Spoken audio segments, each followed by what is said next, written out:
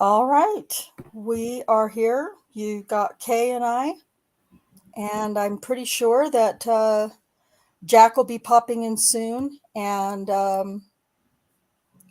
perhaps Cherie. I know that Susan won't be able to make it tonight, but we'll see who else pops up to help us out.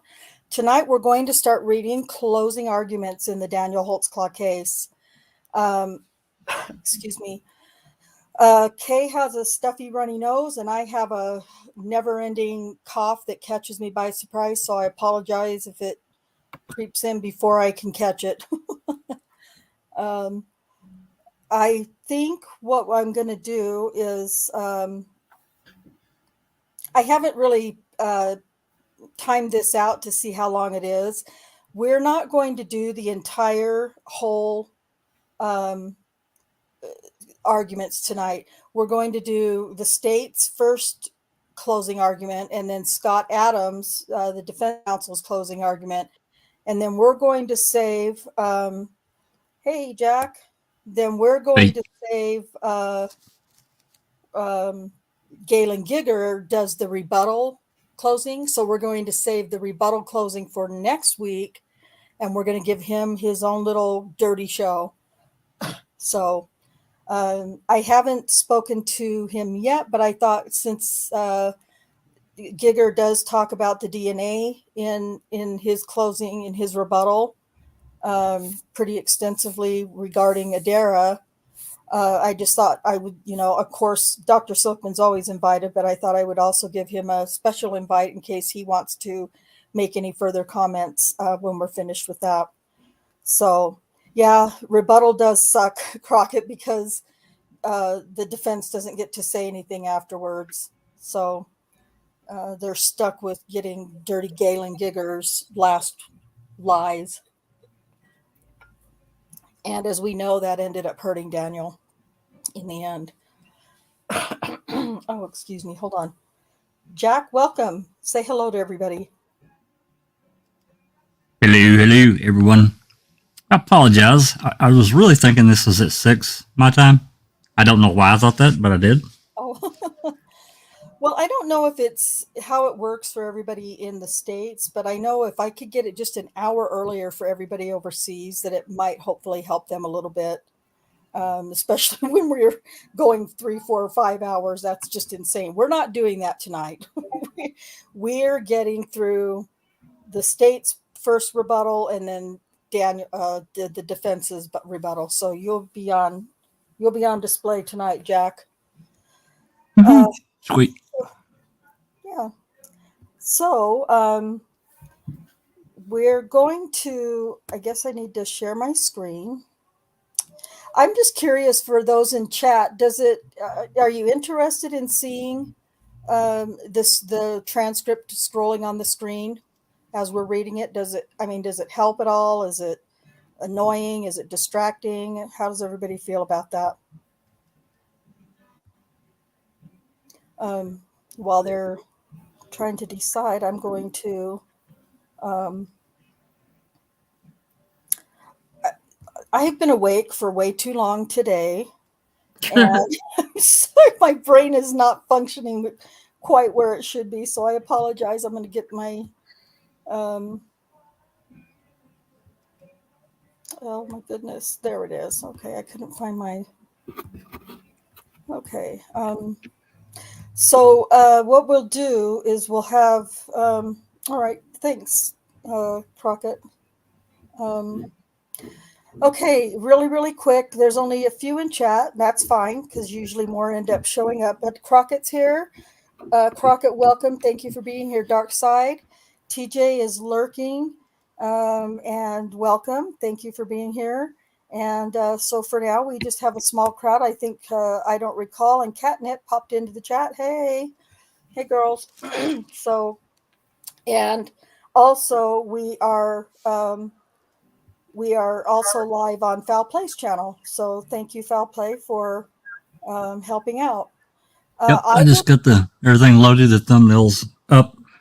Okay, cool. Yep, it looks like, well, I can see it, so it's there. So yeah, that's good. And there's Alice. Hey, Alice. Welcome. So I think what we'll do is, Kay, do you want to start reading first, or Sure. you want me to start? Okay. Whatever you want. Okay.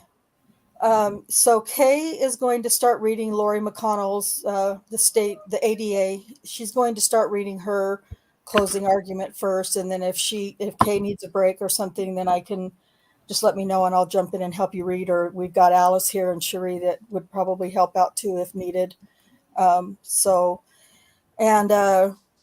Guys, if Cherie, do you mind? I mean, I don't want you to leave the panel. Please stay in the panel.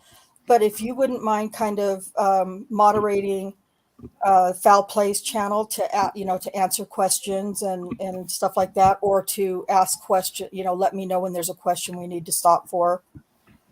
Do you mind doing that? Questions and stuff like that, or to ask questions, let me know when there's a question we need to stop for. I just Sure. love hearing my voice. Do you mind doing that? Okay. I don't. Okay, thank you. You'll have to turn your YouTube off though, Cherie. Or down. Okay, so Cherie's going to kind of keep her eye on the chat in Foul Play and answer questions. And you want to turn off your there you go. Come on, Cherie, get your shit together.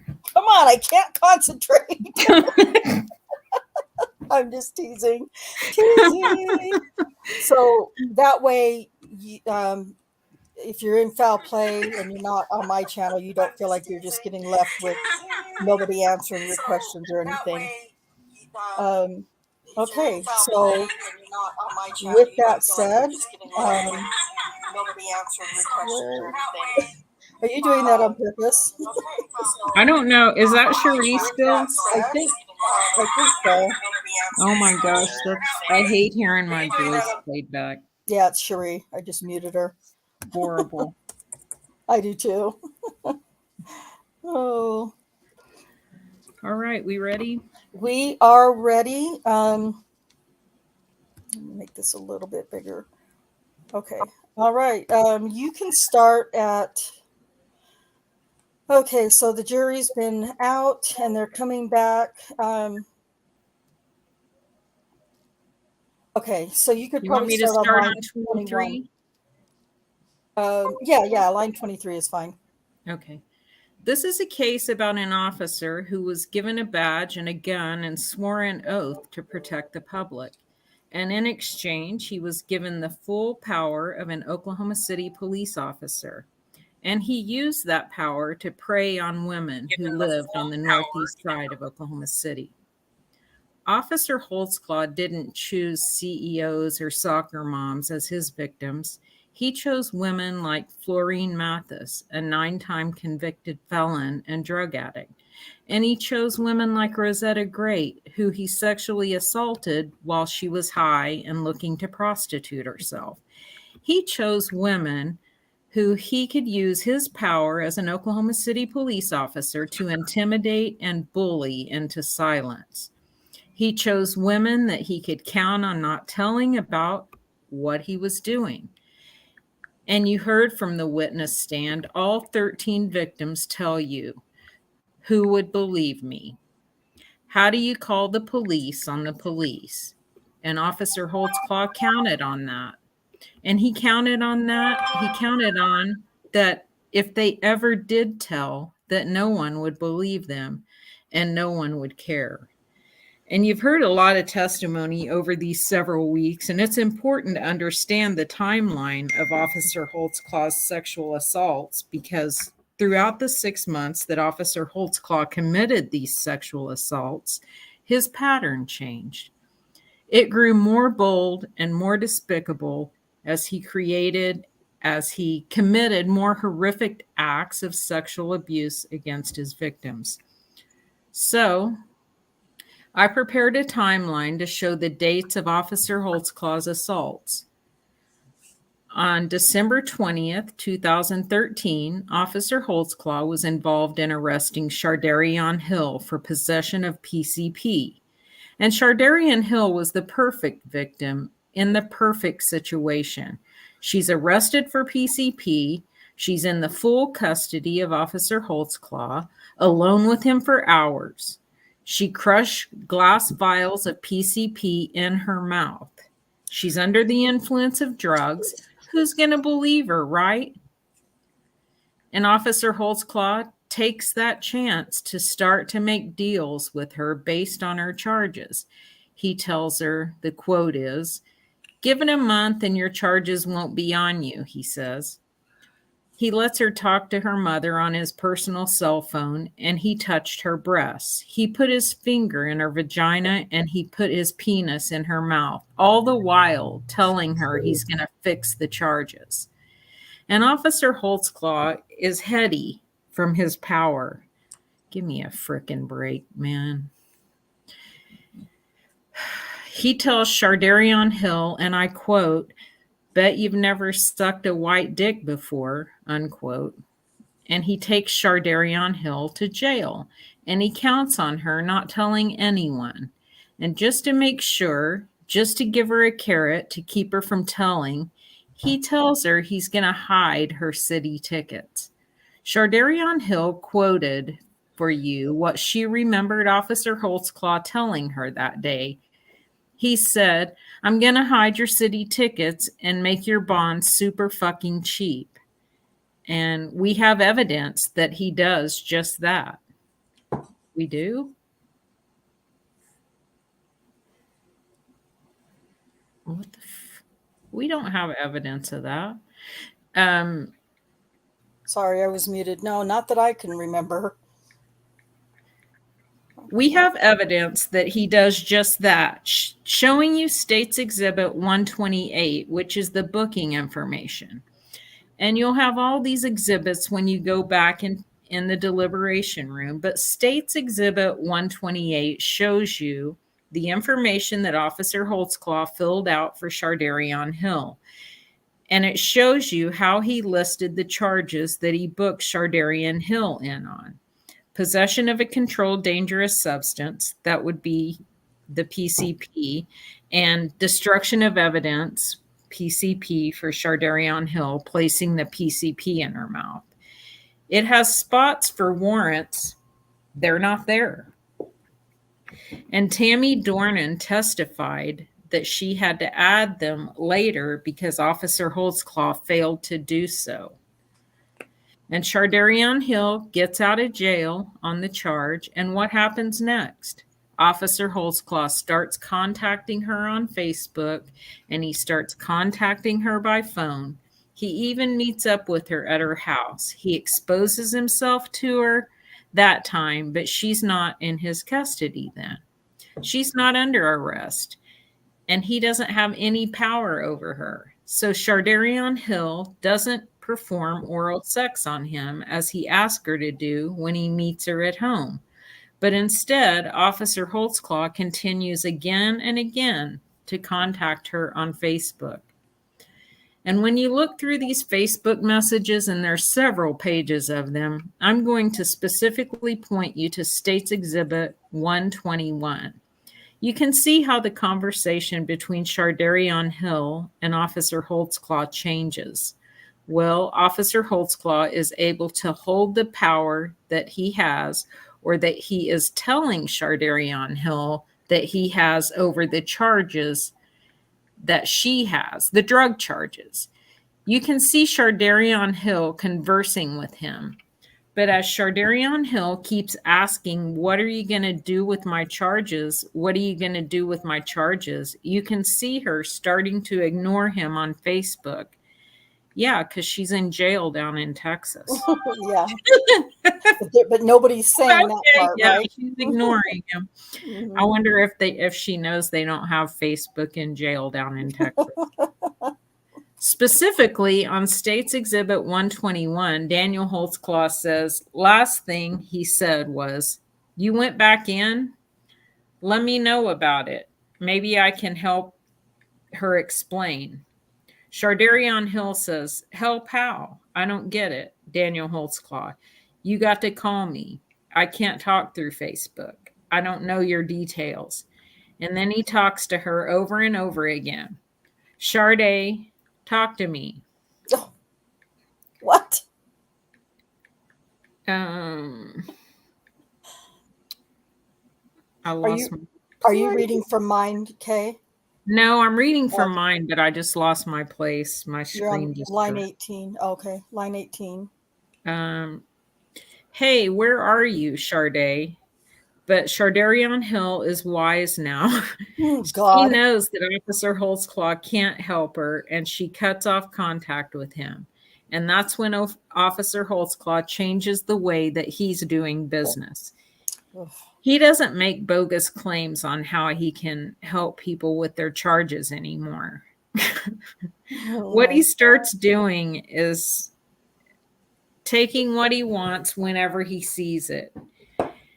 Oh, man. This is what I haven't read all of this, and this is really hard to hear. And that's what we start to see on February 27th, 2014 with Tabitha Barnes, who's the next victim.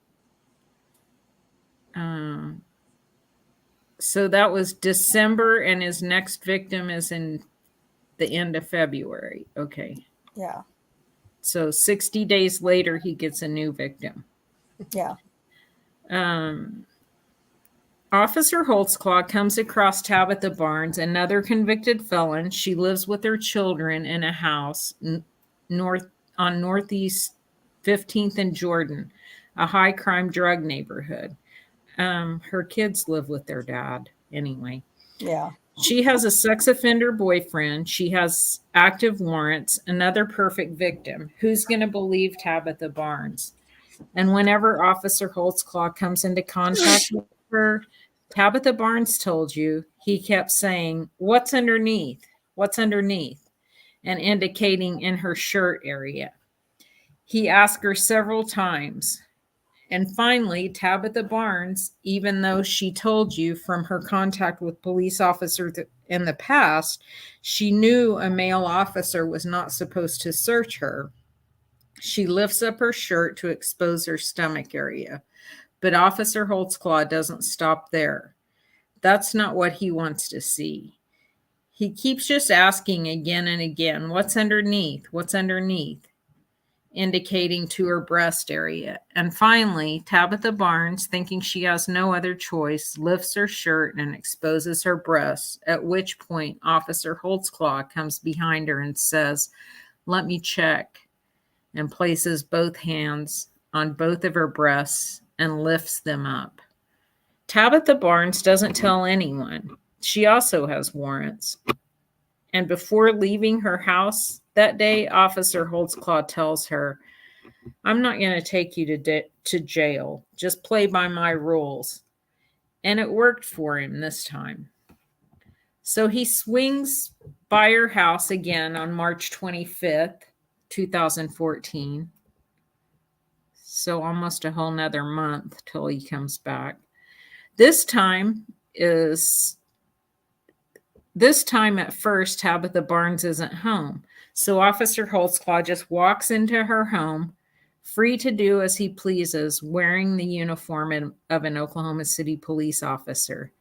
Can they just say whatever in closing?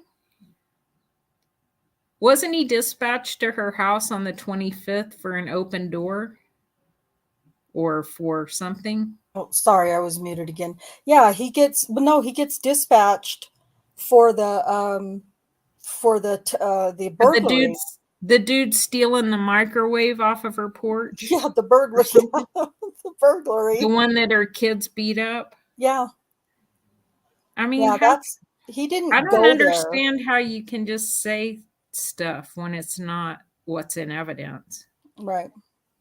I mean, I know closing arguments aren't evidence to be considered, but right.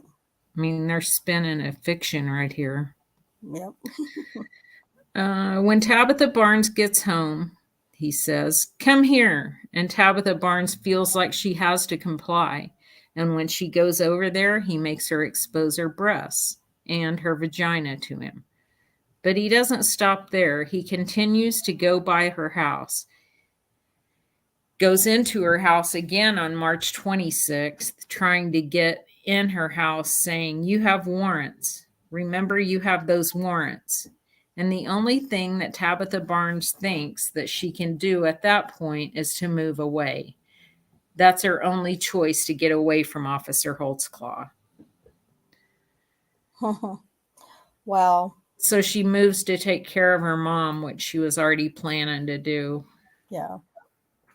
And in the midst of Officer Holtzclaw's repeated contact with Tabitha Barnes on March 14th, 2014, our third victim happens, Carla Raines.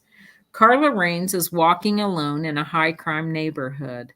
And whenever Officer Holtzclaw comes into contact with her, he does the same type of thing that he did with Tabitha Barnes. It's all about, what do you have on you? Do you have anything on you? Indicating to her chest area. He's asking and asking, even though Carla Raines continually insists that she doesn't have anything illegal on her body. Finally, she does what she thinks she has no other choice but to do, and she lifts her shirt and her bra, exposing her breasts to Officer Holtzclaw. Who's going to believe Carla Raines?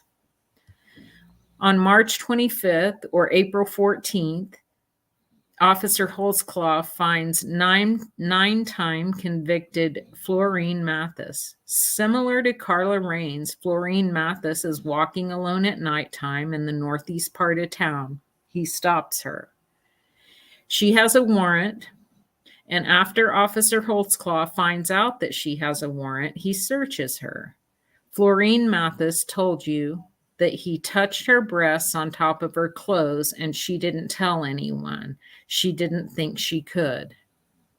But here, in between Florine Mathis and Rosetta Great, is where Officer Holtzclaw takes a new shift in his pattern. Because people exposing their breasts and their vagina to him isn't enough for Officer Holtzclaw anymore. So then he comes into contact with Rosetta Great on April 24th, 2014, and he grows bolder. Ooh. Oh we need our own danger music. I wonder where they learned to write this shit. Dun, dun, dun. Dun, dun, Go to dun. bad fiction, Yep. bad Yep. fiction academy or whatever. They missed creative writing in high school and college. Oh, I think they got creative writing here. Yeah, true.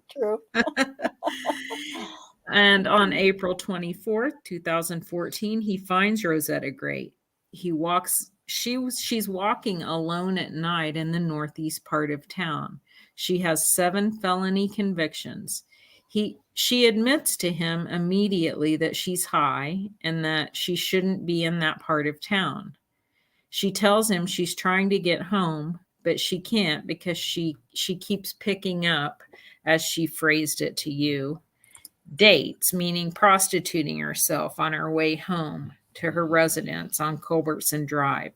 He crushes her crack pipe and he drives her home and actually follows her inside the house. And once again, touching her breasts or making her expose her breasts or vagina to him isn't enough for Officer Holtzclaw anymore. Instead, he follows her into the bedroom and he unzips his fly.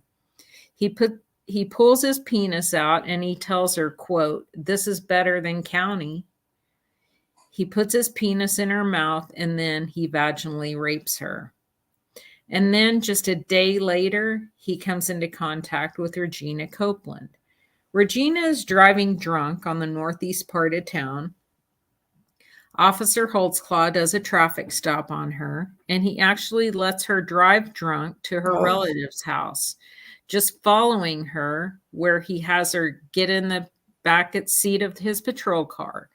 And once Regina Copeland gets in the back seat of his patrol car, he takes her to the bus barn.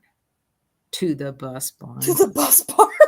Oh my God. Okay. Huh. Oh, That's interesting. Jesus. The area that you visited earlier during this trial, it's at 24th and Martin Luther King.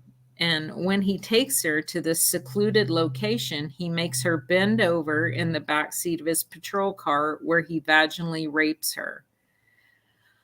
Officer Holtzclaw's habit continues. He continues to take victims to secluded locations where he can sexually assault them. And you see that again on May 7th with Sherry Ellis. The defendant comes across Sherry Ellis once again walking at night in a high crime area on the northeast side of Oklahoma City. She's a convicted felon. Who will believe her? He touches her breasts and vaginal area while he searches her. But then he has her get in the back seat of his patrol car where he finds out that she has an outstanding warrant. And he tells her, "What are we going to do about this?" And what they're going to do about this is Officer Holtzclaw takes her to Creston Heights Elementary School, the abandoned school that you saw whenever we went and visited some of the scenes. And when he takes her to that school, he hops the curb, drives to a secluded area between some trees. I'm showing you State's Exhibit 284, where Sherry Ellis told you the car in State's Exhibit 284 is exactly where Officer Holtzclaw took Sherry Ellis at that school. And when they get in the school, and when they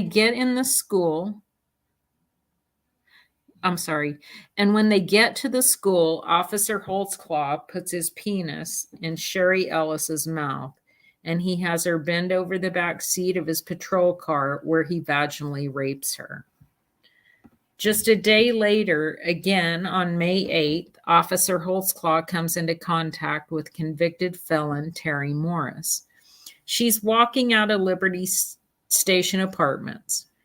You already know that that's a drug area. That's the same place where Officer Holtzclaw came into contact with Shardarion Hill. And whenever Officer Holtzclaw comes into contact with Terry Morris, she has a crack pipe. He takes it from her, and then he drives her to State's Exhibit 301, Northeast 24th and Lindsay, another location that you visited while you were touring the scenes. This is the location that's right across from the Oklahoma History Center, except it's late at night. People aren't around. And when they get to that location, Officer Holtzclaw makes Terry Morris expose her breasts and vagina in the same way that he's made other victims do so. What do you have on you? What do you have on here? What do you have down there?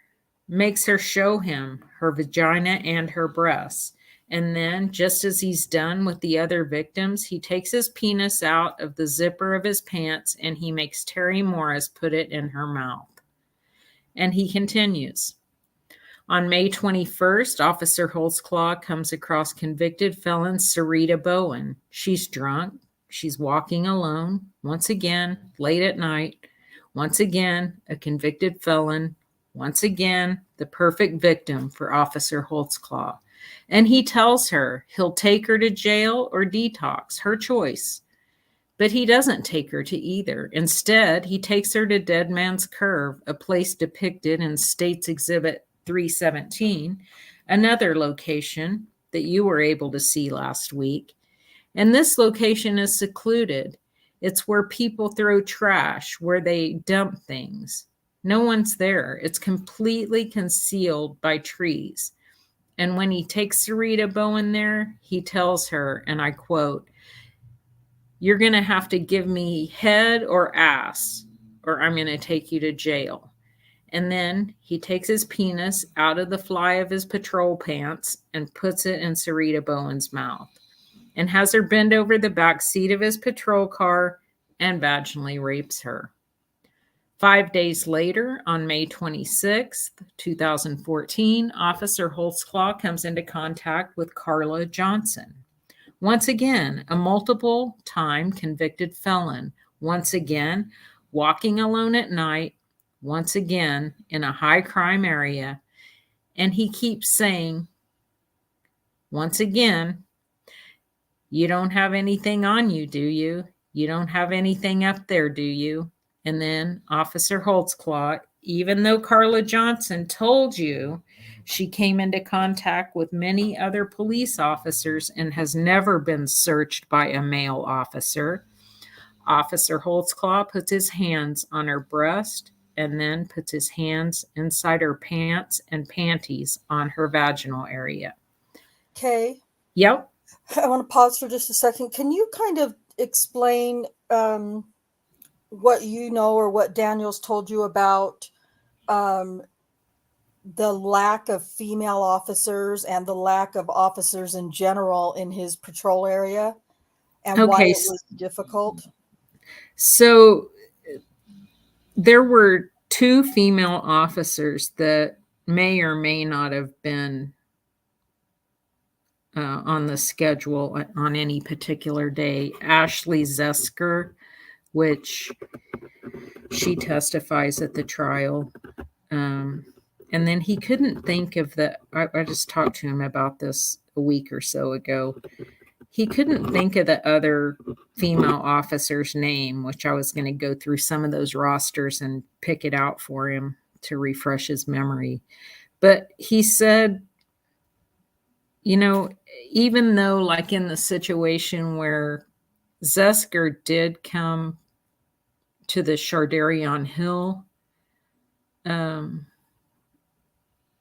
location when he was arresting her for PCP, it was Ashley that searched her and put the PCP on the car. But that's just not Oklahoma City police officer or police department isn't staffed for that to be an option all the time. Sometimes there's not even a female on shift, so it would, they don't call females out of other areas just to do a consent search. It's just not practical, and they're acting like in this trial that's the policy and every officer does that, but that's not in fact true. No, it's the same here, Kay, in the UK. I mean, recently, there's 2 officers on patrol in their car. One will be a female and one will be a male. But if it's 2 males that say pull over a group of kids or whatever and think they've been up to mischief or whatever, the boys will get searched, but the officers will radio for a female officer.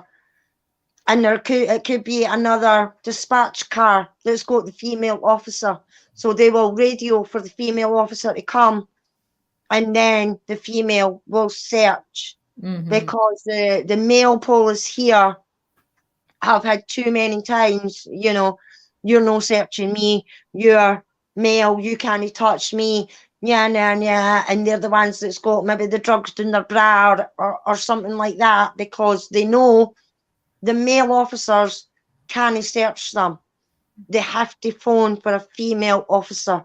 Right. But I mean, that's ideal for the United States too, but it's not always possible. It doesn't happen. They don't staff it like that to make it.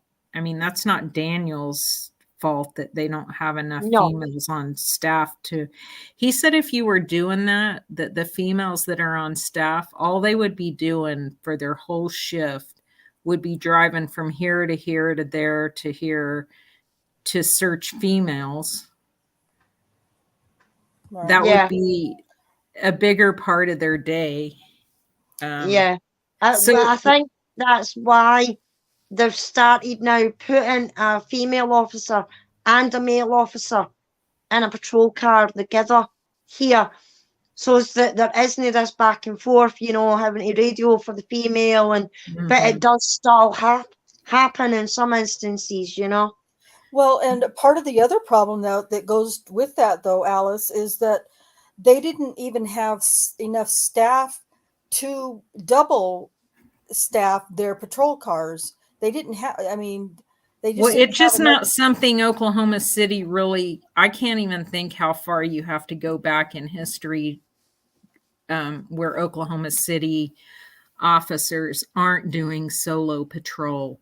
As long as I can remember, I mean, I know in my lifetime it wasn't, people had partners, but it's been a really long time. In my adult life, I can only remember Oklahoma City police officers doing solo patrol.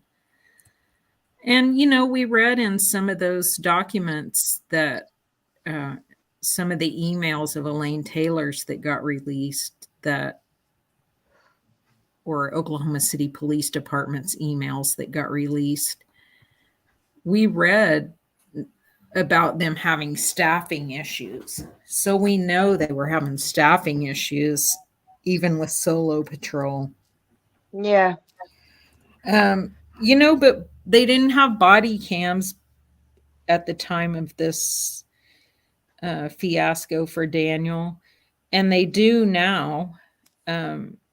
So I guess, you know, if someone consents to a search and the body cam's on, then that's the protection. And then, of course, if there's probable cause that they're going to get arrested and you're going to search them before you put them in the back of your unit. Once again, That's too bad that they didn't have it back in, 7, 8 years ago. well, and, you know, when they got it, the FOP drug it out for so long trying to negotiate the rules of when the audio has to be on or when the video has to be on. That's bullshit. It's For on or so off. long that almost their equipment was almost obsolete before they were able to agree and implement it. It was just crap. But they do it now. But you know, we recently had a Short of case. them going to the damn bathroom. That shit is on. Right. Yeah. I mean, they're saying personal conversations and whatever. I mean, I listened in on some of those meetings and it was just complete Crap. craziness of, Talking about, not to change the subject too far, but going back a little bit, and you were talking about earlier about what, what lawyers, prosecutors, defense attorneys can say in a closing. right. And it would be really Cherie more that could answer this. But as I understand it, and I think it depends on the state, they can recite a cake recipe in their closing if they choose to. They can say pretty much whatever they want because it's not considered actual evidence like somebody giving testimony. But it seems like prosecutorial misconduct if they Does say to me. something that's so damaging that Yeah, is I agree. the facts and evidence completely contradict. I agree. I think And it's just total such garbage. an inflammatory statement to the defendant. I agree. I totally agree with you. So I don't know. Do you want me to continue? Yes, if you don't mind. Then on June 17th, 2014, Officer Holtzclaw once again gets even bolder because one victim per day isn't enough anymore for Officer Holtzclaw. So on June 17th, 2014, he makes contact with 17-year-old Adara Gardner. She's the last victim that you heard from during the course of this trial, but she's the first victim that he makes contact with during his June 17th, 2014 shift. And he runs into her for the second time that night, close to her mother's house. He tells her he's just going to give her a ride home. He's just being a good police officer, helping a juvenile female that he sees out. But instead, what he does whenever they get to her mother's house is he tells her he's going to have to search her. And then he gropes her breasts underneath her top and he sticks his finger inside her vagina. He tells her, I don't want to take you to jail. I don't want to make this hard Once again, Adara Gardner is a perfect victim for Officer Holtzclaw, a troubled young female that he has something that he can hold over her head, and then he tells her to bend over. Then he vaginally rapes her, asking, and I quote, "Is this the first time you've ever fucked a cop? Am I beating it up?" And he promises her he might come back later. The second victim that Officer Holtzclaw comes into contact with is on June 18th, 2014, during the early morning hours. It's still part of that June 17th, 2014 shift, and it's Kayla Lyles. And Officer Holtzclaw takes Kayla Lyles to a familiar location, Creston Heights Elementary School, the very same place that he took Sherry Ellis. And he makes her expose her breasts and vagina, and he tells her, quote, "I bet that pussy's wet," unquote, and then makes her put his penis in her mouth, makes her bend over the back seat of the patrol car where he vaginally rapes her, just as he's done with the other victims. But Officer Holtzclaw still isn't done yet for his June 17th, 2014 shift, and he gets even bolder. He does a traffic stop on Janie Liggins, but it's different than the rest because the June 18th traffic stop on Janie Liggins is after Officer Holtzclaw's clocked out of his shift. You'll recall that he's a second shift police officer, and they work from the hours of 4 p.m. to 2 a.m. Whenever Officer Holtzclaw makes contact with Janie Liggins, he's left the station, he's done with his duty, he's off for the night. He turns his AVL computer system off at the station. So his computer system isn't on as it is with the other victims. And Janie Liggins isn't in the same area of town where he stopped all those other victims. But Officer Holtzclaw takes a chance anyways. And Officer Holtzclaw makes this traffic stop, and he has Janie Liggins get out of the car. He asks her if she has anything in her bra. Once again and again, he asks, "Do you have anything on you? Do you have anything in your shirt?" And finally, Janie Liggins does just as all the other victims thought that they had no choice to do. She lifts up her shirt, exposing her breasts. He has her sit in his patrol car, where once again he takes his penis out of the fly of his pants and tells her, "Come on, just for a minute. I just got off work. I'm tired and I don't have all night." And he puts his penis in her mouth.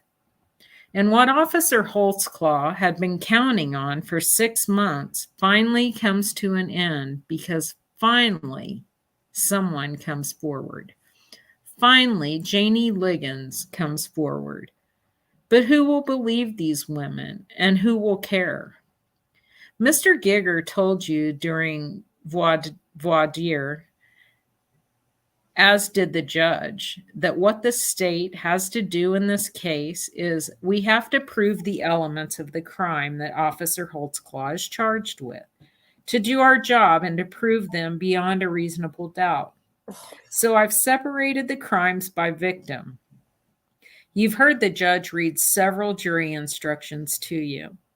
I'm just going to take a chance to talk with you about a few of them, specifically the ones that go over the elements of the crime. Instruction number 8 goes over the elements for sexual battery. These are the victims who are, with who Officer Holtzclaw is charged with committing sexual battery against. Shardarion Hill, whenever he touched her breast 3 times in her hospital room. Tabitha Barnes, when he touched her breasts on February 27, 2014. Florine Mathis, when he touched her breasts on either March 25th or April 14th of 2014. Sherry Ellis, when he touched her breasts and her vaginal area on May 7th, 2014. Carla Johnson, whenever he touched her breast and vaginal area on May 26, 2014, and Adara Gardner when he touched her breasts on her front porch on June 17, 2014. So Instruction 8 tells you the elements that the state has to prove for each of those crimes. As I said, you'll have a chance to look at these in the jury deliberation room. However, I'm just going to go briefly over the instructions with you. There's two sets of instructions that you'll see. One is a 6-element instruction, and one is a 7-element instruction. The first instruction says the defendant intentionally, he did it on purpose, touched, felt, or mauled whenever he used his hands to touch the skin of those victims or over the clothes on the body parts of those victims in a lewd and lascivious manner. Lewd and lascivious is defined for you later in the instructions, but what it means is conduct which is lustful, which indicates a sexual purpose of some nature. So he did it for some type of sexual purpose, not as a doctor who examines someone in a reasonable way might be not lewd and lascivious. In this case, certainly Officer Holtzclaw's actions were lewd and lascivious. Fourth, the body or private parts. So in the victims, I've just read off to you, we have either their breast area or their vaginal area, both of which would constitute body or private parts under the instruction. Of a person 16 years of age or older, well, you've heard testimony from Adara Gardner. She was the youngest and she was 17. Everyone else in this case is over 16 years of age. And then the 6th element is without their consent. So they didn't want this to happen. I submit to you that for all of these victims, the state has done its duty and proven to you beyond a reasonable doubt that Officer Holtzclaw has committed sexual battery against all of them using that first section of elements. However, you can also consider, and if in your deliberation, if you find that conduct with these victims fits either of them beyond a reasonable doubt, you can convict for sexual battery. But the second set of instructions says, first, a municipal employee of a municipality, you know that Officer Holtzclaw was an Oklahoma City police officer. Second, intentionally, meaning on purpose. Third, touched, felt, or mauled. And fourth, in a lewd and lascivious manner. Fifth, the body or private parts. Just as I told you earlier, all of the testimony with respect to these victims shows that Officer Holtzclaw touched her breasts and vaginal area with a sexual purpose in mind and on purpose. Sixth, of a person 16 years or older. Seventh, who was under the legal custody, supervision, or authority of the municipality of Oklahoma. Now, I want you to kind of draw a distinction. I want to kind of draw a distinction for you here. Whenever Officer Holtzclaw came into contact with Shardarian Hill on December 20th, 2013, Shardarian Hill was under arrest. She was handcuffed. She was later booked into the county jail, just as you've heard testimony of. For these victims, Tabitha Barnes, Florine Mathis, Sherry Ellis, Carla Johnson, and Adara Gardner, they were under detention. They were still under the supervision of Officer Holtzclaw, just not under arrest. But that 7th element was under the legal custody, supervision, or authority would still fit those because none of those victims were free to leave Officer Holtzclaw's presence whenever Officer Holtzclaw came into contact with him on the dates whenever he committed sexual battery against them. pause really quick. I disagree with that. I mean, it doesn't matter, but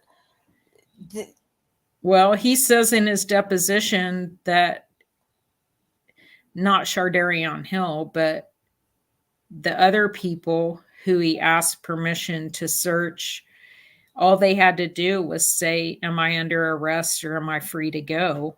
mhm. I mean, What crime have you suspect me of committing?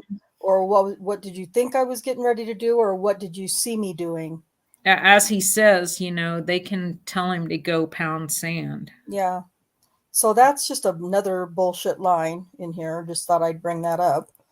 Well, Okay. I mean, I think we all know that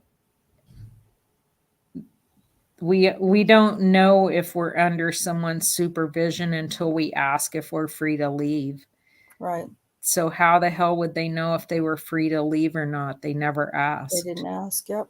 They just say they were. I mean, this is classic Gigger. Yeah. Well, and he, to my knowledge, he never told any of them that other than Shardarian Hill that they were under any kind of a he wasn't detaining any of them, with the exception probably of Adara. The first time, yes, the first time that she was under detention, she was being detained. But other than that, none of them were detained. well, I mean, I don't know. Would they have been detained? He's stopping them for a loud dispute, and then he finds out through talking to each of them that the guy's trying to pimp him out. Right. I mean, I know that what he was concerned with on that was the minor in the presence of these two older adults who have a history, Yeah. especially Face, Right. with his gang affiliations and Right. drug charges and such. We saw, and Daniel knew that because he used Varuna to search his background like he did. Well, like every police officer uses Varuna. Right. Right. Okay. All right. Carry So, on. under either theory, the state has proven its case to you with respect to those victims in that count. The second element of the instruction I want to talk to you about is procuring lewd exhibition. And you'll find the elements in that in jury instruction number 9. Procuring lewd exhibition is alleged to have occurred with these victims, Tabitha Barnes, whenever he made her expose her breasts and vaginal area to him on March 25th, 2014. Carla Rains, when he made her expose her breasts to him on March 25th, 2014. Terry Morris, whenever he made her expose her breasts and vaginal area to him on May 8th, 2014. Kayla Lyles, when he made her expose her breasts and vaginal area to him at Creston Heights Elementary School on June 18th, 2014. I like how she slipped in Creston Heights Elementary School in there. And Janie Liggins, who he made expose her breast to him on June 18th, 2014. And what the state has to prove there is 4 elements. Willfully, meaning on purpose. He did it on purpose. Second, procuring any person may be getting someone to do something. Third, to expose herself to the public view or the view of any number of persons. What that means is just the fact that Officer Holtzclaw saw those private areas of these victims as enough. It doesn't have to be 2 people or 3 people or 10 people. 1 person is enough to meet that definition of this crime. And fourth, for the purpose of sexual stimulation of the viewer. Officer Holtzclaw did this because it's what he wanted to see, because he was sexually stimulated by using his power to make people show their private parts to him. The state has proven each element of procuring lewd exhibition with respect to those victims to you. Instruction number 10 applies to just one victim, and that's Tabitha Barnes. Within instruction 10, you'll see the elements for burglary in the first degree. Officer Holtzclaw committed the crime of burglary in the first degree against Tabitha Barnes whenever he entered Tabitha Barnes' house on March 25th, 2014, without permission and was trying, and did in fact get her to expose her body to his view on that day. That's whenever he made her expose her breast and vaginal area to him. Instruction 10 defines the elements for that crime. The first element is breaking. Breaking is defined for you in the second instruction. It just means any act of physical force, however slight, by which obstructions to entering are removed. So what that means is whenever Officer Holtzclaw came up to the door of Tabitha Barnes' house at 1530 Northeast 15th Street, depicted for you in State's Exhibit 152, and which you also drove by last week, Officer Holtzclaw committed the element of breaking whenever he used physical force just by merely opening that door and going inside. Door was open. Now I want to be clear for you on that element. Terry Williams told you that whenever he was asleep in the house, whenever Officer Holtzclaw entered, that he wouldn't have gone to sleep in that house if the door hadn't been closed. Tabitha Barnes told you that whenever she left that house, it was her habit to always close the door, and her daughter Ariana Barnes told her the same thing. The second element of burglary in the first degree is entering. That just means that you go inside the house. Entering is also defined for you in instruction number 11. It says an entry occurs when any part of a person's body is within the dwelling. Well, you know Officer Holtzclaw's body was in the dwelling because he went and had a conversation with Terry Williams whenever he entered that house, telling him that he better not see him over there anymore. The third element is a dwelling. You know that it's a house. You could see it in State's Exhibit 152. The fourth element is of another. That house belonged to Tabitha Barnes. It didn't belong to Officer Holtzclaw to do as he pleased in. Fifth, in which a human is present. That's that testimony that you heard from Terry Williams, that he was inside the house whenever Officer Holtzclaw made entry into it and whenever Officer Holtzclaw began to hassle Terry Williams. And sixth, with intent to commit some crime therein. You'll see another instruction later on that tells you that the crime doesn't have to actually occur. There just has to be intent on the part of Officer Holtzclaw to commit a crime. But how can you prove? That bothers me, because how can you prove intent? You can't prove intent. So Well, I just come on, Rhonda, he's ramping up and getting bolder and bolder. Okay, I'm sorry. Yeah, you're Well, right. you know, You're right. he's bold. Yeah, he's getting braver and bolder and more risky. But why are you trying to be so logical for? God, Come on. Rhonda. I know. You know he's bold. I know. What was that, Cherie? Oh, I was just gonna say, I don't, they can't prove it for Daniel because he wasn't gonna do anything. I mean, I don't even know if he went in, but if he did, it wasn't for evil intent. But like if somebody goes in with, I can't think of anything yet, something that they take in with them to commit a felony. I don't know, a gun, and they're gonna go in and shoot somebody. They could something like that, maybe. But yeah. Well, he did go in. He actually called it in and called headquarters to let them know he was going in. That's what burglars usually do. So Yeah. Yeah. People that are Well, yeah. just like serial rapists usually put themselves out on a subject at some such and such so Yeah. that Yeah. everyone knows to come on, swing by if you want to see me rape this person. Yep. Exactly. wow, it's not funny, but wow, It's it's just so not, but- ridiculous. That's It is ridiculous. when you break it down, that's what their logic appears to be. Yeah.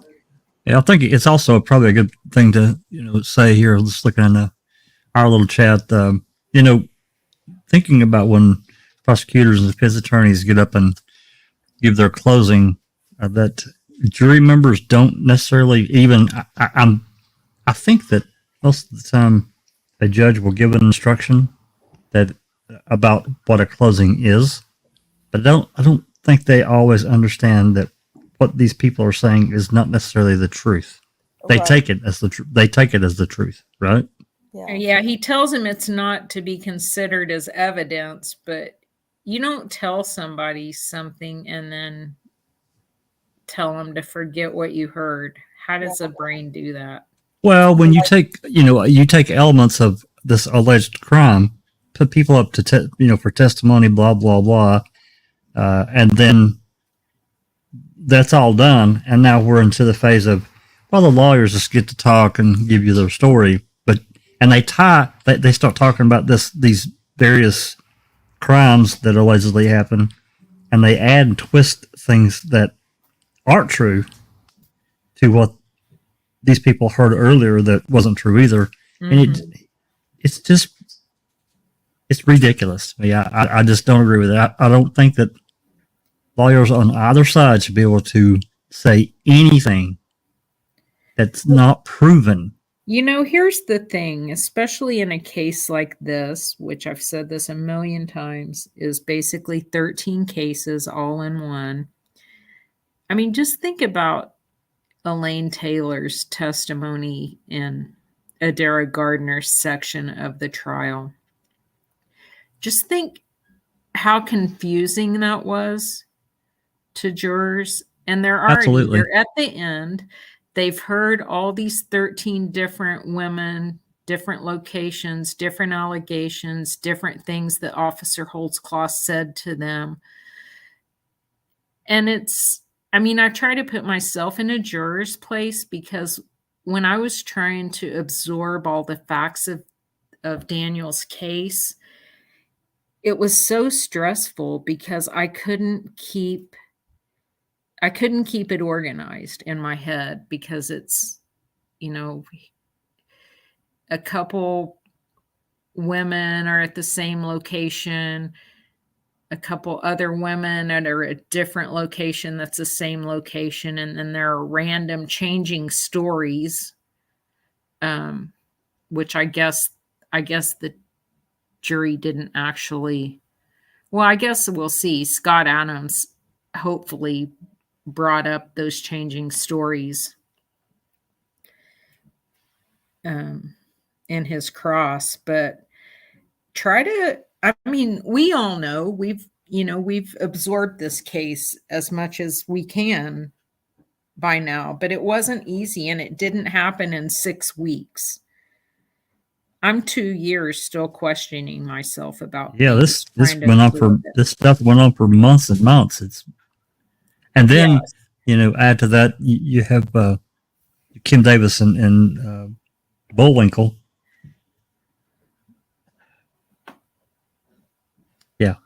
Yeah. Okay. All right. Carry on. You know that whenever he came into contact with her on March 25th, 2014, the day of this burglary, he made her expose himself to him. Expose her breasts and her vaginal area, which was his whole purpose in going over to her house on March 25th, 2014. And that meets the element of which intent to commit some crimes therein. Instruction number 12 is the crime of stalking. It has several elements: willfully, maliciously, and repeatedly following or harassed another person. This crime to Tabitha Barnes. He went to Tabitha Barnes' house on 3 separate occasions. February 27th, when he first made contact with her. March 25th, when he committed the burglary in her home and also made her expose herself to him. And then he went by the next day on March 26, 2014, but she wouldn't let him in her house. He just told her, "You still have those warrants," making sure that Tabitha Barnes knew that he still had that over her head. So whenever Officer Holtzclaw repeatedly went over and hassled Tabitha Barnes, repeatedly sexually assaulted her, this constitutes willfully, maliciously, and repeatedly harassing Tabitha Barnes. Mix it up. You probably just put it on top. No, I didn't know that. Someone's unmuted with little kids that know things. That was me. Let me close. I'll have them close the door. Well, can we go back and hear the end of that? What you said? No. Or what the kids were saying? No. Oh, okay. He wants to hear a fight. She wants to hear a fight. Come on. Hey, that little dude sounded like he's getting bolder. Yeah, he's getting bolder, all right. Pretty damn serious too. He's about to be 10 years old next week. So he's getting bold. 11, I mean. He's about to be, even bolder, 11. Yeah. And Okay, then sorry. the remaining elements in a manner that would cause a reasonable person to feel frightened, intimidated, threatened, harassed, or molested, and actually cause the person being followed or harassed to feel terrorized, frightened, intimidated, threatened, harassed, or molested. Well, you know that Tabitha Barnes felt that way because she told you. He just kept coming over. I didn't know what else to do. She moved to get away from Officer Holtzclaw, continually coming over to her house. The state has proven the crime of stalking with respect to Tabitha Barnes beyond a reasonable doubt to you. The next crime for your consideration is forcible oral sodomy. And those are the victims that Officer Holtzclaw committed the crime of forcible oral sodomy against. He put his penis in the mouth of Shardarion Hill on December 20th, Rosetta Great on April 24th, Sherry Ellis on May 7th, Terry Morris on May 8th, Sarita Bowen on May 21st, Kayla Lyles on June 18th, and Janie Liggins on June 18th. Instruction number 14 defines for you the elements of forcible oral sodomy. First, you have to have penetration of the mouth of the victim by the penis of the defendant. Each of these victims told you that the defendant's penis went inside their mouth. Those 3 elements are met. And this is another instruction similar to the sexual battery instruction that has 2 alternative theories. Once again, if you find the defendant guilty beyond a reasonable doubt of either of these theories, he's guilty of forcible oral sodomy. And those 2 theories are, fourth, either which is accompanied by means of force or violence, or threats of force or violence that are accompanied by the apparent power of execution. With the victims below, Shardarion Hill, Rosetta Great, Terry Morris, Sarita Bowen, Kayla Lyles, and Janie Liggins, the defendant put his penis in their mouth while they were at a secluded location. He's an officer. He's wearing his gun. He has his badge, and they felt like they had no other choice but to do that. He forced himself upon them by using his power as an Oklahoma City police officer. Shardarion Hill fits the second theory, as do the rest of the victims, because just as we discussed with sexual battery, the crime was committed by a municipal employee. Officer Holtzclaw was an Oklahoma City police officer. upon a person who was under the legal custody, supervision, or authority of a municipality of Oklahoma. Shardarion Hill was under arrest whenever the defendant committed the crime of forcible oral sodomy against her. And Rosetta Great and the victims named below her were all under the detention of Officer Holtzclaw whenever he committed this crime. The next crime for your consideration is the crime of rape in the first degree. These victims are all the victims. These victims are all the victims that are charged, are all of the victims that the state has charged Officer Holtzclaw with raping in the first degree. Rosetta Great on April 24th, Regina Copeland on April 25th, Sherry Ellis on May 7th, Sarita Bowen on May 21st, Adara Gardner on June 17th, and Kayla Lyles on June 18th. And the elements for rape in the first degree are in instruction number 15. Sexual intercourse is the first element. Well, sexual intercourse is later defined for you that it's actual penetration of the vagina by the penis. All of those victims testified that the defendant's penis penetrated their vagina. The second element is with the person who's not a spouse of the defendant. That's a gimme. You know that Officer Holtzclaw is not married to any of those women.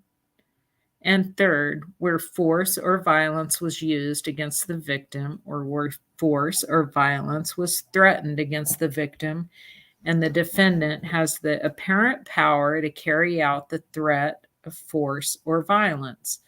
What's All a of these, gimme? huh? What's a gimme? It's a gimme, man. It's just like, that's a given. It's everybody knows that. That's an easy one. Okay. Without knowing everything that Galen Gigger and the state did, how do they explain how Officer Holtzclaw went from being a normal cop doing his job to this raging maniac? Well, he was ramping up, With what? Well, I mean, he was getting all heady with his power and shit. Yeah. Weren't you paying attention at the beginning, Jack? Come on, Jack. Heady. I was. Power. I was, but but the power in the broad daylight. I was, I was, but that I'm sorry, that doesn't help me at all. I mean, if I was a juror, I'd be on fire. My hair would be roasting. Well, how do you go from but yeah. Well, apparently then those jurors thought that way. There were some jurors who didn't want to convict him and didn't believe it, but I guess they were scared. I don't know. I mean, I wish we knew. I wish jurors would listen back or read through these transcripts again and hear some of the refuting evidence. I mean, I wish they would try to sort it out, even if it took 2 years, like it took me to figure out all the facts of the case and come forward. I mean, they have placed an innocent man in prison for the rest of his life. 2 or 3 lifetimes. Yeah. Several lifetimes. Yeah. I mean, I don't know. I'll just look at the thousands of people. I'm not old, but I'm not a young man either. I've known thousands of people, I've supervised thousands of people. And I don't say that as a brag. I say it as a being around people and understanding out of all those people. And I mean, and I didn't necessarily track everyone, but those that have come your way, if they've done something after they've left, your facility or whatever, normally you hear about it one way or another. And I can tell you very few. It's a very small percentage that I ever came in contact with that went on to do something pretty awful. actually,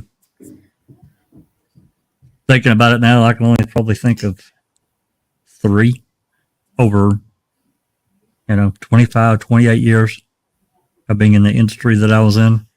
It to me, it's just, it doesn't add up. It doesn't work because I don't know the case like you guys do, but I know it well enough to understand who Daniel was as a person. And there's nothing in his past, nothing that even approaches anything like this at all. Yeah, but if I'm not mistaken, in the beginning of the trial, I think, you're going to see that other than Scott Adams' cross examination, there's not a defense. There's And not I a think I was, case that gets put on. There's only one witness for the defense, and that's Carrie Hunt, his girlfriend. I think Scott Adams really believed that the jury would see through this. What he didn't count on was what the temperature was. yeah, what was going on outside the courtroom. Yeah, it was Yeah. bad. That's what I'm saying. They Didn't convict out of count on fear. it. Yeah, it's not going to be a popular in summer. Well, especially by the time this goes to trial in late 2015. Right. And it was the problems all over the country.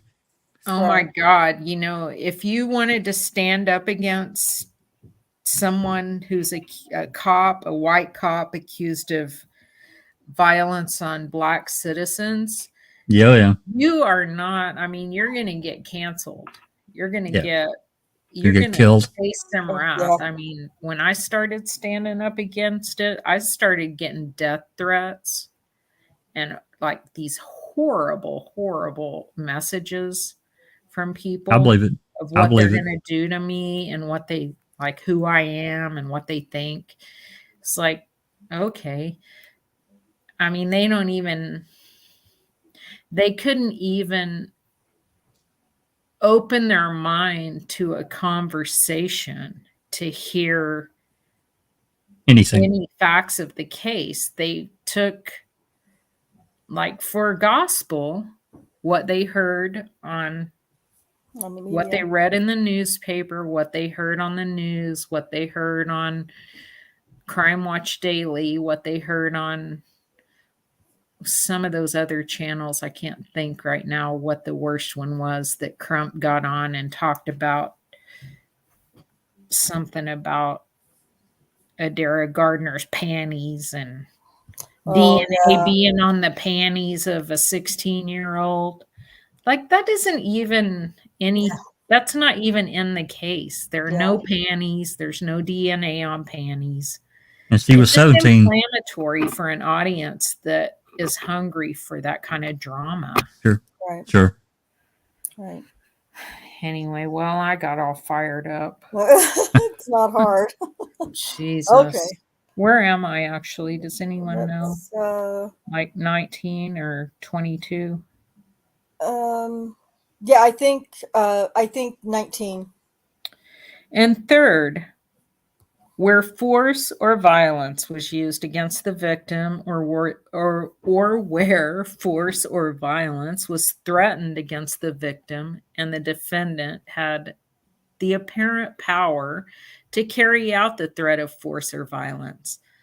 All of these victims, just like we talked about in the forcible oral sodomy instruction, were taken to secluded locations by the defendant. They were alone. There was no one to help them.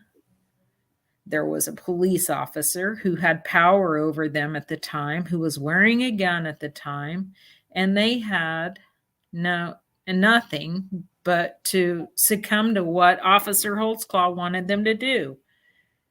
The next crime is a rape in the second degree by instrumentation. The 2 victims of that crime by Officer Holtzclaw are Shardarion Hill and Adara Gardner. Officer Holtzclaw put his fingers inside the vagina of Shardarion Hill on December 20th, 2013, and he put his fingers in the vagina of a Derek Gardner on June 17th, 2014. The elements of that crime are contained within instruction number 17. The elements are: first, the person penetrated the vagina; second, of any victim; third, of the part of the human body other than the penis. Well, just as I told you, those elements are met when those victims told you that Officer Holtzclaw penetrated their vagina with his finger or fingers. The fourth victim of the first theory, this is another one with double theories, is that it was without the victim's consent, and that where force or violence was used or threatened, accompanied by apparent power of execution with the victim or another person. With Adara Gardner, she's on the front porch of her house. She's 17 years old. No one is around to help her. And the defendant is telling her, we can do this the hard way, but I don't want to. I don't want to have to take you to jail. I don't want to do this the hard way. And so Officer Holtzclaw uses his power as an Oklahoma City police officer to force her to let him penetrate her vagina with his fingers. The second theory is similar to the sexual battery and forcible oral sodomy instructions. It says that the defendant was an employee of the municipality. Once again, he's an officer. Second, who penetrated the vagina. Third, of a person who was under the legal custody of the municipality that employed the defendant. Once again, Shardarion Hill fits those elements because she was under the arrest of the defendant. Adara Gardner also does because she was detained by the defendant. She wasn't free to leave. And the final crime, indecent exposure. It's in instruction number 18. Indecent exposure was committed against Shardarion Hill by Officer Holtzclaw, and that happened on January 8, 2014, whenever Officer Holtzclaw drove in his personal vehicle to Shardarion Hill's house, and then Shardarion Hill went and met him in the driveway of the neighbor who lived immediately next to her house. And whenever she got in his personal vehicle, which she described to you, Officer Holtzclaw exposed his penis to her and asked her to perform oral sex on him. Shardarion Hill refused. The elements of indecent exposure are willfully. Once again, that means on purpose. The second element is in a lewd manner. Third, exposed his penis. Fourth, in a public place or place where there were present other persons to be offended or annoyed by, to be offended or annoyed thereby. The fourth element just means that there's a person there beside Officer Holtzclaw who can be offended by the fact that his penis is outside of the fly of his pants. Shardarion Hill very clearly testified to all four elements of the crime of indecent exposure. And the state's proven those beyond a reasonable doubt. Okay, pause for a second. Kay, are you ready for a break? Whatever. It's up to you if you want to keep reading, or you're on a roll. You sound great. I'm happy to keep reading. If someone else wants to read, I can pass it on as well. Okay, Alice, do you want to? I don't know how much is left of her rambling bullshit, but Alice, do you want to take a little turn, or you don't have to. No, okay, stand fine. I'll let Kate carry on. Okay. Okay. What you And have to look to is the credibility of the victims in this case and the circumstantial evidence that's been presented to you as well. You'll find an instruction number 21. Well, instruction number 23 tells you about circumstantial evidence. It says that it's proof of facts which give rise to other facts that show the guilt or innocence of the defendant. Here in this case, the strongest circumstantial evidence with each of these victims is the defendant's conduct as a police officer that just doesn't make sense. It wasn't what he was taught to do by the police department, as you repeatedly heard from Detective Gregory and Detective Davis, and it just doesn't make sense. And whenever I talk to you about that, I also want to tell you about instruction number 21, which the judge read to you, which tells you that you can reach conclusions which reason and common sense lead you to draw from the facts which you find to be established by the testimony. So what that means is whenever you consider the actions of Officer Holtzclaw, use your common sense to think, does this make sense that he would do that for any legitimate purpose as a police officer? And with each victim, Officer Holtzclaw does things that don't make sense as a police officer. And I want to just go over a few of those with you. When Officer Holtzclaw makes contact with Shardarion Hill and arrests her, he calls her mother on his personal cell phone. Does that make sense that a police officer would do that? Well, I mean, does it make sense that she wouldn't tell her mom, hey, I'm being sexually assaulted by this police officer up here in the emergency room? What's he going to do? Piss her. Have any of you ever made a call on a police officer's personal cell phone whenever they've arrested you or detained you? He doesn't list her city tickets whenever he books her into the county jail. Just on that exhibit that I showed you earlier, does that make sense that he wouldn't do that except for the reason that Shardarion Hill told you he did that, which was to make her bond cheap so she wouldn't tell, so she would continue to have this Facebook and phone relationship with him? And let's talk about the Facebook contact and the phone contact. Does that seem reasonable that an Oklahoma City police officer has 3 months of Facebook contact with someone they've arrested for a crime and try to talk about the case with them?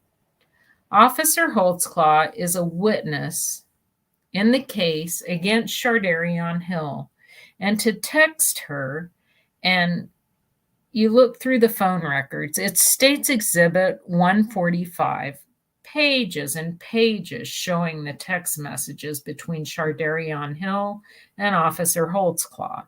Does that make sense unless he was still trying, as you see evidenced in the Facebook messages, trying to maintain contact with Shardarion Hill so he can continually force her to perform sexual favors for him using his power as an Oklahoma City police officer? And then finally going to Shardarion Hill's house while he's off duty. Shardarion Hill knew what the make and model of his car was. You saw phone tower data that showed you that he was in the area of Shardarion Hill's house on January 8th, 2014. What police officer goes to the personal house that they've arrested just to do personal business, not anything related to their law enforcement function? Then Tabitha Barnes. He enters her house with no justification whatsoever. Now, on the CAD call, which I'm not going to pull up for you at this time to look at, but you'll have it. You'll have it in the deliberation room. He tells the dispatcher that he's going in the house because it's a known drug house and the door is open. But the only evidence of that statement is from Officer Holtzclaw to the dispatcher. There's no other evidence that Tabitha Barnes' house was a drug house. There's no other evidence that that door was open. And then whenever he goes into her house, a house that he knows already Tabitha Barnes lives at with her children, he finds Terry Williams, who he ran on CIU and Varuna, who he knows is a convicted sex offender, and he doesn't make any inquiry of that. He doesn't try to find out whether Terry Williams is able to live with children. He doesn't make a report because he knows if he makes a report, people are going to come and ask questions, and maybe Tabitha Barnes is going to tell someone about what's happening. And then you heard testimony from Tabitha Barnes and from Detective Gregory. Tabitha Barnes had active warrants for that entire month that Officer Holtzclaw came into contact with her. And other than threatening her with them and holding them over her head, he did absolutely nothing about them. That's circumstantial evidence of the defendant's intent with respect to these victims. It's circumstantial evidence, and it's common sense that it doesn't make any sense. With Rosetta Great, when he takes her home, he just walks into her house. Well, once again, you've seen the CAD call with respect to that. That's where Officer Holtzclaw calls into the dispatcher to let them know what he's doing. He goes into a house that he's never been to before. It's at nighttime. He doesn't know who's in that house or what they're doing in that house. If there's someone with a gun, if there's criminal activity going on in that house. And he doesn't tell a soul that he's going inside, which is a horrible common sense decision for anyone to do, especially a police officer. It makes no sense unless Officer Holtzclaw doesn't want someone to know that he's gone in that house because of what Rosetta Great told you happened to her inside that house. Regina Copeland, he follows a drunk driver to another location. That's all common sense.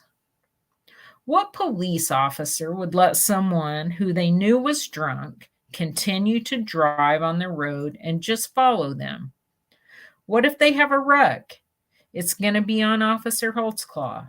But once again, Officer Holtzclaw wants to be able to use that to hold over Regina Copeland's head to allow him to vaginally rape her. And then with Sherry Ellis, he took her to this Creston Heights Elementary School. With Terry Morris, he took her all around town. What? Okay. With Sarita Bowen, he took her to Dead Man's Curve. With Adara Gardner, he took her to her house, and Kayla Lyles to Creston Heights Elementary School. What these victims all share in common is that Officer Holtzclaw did not tell a soul that he was taking these women to a secondary location. Just another thing that doesn't make any sense. You've heard again and again Detective Davis and Detective Gregory testifying to you that any officer is supposed to let dispatch know if they're transporting someone, and especially if they're transporting someone of the opposite sex. Officer Holtzclaw doesn't do that. Well, I think he does. And with Sarita Bowen, not only does he not tell dispatch that he's transporting her, There's not even a CAD call or an activity log referencing their contact together. He just doesn't report it at all. And then with Adara Gardner, he makes a phone call at 10:42 p.m. at night to her mother to ask for Adara Gardner. Not to say, "Hi, I'm Officer Holtzclaw. I'm here to make sure that your daughter's okay," or to check on your daughter's whereabouts at 10:42 at night. No, he calls her mother saying, "I'm looking for Adara." Common sense to know that a police officer isn't going to call someone that late for no reason. And second, to know that he's going to ask for their mother, not to know that he's going to ask for their mother, not for the juvenile. And then whenever Amanda Gates curses him out and hangs up the phone, you know from the AVL records that Officer Holtzclaw is just sitting right outside their house. Well, if it's such an emergency that he has to call after 10 at night, wouldn't he go and knock on the door? But he doesn't. Common sense tells you that he's doing just what he told Adara he would do. Try to see her later. And that's what he was doing that night. That's so irritating to hear this shit like this. It really is. And she just gets to ramble on and say whatever shit she wants to. I mean, isn't more common sense that if you want to make contact with someone's parent to fill them in on who their daughter's been hanging out with that day, that at 10:42 at night you would call them first before you just knock on their door and startle the shit out of them? I can't tell you how many phone calls I received from law enforcement when my boys were teenagers. And I never had none of them ever knocked on my door. They always called me, told me, "Come and get your kid." Yeah. So, Well, I mean, in that sense. yeah, But I've been alerted that the police were bringing my daughter to me, to my house, making sure I was there so they could talk to me. So it's not, he obviously, from making contact with Adara the second time right around the corner and asking her if her mom was home, and she said, yeah, she might be.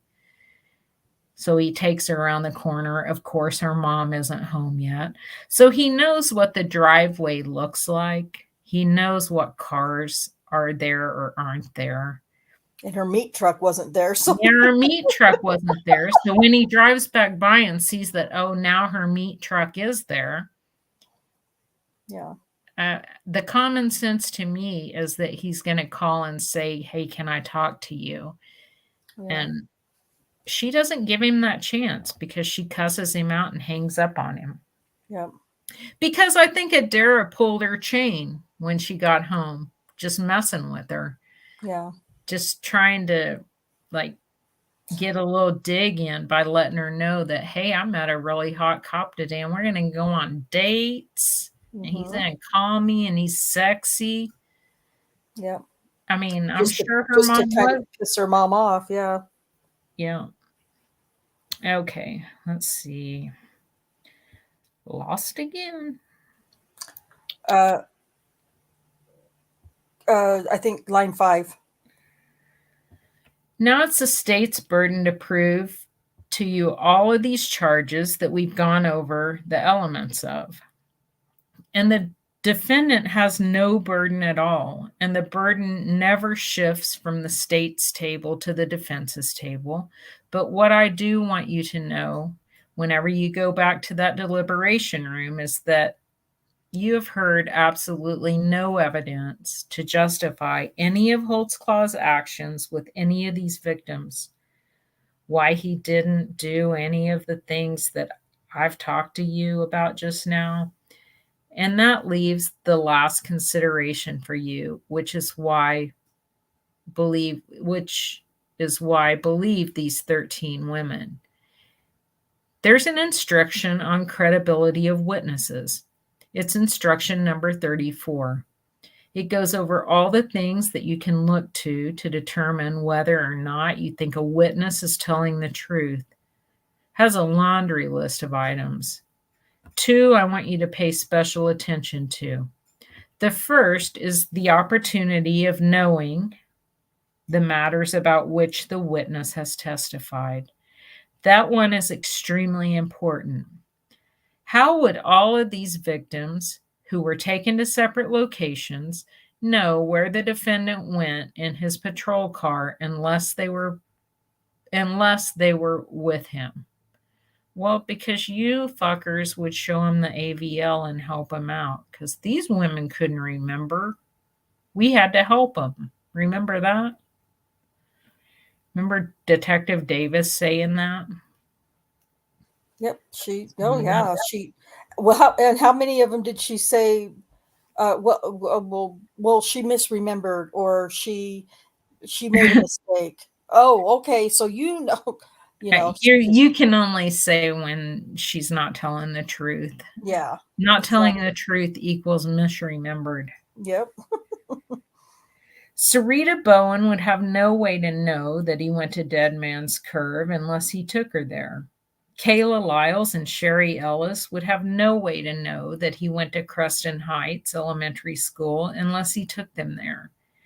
Terry Morris would have no way of knowing that the defendant drove by this field that you saw at 33rd and Phillips and stopped his car briefly unless he took her by there. And that's a reason to give all of these victims credibility. Because why would they know that unless it happened? Why would all of the victims have just randomly guessed, if they were making this up, correctly, the defendant's way of doing things?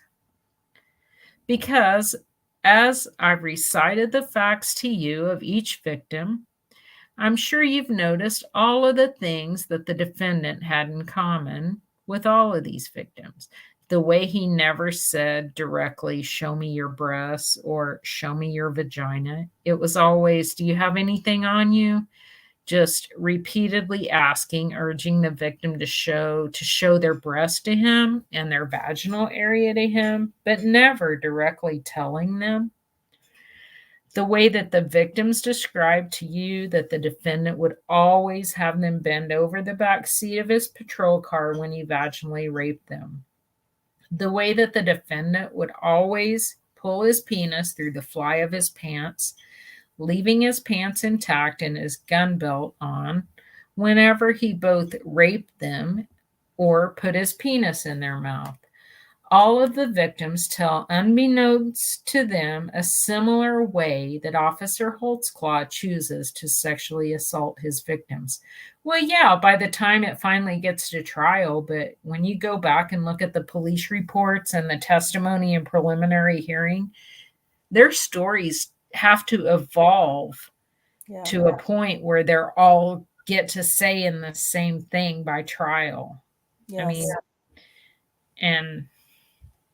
I mean, I guess we'll see if Scott Adams points that out when it's happening as we finish up the end of this transcript and then go start at the beginning. Yeah. The other thing I want you to consider with respect to credibility is the candor, fairness, intelligence, and demeanor of the witnesses. Well, first of all, did any of the 13 women seem happy to be here? Oh, Seem ecstatic to put Officer Holtzclaw away? And I just want you to consider their ability to, once again, remember not only the locations wherever Officer Holtzclaw took them, but also the specific sex acts that he performed on them, and tell them consistently over and over again over a year period of time. Their ability to remember corroborating evidence that happened whenever they were with Officer Holtzclaw, like Carla Johnson, who remembered that she called Victor Wilson after she came into contact with Officer Holtzclaw. And lo and behold, There's phone records to support what she says.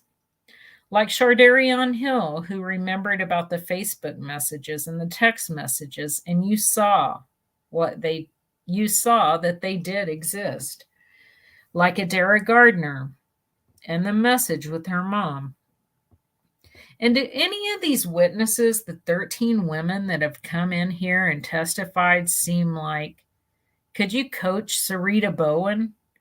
Could you coach Terry Morris into making something up and her be consistent in telling you over and over? Well, apparently, you guys just didn't record that part. So Why would a prosecutor even say that? you can definitely coach Terry Morris if you get her arrested and let her sit in the county jail for a week before you go have another go at her. Sure. Well, that's a gimme. Yeah. Hey, I got a question before we move on. Did they show at length any of the interrogation videos with Davis and to the jury, Davis and Bullwinkle? I'm not sure. I'm assuming that they did Shardarion Hills. That's a good question. When someone else is reading the next part, I'll go back and look at the exhibits and see how many were used. But I do know that Shardarion Hill in Bates' podcast, he says that when it came to a point in the trial when the interview with Shardarion Hill was over and they were walking out, and Hill basically gives the best exculpatory evidence for Holtzclaw by saying, even if he didn't rape nobody or nothing, he's still getting in contact with women that he's arrested or whatever she says. So they had to go have an in-camera hearing about that. So I know at least her. I have a hard time believing that they're going to do Terry Morris because it's obvious that her interview starts after she's already been coached through the story a couple times. Yeah. Because Gregory even says, okay, but just tell me again because I'm trying to catch it. Yeah. So I don't know. I'll look that up while whoever's reading Adam's part. Yeah. Let's see. And then some of the ladies, namely Florine Mathis, Carla Johnson, Adara Gardner, and Kayla Lyles, all had multiple contacts with this officer. But they're not saying that something inappropriate happened with him every time they came into contact with him. I mean, if they were trying to get him in trouble or trying to gain something for themselves, it would certainly be easy to say the first time he came into contact with me, he did this. The second time he came into contact with me, he did that. And they're not making it the worst that they could make it.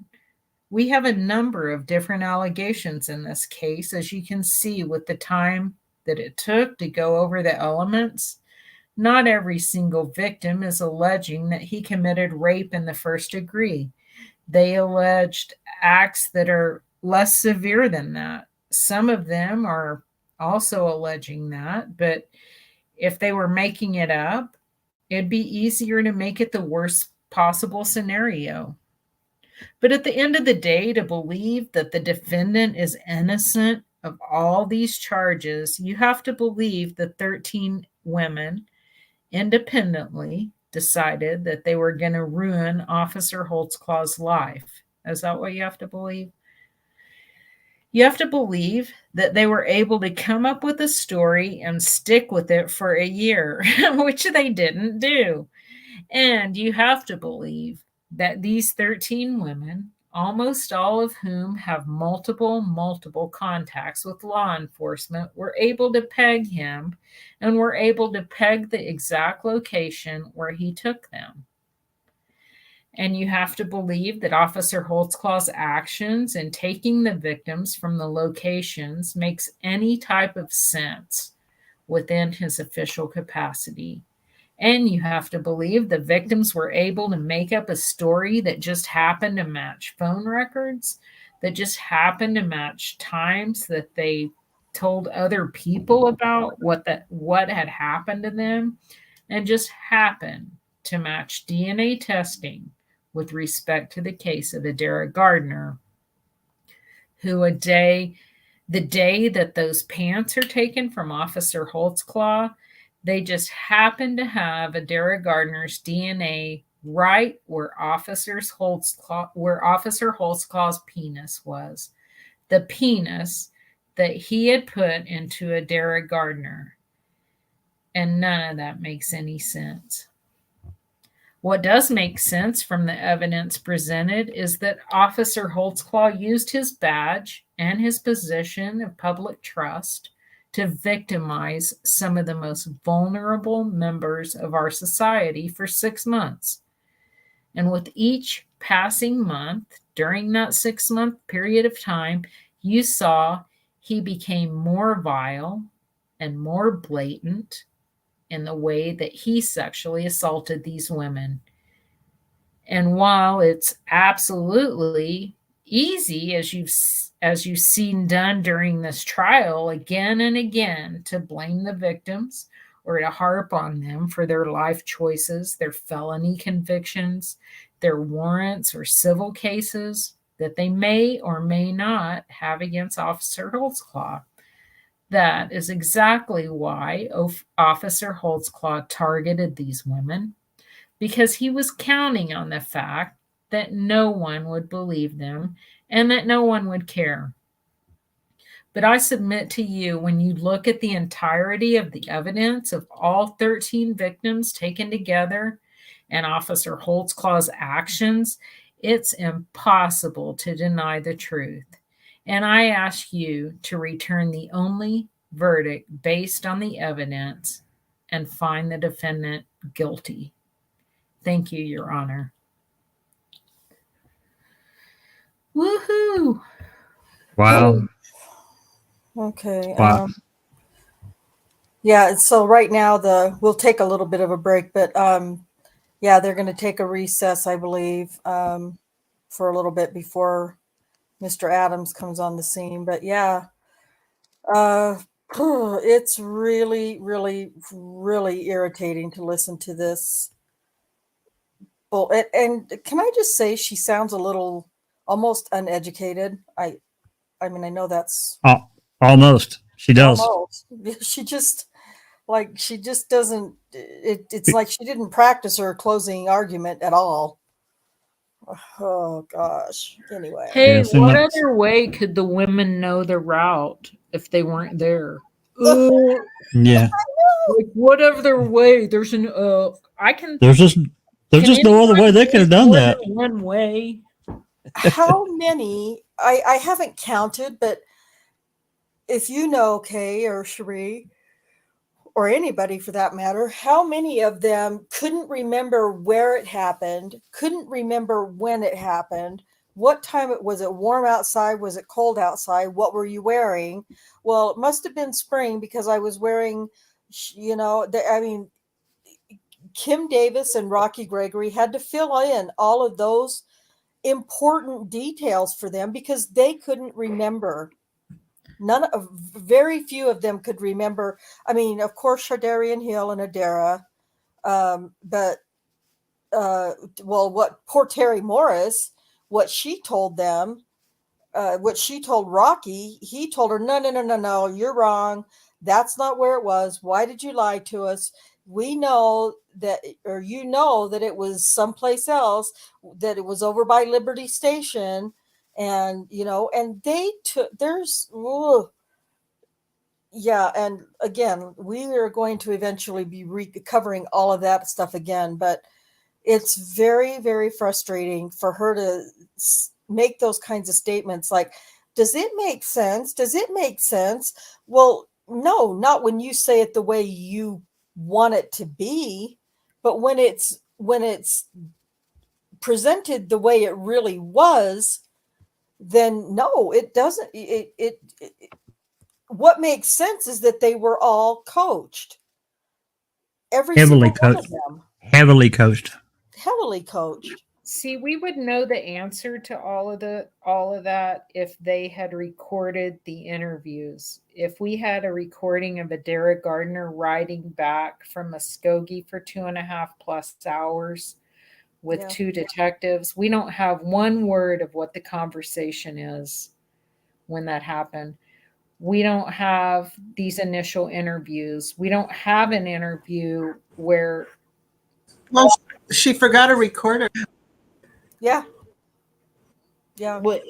she doesn't know how to work her phone because she's not techno. Yeah. She's not techno, guys. She's not techno. That's right. Can't you figure out how to record something, but I can record stuff when I want to. Exactly. That's exactly it. That's exactly it. Yeah, Kim and Crockett says Kim and Rocky filled in all the details, leading the witnesses for sure. Even then, they get so much wrong. That's absolutely right. And also, it's in. Oh, I was gonna. Oh, I don't recall her. Well, she didn't say. Lori McConnell doesn't say anything about when the AVL was pulled for each one of these women.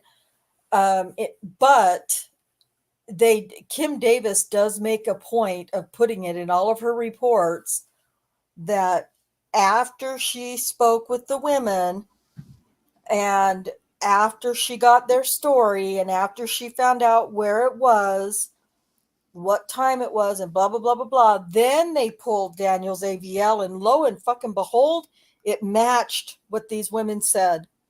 Okay, do we have a record of when she actually pulled the AVL or no? What's that? Do we have an actual record of when Kim Davis really pulled the AVL? Nope. All we have is her word. No, and and Scott Adams addressed that when they kept going over, kept saying, oh, there's no other way these women would have known. And they went strictly by the AVL. Once we got their story, we pulled it and looked at it. So Scott Adams asked for the detectives to produce documentation of when exactly they pulled the AVL. So Rocky is gone somewhere on vacation or something, I think the excuse was. And Kim writes a report, and I think it was just 5 accusers that I think she just makes up a date because it's not documented in any report. So I'm not sure from where she got that information to put into this report. But Scott Adams didn't know to ask for any kind of an edit log or any kind of an archival report. Yeah, you need the audit. You need the audit log that would show exactly who, when those AVL reports were pulled. That would have gotten Daniel off because those are the exculpatory things. They didn't produce those things. They acted like they didn't even know that existed, and Scott Adams didn't know that programs work like that. So he didn't hold them to the fire and say, no, that's not what I'm talking about. I want the keystrokes. I want the edit logs. I want to know exactly. You run a report. I want to see everyone who accessed those AVL records and when every single time they did it. Absolutely. And we still can't get that information. I don't understand that. Well, yeah. Well, when. Well, I do, but just like in Wisconsin, when you're trying to protect a corrupt conviction, verdict, yeah, shit disappears or never existed. So. Yeah, or they just won't give it to you. Or they won't give it to you. Yeah. Yeah. Any of those things could be true. But yeah. Oh, yeah. So Cherie says in the private chat, in one of the reports by Jelly, that's what we call him, he slipped up and said that he gave the AVLs to Kim prior to her interview of the witness. I can't Who's remember. jelly? Who's jelly? He was the records. He was one of the records keepers or Custodian. getters or whatever. Custodian, whatever. Custodian of records, yeah. Well, I think he was actually a patrolman or something, but was on light duty, and so it was Regina. It was Regina's Cherie. I remember now. He was on light duty, so he was just helping out Detective Davis. Yeah, they were all helping out Detective Davis, the bunch of sick motherfuckers. Anyway, so yeah. All right. Well, we've already been 2 hours. I don't know how many pages. Do you know, Kay, how many pages Scott Adams is? Can't be more than 40, I don't think. I don't know. Okay. Well, I promised Lori McConnell and Scott Adams, so we're going to go ahead and do Scott. Jack, are you fine to read all of this? Yeah. Okay. We're going to go ahead and start with Adams and hear what he's going to say. And hopefully we're going to hear a lot of disputing of everything she just said. So if you're ready to go, Jack, are you going to read your own, or do you want to read from the screen? No, I've got my own up. Okay, cool. All righty. Here we go. If you want, you can share my screen. I can broadcast it or whatever you want to do. It doesn't matter to me. Oh, we're okay. It's okay. I'm getting better at scrolling and, going back and forth I get a little bit better at it. So sure. Okay. No problem. Yeah. No problem. So we'll just start on line 15 of, if you want to go ahead and start there, Jack. All righty. May it please the court, counsel, ladies and gentlemen of the jury. First of all, I'd like to thank you for your time and attention in this matter. I know that this has been a very lengthy trial. It's taken an enormous amount of time out of your relationships with your friends and family, and it's taken an enormous amount of attention during the trial to listen to everything that has gone on. And I want to personally thank you on behalf of Mr. Holtzclaw for being here attentively and doing everything the jurors have to do. And I know that it's uncomfortable. The wording and the subject matter we've been having to deal with in this courtroom has been extremely uncomfortable. I know for every one of you, as it has been for myself, Mr. Gray, Officer Holtzclaw, and I'm assuming also the prosecutor. This case is a case that I think every one of us will remember for the rest of our lives. It's a case that has shook the very foundation upon which we all believe and stand for in this community. Here in Oklahoma, we're different for a reason. And we're different because we hold people to standards and high morals and values. And we've always been that way. And this is no different. And I expect all the people that have testified here and that have participated in this trial to adhere to the morals and values that we have here in Oklahoma. And I think that really when you can start out with this case, because it's so different, as we've listened to 5 weeks of testimony, and we're in our 6th week now, it's so difficult, particularly as a lawyer, to sit here and think, how do I even remotely in a very short period of time without offending the jurors? Because you've been here, you've listened to everything, you've looked at all the exhibits, you've been able to watch the demeanor of all witnesses. You've done everything. We've talked about that this was going to happen, happen in voir dire and opening.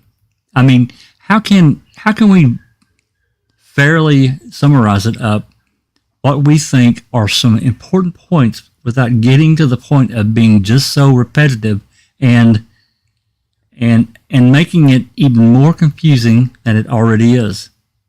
So it's an enormous task, I know, for you to do this, and it's also an enormous task for everyone. And again, as I told you earlier in Wadar, the greatest thing that a number of people that have been great in our country, including Abraham Lincoln, say that they ever did was to have an opportunity to sit on a jury, because this is what our country is all about. I mean, people can make light of it and attempt to make it sound like it's not important as it is. But there's no other branch of our government where the citizens are really the ultimate judges of what happens. And it's an enormous responsibility. And I know it's intimidating, and it certainly would be to me. And again, I get intimidated because I feel like at some point in time, I will not only let the system down, but I will also let my client down, who's Officer Holtzclaw. And it becomes very overwhelming at times. And as I was trying to prepare for the closing so I could wrap it all up as quickly as I can without offending the jurors, I thought, well, where do I start? I mean, there's been so many witnesses that have testified. There's been so much evidence that has been introduced. Where do I really start? To me, the most logical starting place would be on June 18th of 2014, when Daniel, at 4 p.m., when Daniel Holtzclaw shows up for lineup at the Spring Lake Division, and he's approached by two detectives with Sex Crimes Division here in Oklahoma City. Detective Davis, who you've heard a lot from here, and also Detective Gregory. At that point in time, on June 18th of 2014, you have to remember that what was Daniel Holtzclaw doing? He was in full uniform, and he was getting ready to go back out on the streets here in the Spring Lake Division, the northeast side. We've heard everything about the northeast side now, but that's where he was headed, and that's where he thought he was going when he got ready that morning or that afternoon. And the very first thing is when he shows up for lineup, he's told by a captain that there's some detectives there that need to speak with him about a stop that happened at 50th and Lincoln in the early morning hours of the 18th. And so immediately, and Detective Davis and everything, I'm telling you, has been testified to either by Davis or Daniel Holtzclaw in the video, or by Gregory, is that he was told it was about a stop. And he told them there at the Spring Lake Division, if it's about the stop at 50th and Lincoln, I did it. I mean, I pulled over the lady, and they said, well, let's talk about downtown. Let's talk about it downtown. So they transport him downtown, and one of the very first exhibits in this case is the audio tape, the audio and video tape interview of Daniel Holtzclaw, and you'll see him in full uniform. And there's pictures of him in full uniform. And I want you to take a look at all that and remember, put yourself at least at that point in time in Daniel Holtzclaw's shoes. Objection, Your Honor. The court, all right, sustained. Why is he interrupting him in his closing? Son of a bitch. Mr. Adams, at that point in time, the government's position would be now that all the acts they're saying that they've charged him with have already happened. Because we know for a fact on June 18th of 2014, he is put on leave, and he never puts back on the uniform as an Oklahoma City police officer. And at that point in time, it is the most, at no time in there, you'll see where they read him his Miranda waiver. Does he ever request a lawyer or have any sort of representatives from the police department come in and listen to the interview and what they're talking about? And from the very first point, you can see him, and you can watch him and observe him and the way he acts. He is 100% professional. And as I've said in my closing, and And I challenge the state to find one statement in that 2-hour interview where Daniel Holtzclaw ever lied to them, because he tells them at the very beginning is, yes, I stopped someone there, Ms. Liggins, at 50th and Lincoln. And again, 50th and Lincoln is clearly in the Spring Lake Division on the northeast side of Oklahoma City. He stops her in public, and he engages her. Lights, I don't know what that is. And as you watch the video, and I encourage you, first of all, to watch his video of when he's interrogated. And as you watch the video, you'll see that his lights stay on the whole time. And all that is just a signal for any other police officer that I've got one pulled over here, or anyone in general public, and that there's an officer doing his job.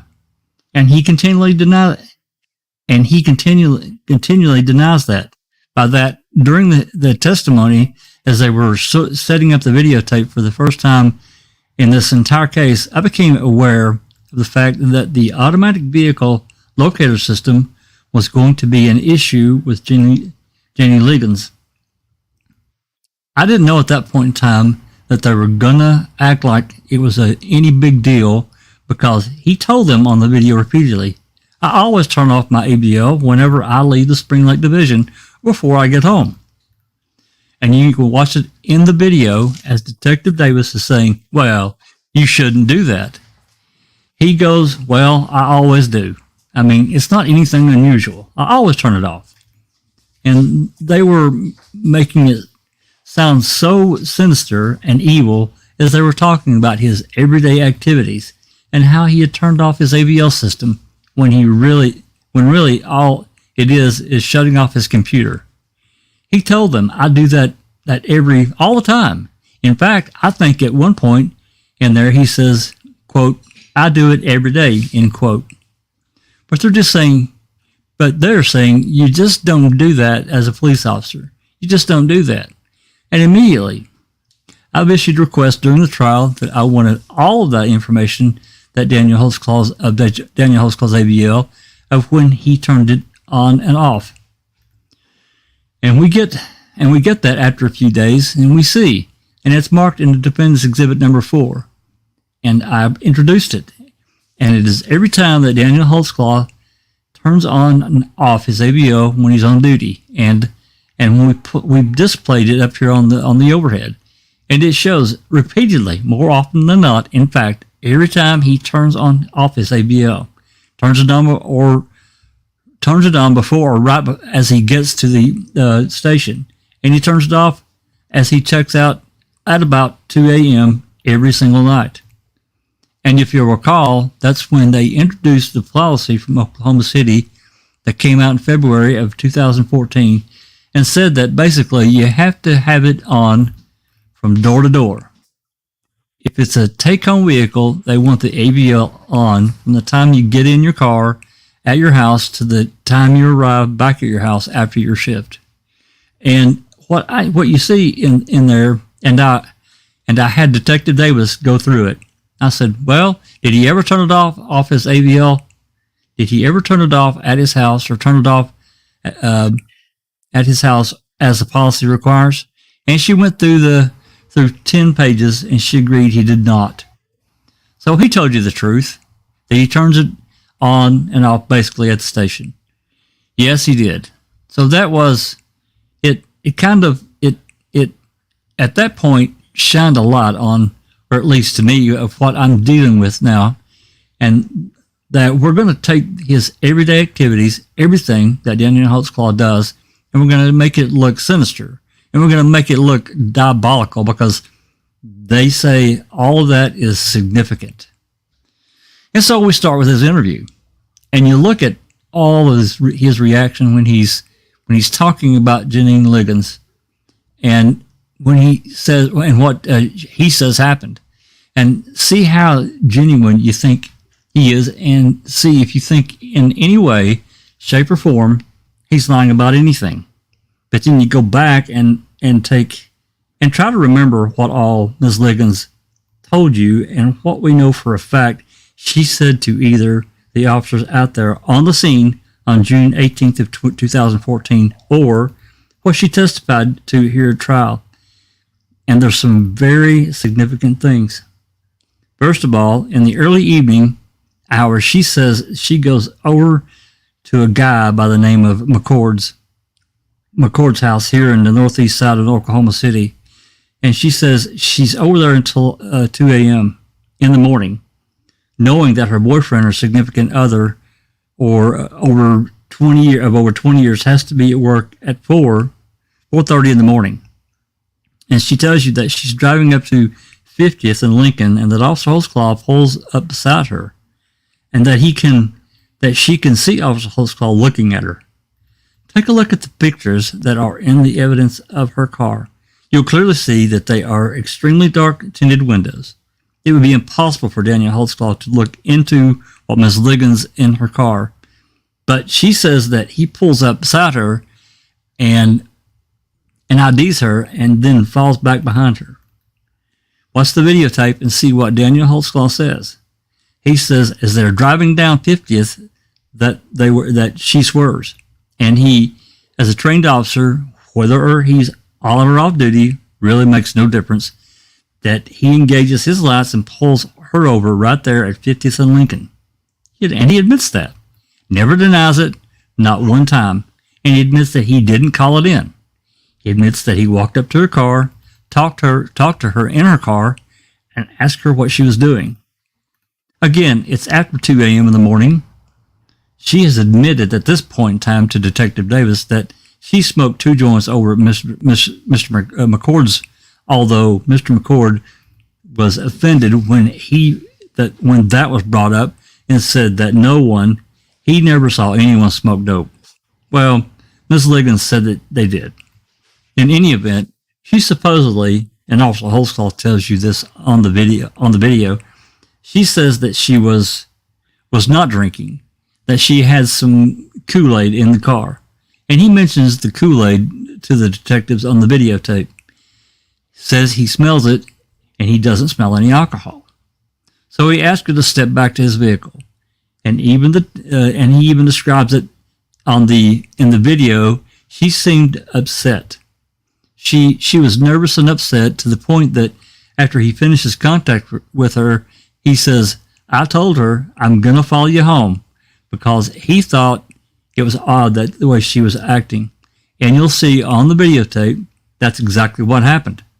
You'll see on the videotape, he's behind her. And then before she can ever leave, he makes a U-turn and leaves. And they don't even have the video. They've got video, but they haven't even looked at it yet. And then they ask him, "So did you follow her home?" He said, "No. I got tired of waiting on her, and I just wanted to go home, so I made the U-turn and left." And that's exactly what he did. But what Miss Liggins says is that, and these are all very important, she says that Officer Holtzclaw asked her to stop and to ask her to step out of the car, that she places her hands on top of his car like a felony stop. Officer Holtzclaw specifically in the video denies that Miss Liggins ever put his hands on her car. Now, remember, this is all happening in the same day. The Liggins stop and the videotape are all happening within just a few hours from when it all started. He's saying she never put her hands, this is really badly written, put her hands on her car. Ms. Liggins also says that Daniel Holtzclaw, while he was purportedly doing this sex act with her, places his hands on top of his car. And the detectives ask him that in the videotape, "Did you ever put your hands on top of your car?" And he says no. Well, in the videotape, they're telling him, "CSI has got your car. Oklahoma City Criminal Investigations has your car, and they're processing it right now." And he says, "Fine, great, do it. She never put her hands on top of the car, and I never put my hands on top of the car." Well, then she goes on and says that while she's in the back of the car, he goes up and searches her car. And he tells detectives, "I did. I went up to her car and I looked in there and I smelled Kool-Aid. I smelled the Kool-Aid and I didn't smell anything. I saw her purse. I looked in there and I saw some pills. She told me she was taking hydrocodone, and I saw them in there. But I didn't really pay much attention to it. I believe I saw her name, didn't look for a date, walked back to the car, had some more discussions with her, and then told her that she can go home. And he describes where she said that she was going over to her daughter's house. And that was really the end of Officer Holtzclaw's dealings with Ms. Liggins until he's called in and videotaped on that interview. But the thing that became apparent during her testimony was why there was so much. I mean, the hard part to deal with here is when you have someone that takes generally the truth and they put a lie in there. It is very difficult to prove that they're being dishonest because there's so much of what is the truth.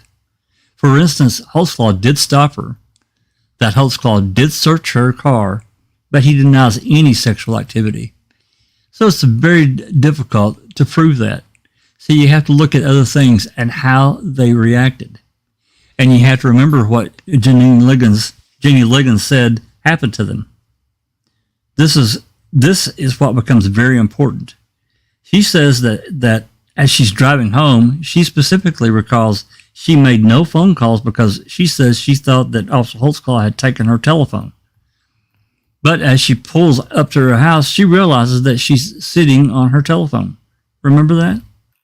Also remember that her boyfriend, Mr. Long, who's in the house, he says that Jenny Liggins had called him as she was driving home, and she sounded so upset that he got up and went outside.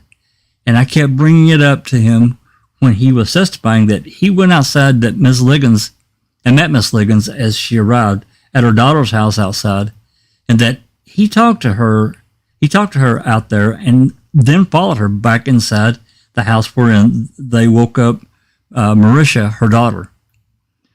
Remember that what Marisha testified to?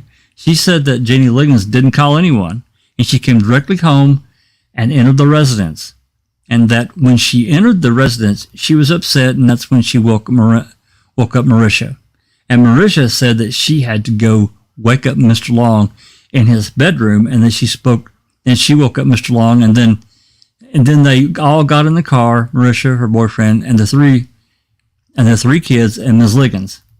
And Marisha says that Mr. Long got into the car, Jenny Liggins was driving and drove off and went to work. Drove off and went to work. Now, what does Ms. Liggins say? She says they went to the Spring Lake Division, that Mr. Long had followed them over there, and then he drove off to work.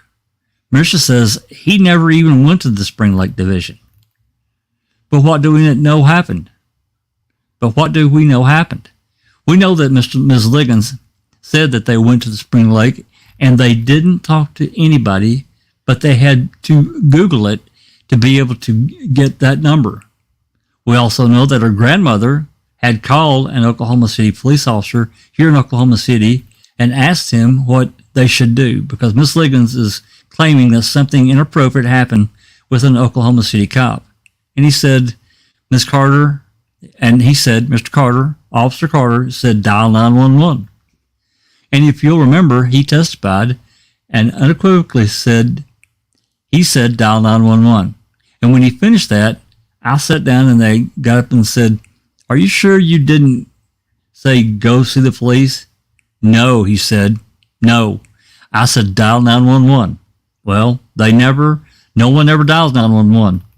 But eventually Marisha, the boyfriend, and the three kids and Miss Liggins go back basically to 50th and Lincoln, where they say they see two police cars sitting there, and they pull in.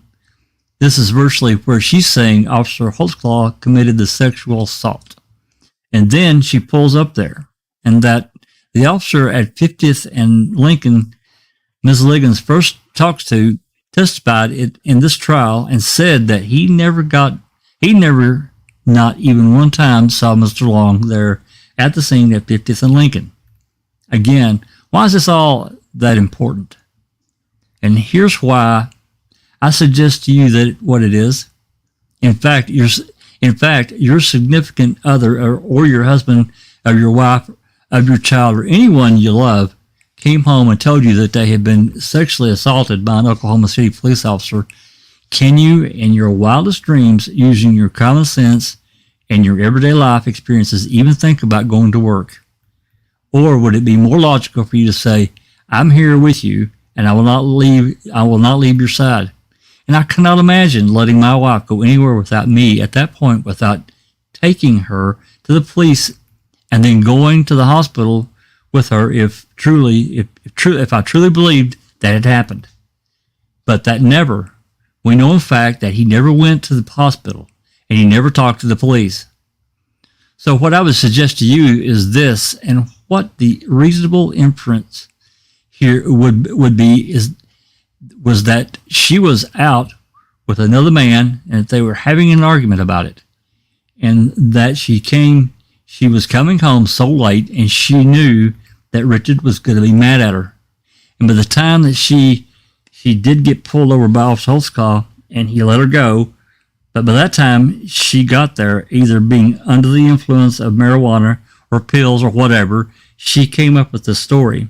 And he didn't believe it under any set of circumstances because he went on to work.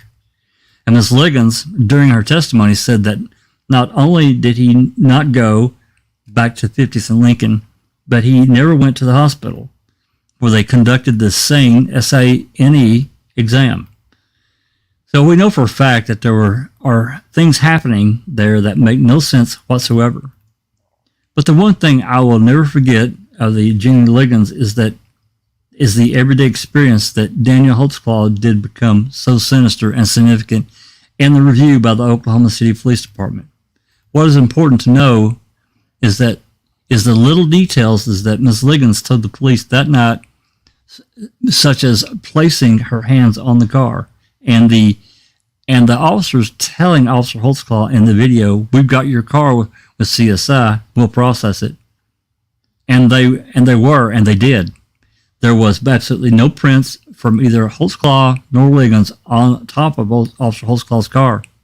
There was no DNA found whatsoever on either one of the cars of Officer Holtzclaw. So they didn't find these prints that you'd expect. It happened just a few hours prior. If she had truly placed her hands on top of the car on a metal object, you would have found some prints or found some DNA from either one of them, but there was not. And so that's what gets the ball rolling. And what happens then is that Officer Holtzclaw is immediately put on leave. And you'll see in the videotape of what happens then is that all his clothes are all taken from him. And we all see where he strips down literally to his underwear.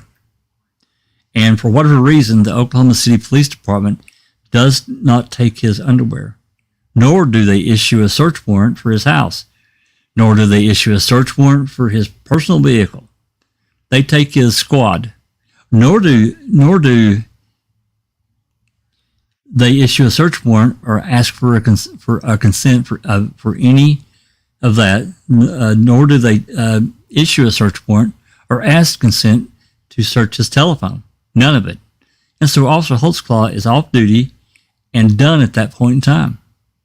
So instead of Oklahoma City Police Department thinking, we possibly have a problem here, and doing what you would expect a police department to do, which would be maybe to surveillance Officer Holtzclaw while he's on duty, put some cameras in his car, put a recording in his car, because under their theory, it wouldn't have taken very long for anything to happen if in fact any of this is true, and they would have had him.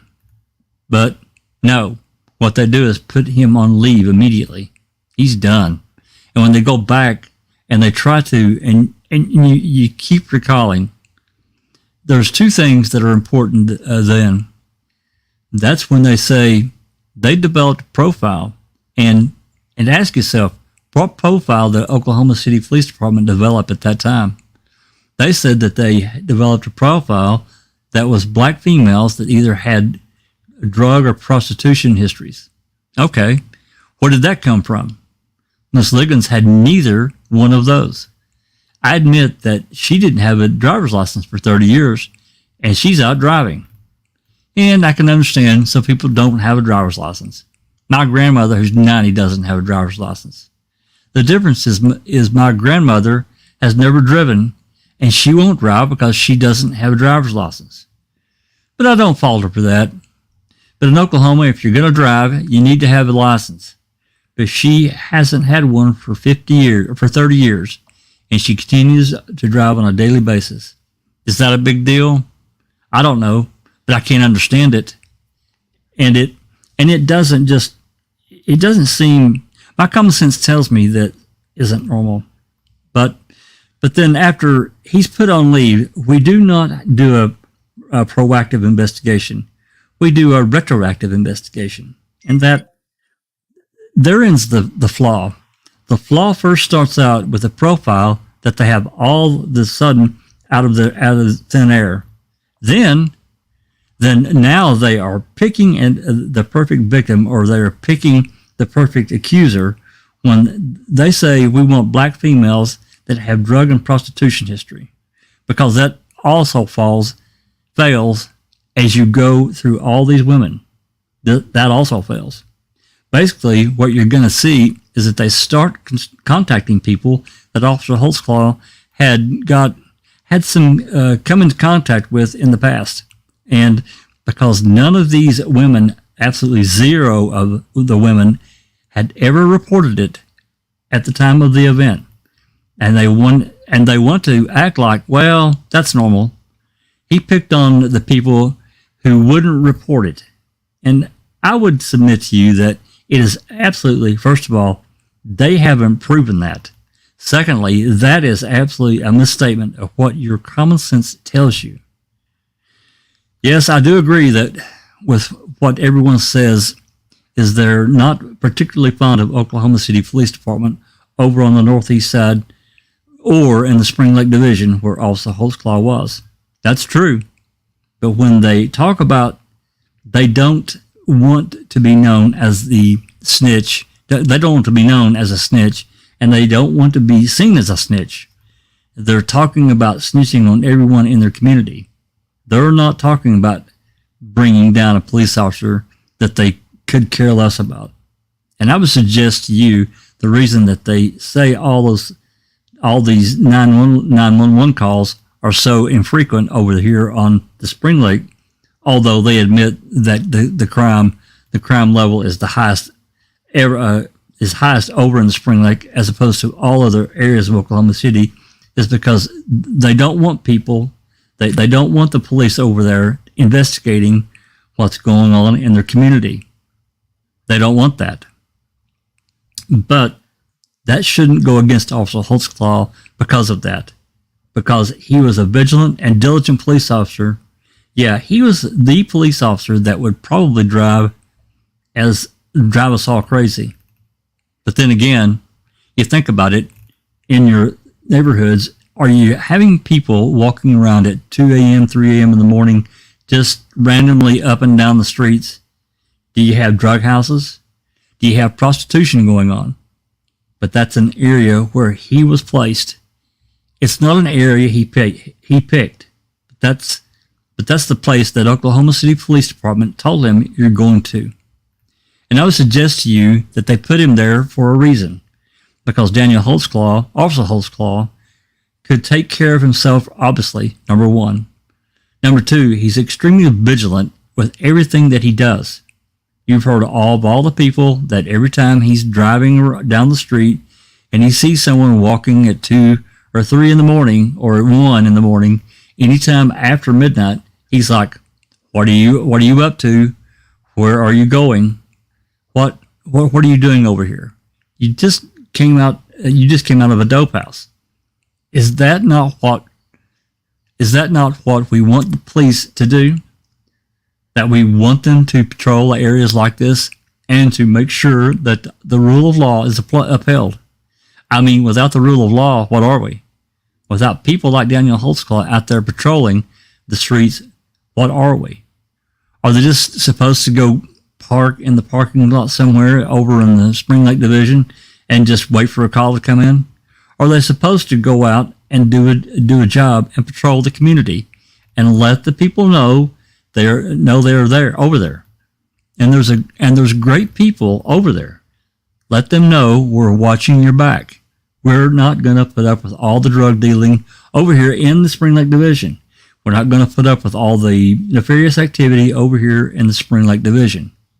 Daniel Holtzclaw, am going to watch the people's backs that they aren't doing anything. And I'm going to make sure that this neighborhood is safe, at least on his watch. But again, they want to take everything he's done and imagine that. Imagine going back 6 months in your life and looking at the details of every phone call you've made, everything you've done, every route you've driven. And if someone says you have an evil intent, think about how your total 100% innocent actions all of a sudden become a catalyst for you to become some evil person. And that's exactly what we got wrapped up here in with the retroactive investigation.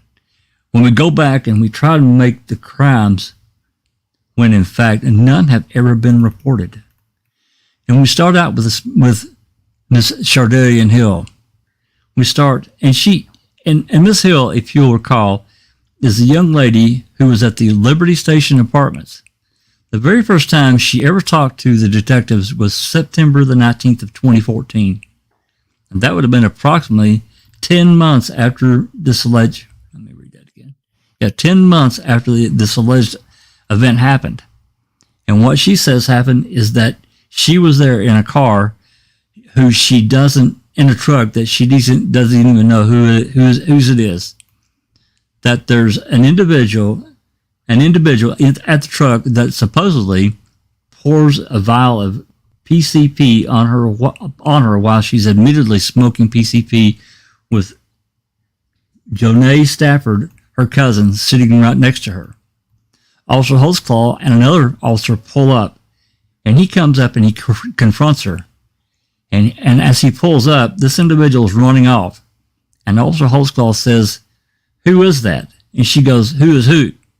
"Well, who's the guy running away?" "I don't know what you're talking about." "Well, you got PCP all over you." He pulls her out of the car, and she says, "You can't search me." Says, "Fine, call an ambulance." She's got PCP all over her, and she's clearly higher than a kite. So they call a female officer over along with the ambulance. And the female officer, as she searches Miss Hill, finds another PCP vial in her pants and places it on the back of the car. Simultaneously, while Officer Holtzclaw is checking out the pickup truck that no one knows whose it is, but it happened to be where she's smoking PCP, and he finds 3 more vials of PCP in there. And then she says, "Well, the guy poured it on me." "Who?" "The guy you're saying that was invisible that just ran away? That's who just poured PCP on you? Well, you got it all over you." So as they set it on the back of the squad car, she's looking at it and she bends over, sucks it up into her mouth, crushes the vial of PCP, and they take her down to the ground, and you ask, "You're really? I mean, this is really happening?" First of all, I know that a lot of people are thinking, well, this really happens in Oklahoma City. It did. And so we have a lady who's smoked PCP, ingested PCP, and has poured it all over. PCP, as we've talked about throughout this trial, is one of the most powerful hallucinogens that exist. And so Officer Holtzclaw calls. As the ambulance gets there, they take her and put her in the back of the ambulance and start trying to save her life.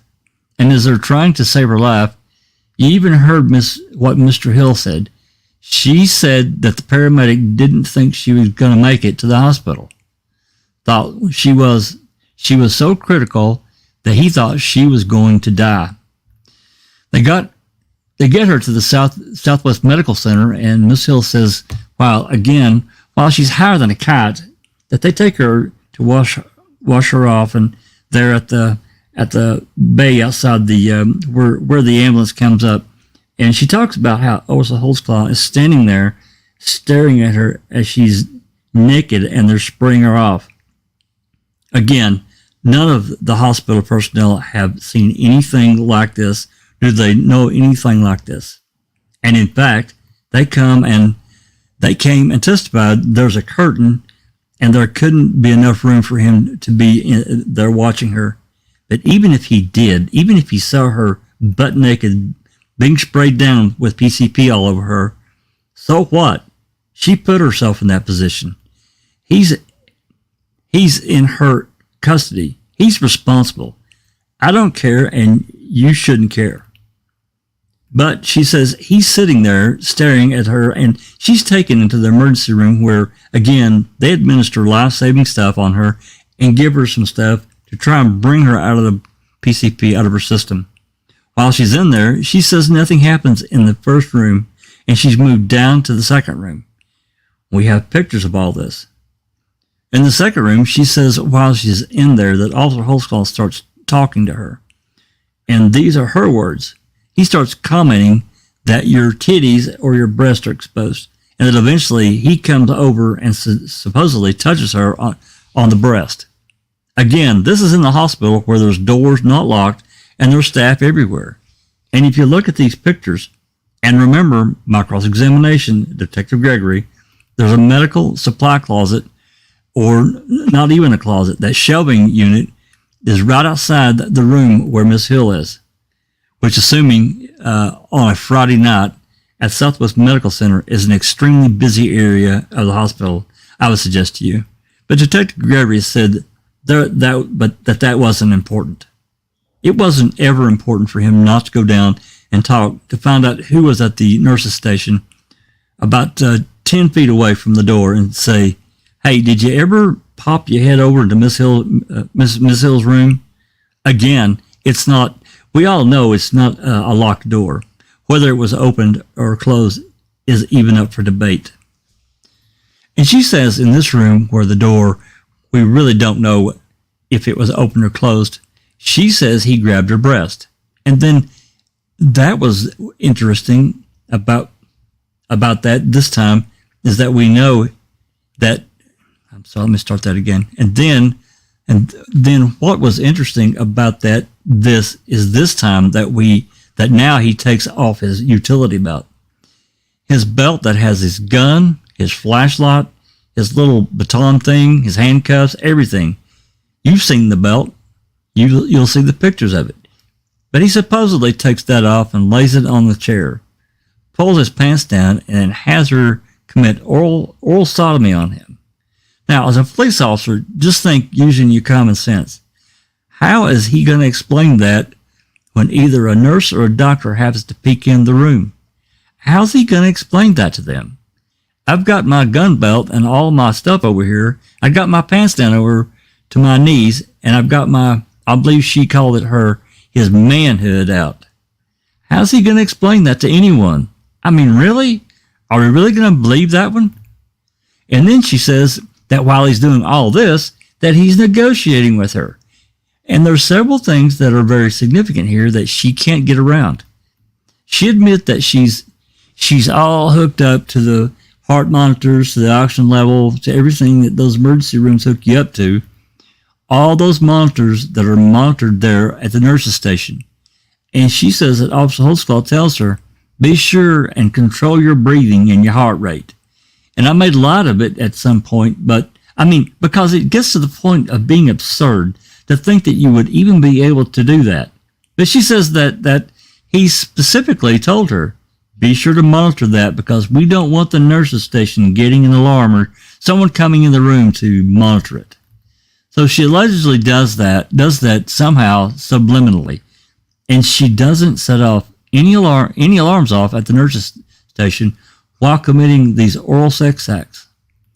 She then says that while she's hooked up to the monitors, he, without warning, sticks his hand and his fingers into her vagina, and it startled her. And again, she was able to still control her vital signs to the point that it doesn't set any alarms off at the nurse's station. Again, no one at the hospital sees anything or even notices anything remotely close. And the whole time she's supposedly negotiating her freedom with her while he's doing all this. This is how absurd it really is. I mean, you can't make this up. I'm going to pause here and get a drink. God almighty. Yeah, take a break. Sorry. You can That's take a fine. break whenever you need to. That's a lot of reading. Well, I mean, my God, you know, I'm not even sure. I think I did know about this, and it's been so long I've forgotten it. It is absolutely absurd. It is so absurd that they could believe a word out of her mouth, one word. Well, I don't know if you know or who else knows, but they did find Daniel not guilty of her claims. Good. Yeah. Thank So thank yeah, God. the absurdity of her story is just incredibly absurd. So Beats of yeah, it's crazy. I guess I need to go back and at Bates podcast and see does he have her interviews on tape? There is Shardarian Hill is the last one that Bates has been able to cover. So I'm gonna watch it because I'm interested now in how that went. Hey, so Jack, to answer your question from earlier, I skimmed through the transcript and indexes. Yep. And the only interviews that I see, they used a redacted interview of Daniel's interview. And then they used Carla Raines was a defense exhibit when her part of the case was presented. So I'm assuming they used the part where she says 7 times that, she wasn't assaulted by an officer. No, I wasn't. No, how'd you get my name on something like this? But that's it. I don't see Shardarian Hill's interview listed anywhere.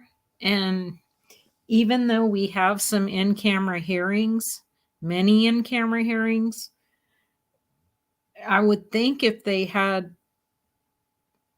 I don't know, did they listen to that in camera? Because, I mean, Bates clearly says that during trial, they had to stop the trial. They had to go into the judge's office because no one had ever heard that part before. See, So, to me, that they should be so proud of their investigative body of work that should have been presented to the jury and the public. well, I don't know why the defense didn't use it, because most of those interviews, I think, are very telling for how the women present it. And then for rebuttal, absolutely, they're hugely important. I mean, at least to me.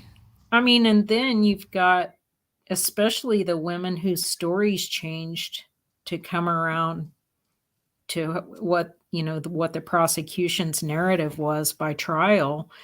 That would completely expose those changing stories. It would.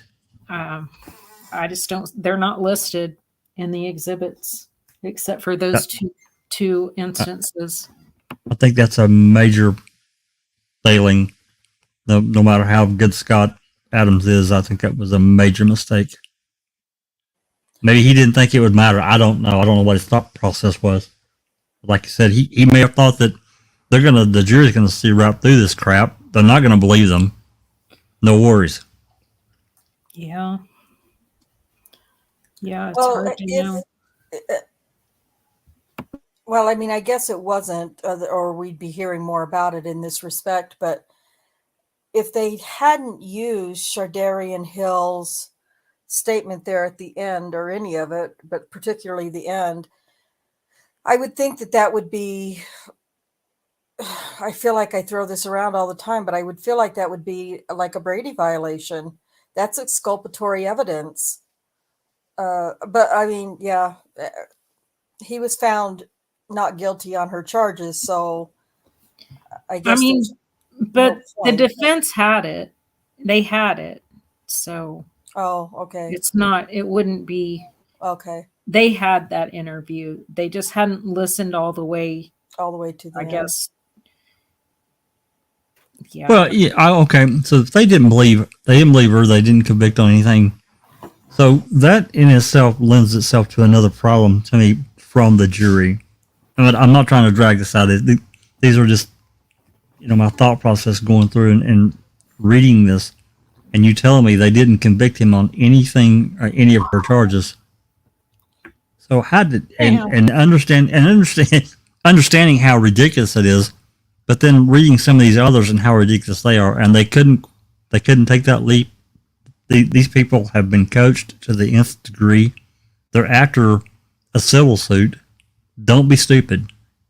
Don't be dumb. Don't be used like this. And they did it anyway. I think these people were afraid. They were either threatened or afraid, or both.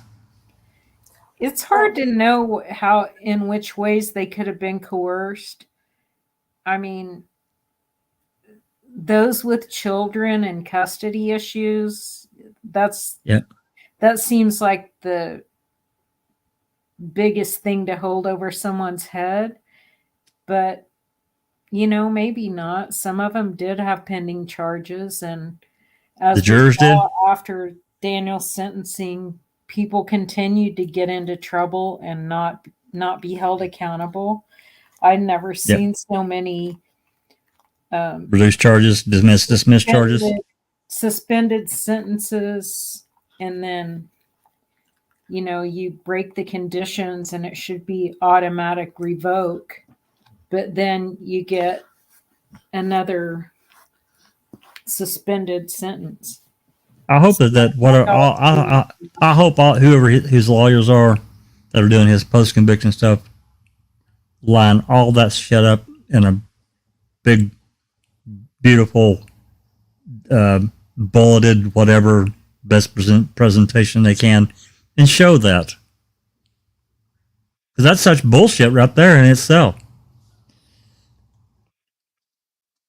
But I guess getting back to the jury to answer your question, I've read some cases, not anything that we're currently looking at, but where you have a jury foreman and maybe one other that run bully in the jury deliberations room. That puts so much pressure on people to say, you know what, screw you, I'm not convicting this guy, this girl, whatever. I don't believe what's been presented to me. They've not proven it to me.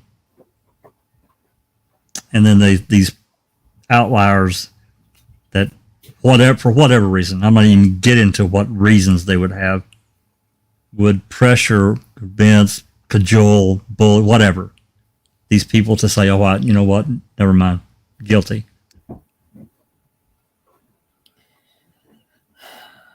Yeah.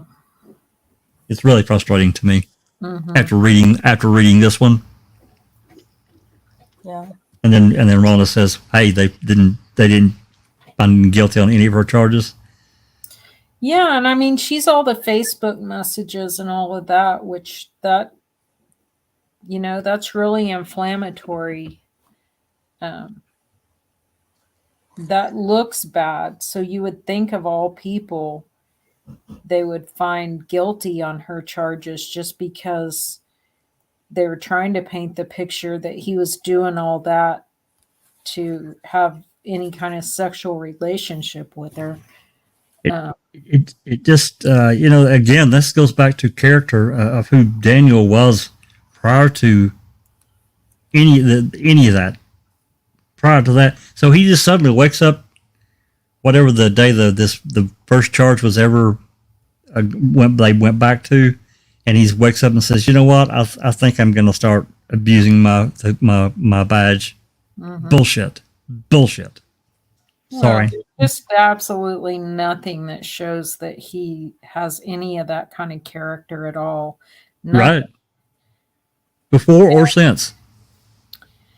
Just piling on all of those women and the whole, why would 13 women do this? Right. I mean, Alrighty. I'm not even sure that Scott Adams, and maybe he does, addresses every single time where the state's narrative is that the women came forward, that that's not really the case. I know from some that I've read, he does address that, but you would think that would be enough to show that they're crafting a case. And I just can't believe that the jury couldn't see that the police aren't producing the AVL logs. Why aren't they producing them if they're so adamant that they didn't pull any of them until after the women gave their story? That's hugely important. Why didn't the jurors see through that and question that? I mean, I don't- surely again- people on that jury know that computer programs have an edit log. Come on, man. I mean, I've known that and I'm kind of geeky, I guess, but I was more geeky in the sense of, building a computer and making sure it could turn on. But as far as software, not really so much. I could make it work, but I didn't really. But even I knew, and I've known for years, that there's audit logs for, especially, databases, that almost all databases, especially for, organizations and like police departments, hospitals, they all have audit trails. They have to. One of the jurors whose husband is a dentist and she works in her husband's office, or she did at that time, she had to, and this was the juror that Daniel could tell by her body language that he really thought that she would find him not guilty. Yeah. And when she came into the courtroom crying, when it was time for the verdict, he knew that he was guilty before they even read it, just by her. Knew her body language. Uh-huh. That's terrible. So, I mean, she knows, she has to know. They have to have a program inside that office that uses edit logs. In my business, we had a program. I constantly was looking to see what other therapists what files they were accessing. Of course. Yeah. You have to. You have to protect yourself. Organizations have to protect themselves. Otherwise, it's open season. I mean, even, I'll bring this up. Of course, I know that they've been manipulated, but it doesn't matter. The dispatch logs that Seeking Truth got for Calumet County, all the dispatch calls, each day came with an audit log. It's an access type file, but it shows everything that's listed. Every call that's listed for each channel is listed in that audit log. Every one of them. So even they have it, and I suspect most departments, police departments of any size, have the same thing, and I'll bet you that Oklahoma City has it too. I'll bet you they do. There's absolutely no excuse for them not producing these AVLs. They absolutely do. All right, I've got my drink. I'm ready to go. You guys ready? Yep. All righty, line 6. But he's as he's telling her to watch her heart monitor and oxygen and everything, and she's able to do it while he's committing these acts, that he's negotiating that I'll make all this go away in 30 or 45 days or 30, 45 days. This is back in December of 2013, and the charges are still pending today. He hasn't put on leave. He wasn't put on leave until June 18th of 2014. So, but then she says that after the hospital incident and all that happens, he takes her down here to the county jail, and that's where she said she's doing her intake. And that the lady doing the intake asked if she had ever been sexually assaulted.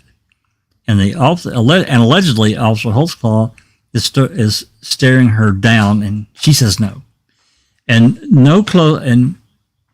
and he closes his book, and she goes along with it, and she's booked in. and she's booked in on possession of controlled substance, the PCP, and she's booked in on her paraphernalia, and she's booked on into Oklahoma City County Jail. And then supposedly they're saying that he hid her tickets. Well, then why did they have to call the lady from the Oklahoma County Jail, whose only job in life is it to sit here and look who's been booked into the county jail and whether or not they have city tickets? That's her whole job. And where have they shown you where any officer ever books anyone in on a felony charge and says, by the way, they have all these city tickets out there too? This is what they do on a daily basis, and they know it. That's why she has a job, is because she checks all that, and then she adds them on there. So here's what happens at the end of the Miss Hill's deal, is that by the time she bonds out, the detective now gets hold of Officer Holtzclaw's report on Miss Hill, and they say, no, it's not just possession of controlled substance, it's possession with intent. That is a crime and carries up to a life in penitentiary here in the state of Oklahoma. So now she has possession with intent, and she has all these city tickets. So the thing that he tried to hide, he didn't do a very good job of it, if in fact that's what he's trying to do, is now she has to post bond on it. And she does that 5 days later. What does she tell you? What's significant about the 5 days later? She says she's still high on PCP, and that's how blown she was. She was still high 5 days later after she's been secluded over here in the county jail, and her mother even says that. So then after that, she gets out of jail 5 days later. So on January the 8th of 2014, remember this, they were together for 6 hours. There's no doubt about that. That's what shows Officer Holtzclaw being at the hospital while he's waiting for her to be released. I'm assuming, being a human being, that if you're sitting in a room with someone, you're going to have a conversation with them. And I'm sure that she was telling him, I'm a good schoolgirl. I'm a good girl. I don't know anything about drugs. I'm sure she did. She admitted she said all that. But she's telling him all that, and somehow they start having a conversation over this period of time. Eventually, on January the 8th of 2014, he does Facebook friends with her, and all that stuff is in. And he talks to her. And again, look at those Facebook messages. See if you can see anywhere on those Facebook messages where either Officer Holtzclaw or Miss Hill talk about any sort of deal. It's not there. You can't tell if it's her brother, or if it's an officer, or who it is that's talking to her. They're just talking in general terms. And he's telling her, what's going on here? And she tells him, I got arrested and my bond is higher, and my bondsman got off the bond and all that. And he goes, what? Well, call me. And she obviously does it. What does she tell you after all this is being said and done? If she tells you that they do have some discussions about this illegal activity of him taking care of all her charges in the next 30 or 45 days. She says all that by voice. It's a phone to phone that they're talking to each other on the telephone. But she says in the text messages, there's nothing incriminating whatsoever. So we get all these phone records. And what do the phone records show? Yeah, there were text messages going back and forth until she was incarcerated down in Texas, and she couldn't respond anymore. But there's two phone calls. It's an evidence. There are 2 phone calls. And I kept bringing it up. 2 phone calls, 5 seconds apiece. That's all we have. So any illegal activity that she's saying that they're talking about happened on 2 different occasions for 5 seconds. So it just doesn't make any sense. Nothing that she says does. And if you recall in cross-examination, when I was talking to her saying that she was a good schoolgirl and stuff, and she says, yeah, I was going to school at the time, and that she was at the hospital with Officer Holtzclaw, and I specifically asked her, what school can I call to confirm that in fact you were in school on that day? Oh, I was getting my GED. Where were you getting your GED? Okay, I lied. I really wasn't. So she really wasn't in school. And I know that seems insignificant, but that's not what this is all about. It's not about playing games. When people take an oath to tell the truth in this courtroom, if that means nothing, then let's just tell them, you can just get up there and tell me whatever you want. No, we make them swear to tell the truth for a reason. Because, and I know that this is what I've devoted my life to. And that means nothing when people take the stand, and then I've devoted my life to nothing. You've spent literally 6 weeks in this courtroom, and it means nothing because they don't care. The witnesses that you saw in this courtroom don't care about the truth. It makes it makes no, to them, it's whatever it is at the very moment. Whatever it is to further their agenda. And that's not what our system was ever built for. It was Tammy Dornan was the lady's name from the Oklahoma County Jail that testified that her whole job was to find city tickets. And she did tell you that on Shadarian Hill. Also, if you recall, Shadarian Hill had zero recollection whatsoever of Officer Holtzclaw having to assist another officer at the Southwest Medical Center on a runaway inmate that he had. And if you'll recall, there's a picture and evidence that shows Officer Holtzclaw with another officer, and they apparently have someone in custody. That's the person who had taken off out of the Southwest Medical on the run. And that officer had to come by and get Daniel Holtzclaw out of the room with Shadarian Hill, and they had to go chase this person down outside.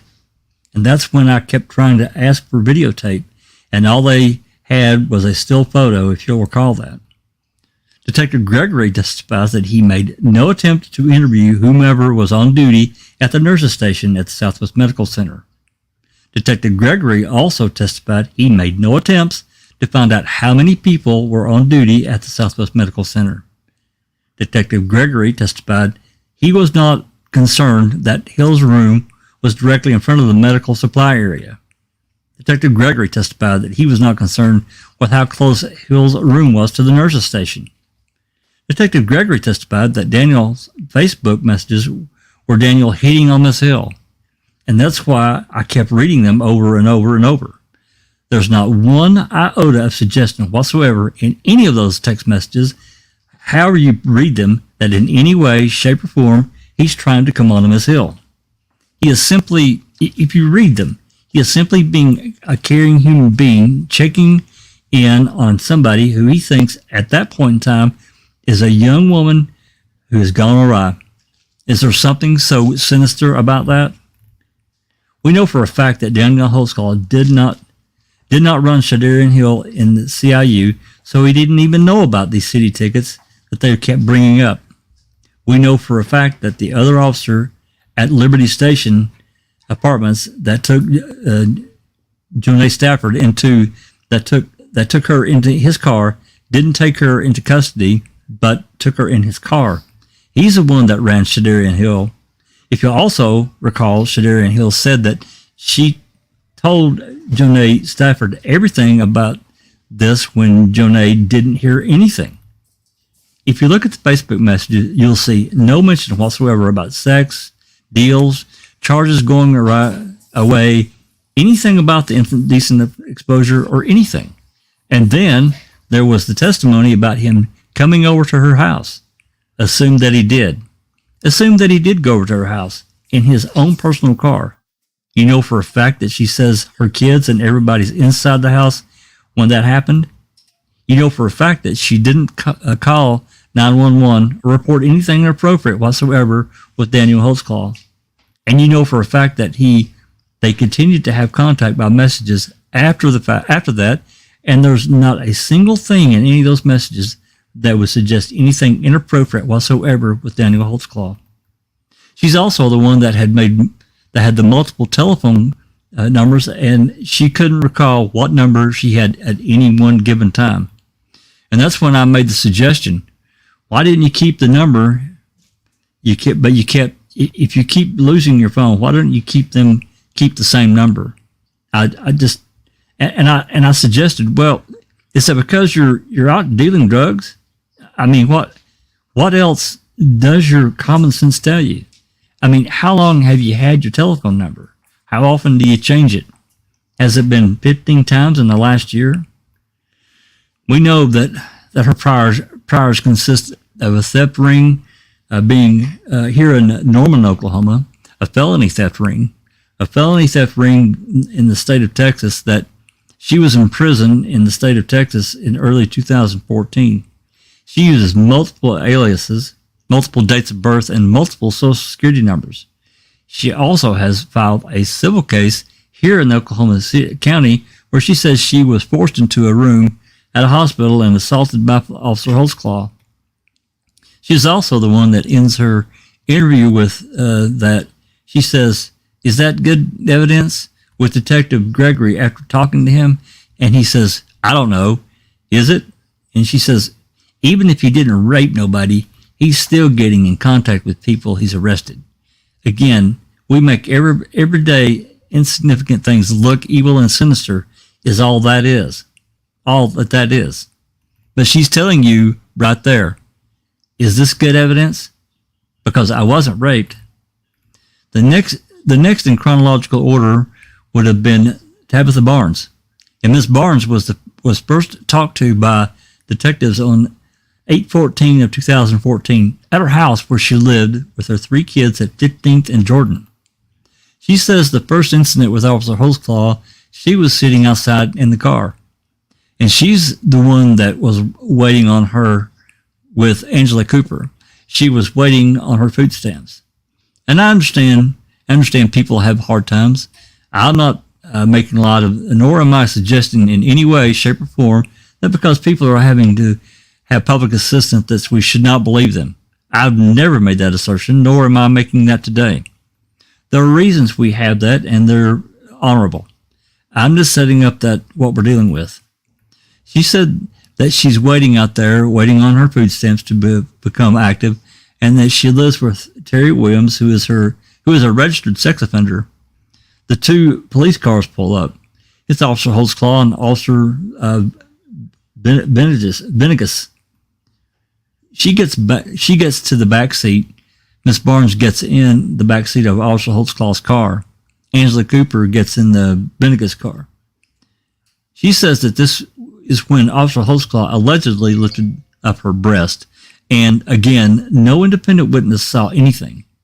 And at that point in the time on 8/14 of 2014, she was too tired or too intoxicated to conclude the interview. So they said that they would reconvene at the very next day on 8/15 of 2014 when she didn't show up.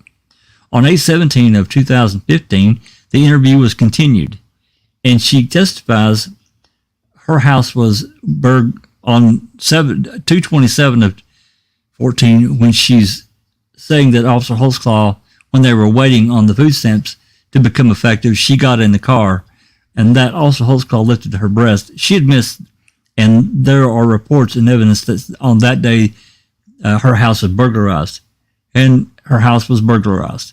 And when the officers, and they called 911 that day, when the officers responded to that call to her very house where she's saying Officer Holtzclaw did this, about 10 police officers showed up. This would have been within less than 12 hours of when she's saying Officer Holtzclaw touched her. That there is a man running down the street with a microwave oven. Officer Holtzclaw takes that individual into custody. At no time does she talk to any police officer about these alleged events that Officer Holtzclaw did to her. Also, she says she does pull the female officer off to the side to disclose to the female that she has current warrants out for her, and supposedly the female officer tells her, "We're not out here to run warrants. We're out here on a burglar call." my point with all that is that 10 officers are now out there. Is this not the perfect time to say, hey, that guy right over there, the one that's got the guy with the microwave, he just got through inappropriately touching me just a few hours ago. But she doesn't do that. It also, if you'll note by the duty list, that when Officer Holtzclaw was there, and we admit it, he did it. I mean, at the burglary, he showed up. He took the guy in custody and everything. You'll also notice that if you'll look at the people who were on duty that day, there's no female officer that responded to the call, to that burglary call. There's not one. The next time she says is 325 of 14, and that's the burglary in the first degree. That's the one where Officer Holtzclaw is on patrol and is driving by her house, and he radios into dispatch that the house that was just burglarized about a month ago, that the door is open. And he says, door open, known crack house, and he's going to go in and check it. And when he goes in, he checks it and finds that Mr. Williams in the house, in the kid's bedroom, in a bed asleep. And he shines his light on him because that's the only individual in the house. And he takes him outside, and he runs him for wants and warrants. And he runs him in Verona to see who he is. And he sees that he is a registered sex offender. It shows him all of that. And he tells, and I won't even deny it, he tells Mr. Williams, you're not supposed to be here, and if I see you around this neighborhood, I'm going to continue to harass you. We're somehow supposed to feel bad about that, but an Oklahoma City police officer walking into a house that has been burglarized about a month before, that has 3 kids living there, and telling a registered sex offender who, by the way, has 7 felony convictions for failing to register, you better not be around here anymore. But then they want to criticize Daniel Holtzclaw because he then doesn't contact the sexual registration offender people here in Oklahoma City and say, hey, I found this guy over here at this house and he shouldn't be there. Well, the detectives never did. Detective Davis or Gregory, neither one of them ever did it. And then we get into this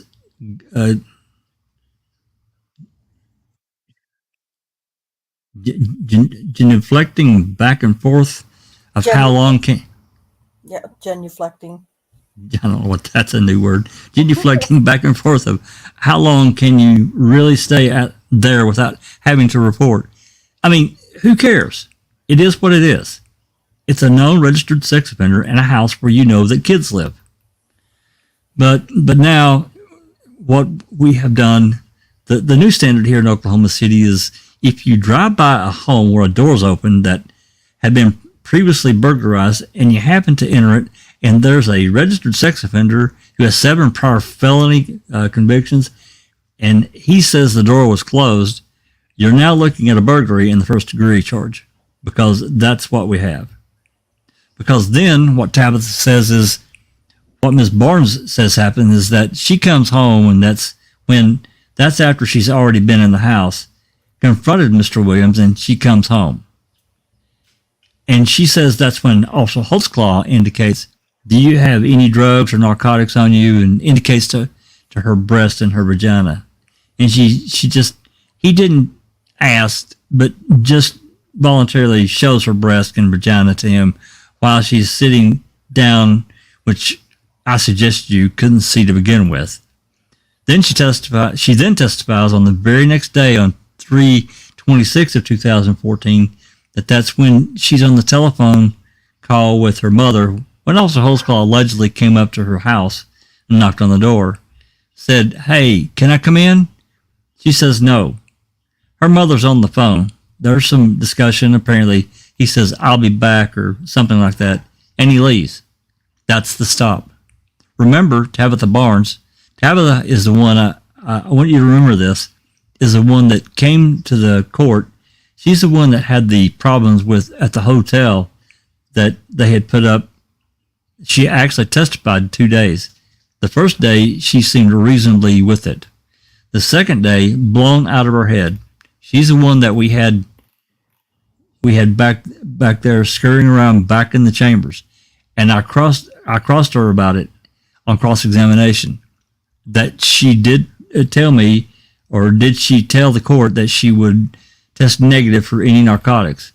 We got into a spat about that, and she eventually admits that yes, but then when she went and tested that day, she tested positive for 2 drugs, marijuana, and lo and behold, PCP. We have a positive test from a live witness. So you're actually able to watch a live witness testify under the influence of PCP, and you saw that what that did to her. You saw how combative she was and how she couldn't remember anything, how she could not even communicate. And that got to the point, really, to be quite frank about it. Yeah, I could have sat up there with her for hours and played games with her, but it was a waste of time, and I wasn't going to get anywhere with her. And I basically just surrendered out of respect, not only to the court, but to you. She's also the one that kept taking passes on my questions. If you recall, if I had asked her a question, I've never had that happen before, but she would just pass. And I was giving them to her because I didn't know what else to do. Again, I don't do it to be flippant or arrogant. I do it because it goes to the very core of what our system is about. If we allow that circus to dictate what we're going to do in our courtroom, we might as well throw away the judicial system, because our system is built upon honor and integrity and morals and values. And when you take that stand and you swear to tell the truth, you better do it. And there's the reasons for that, because without that, because we're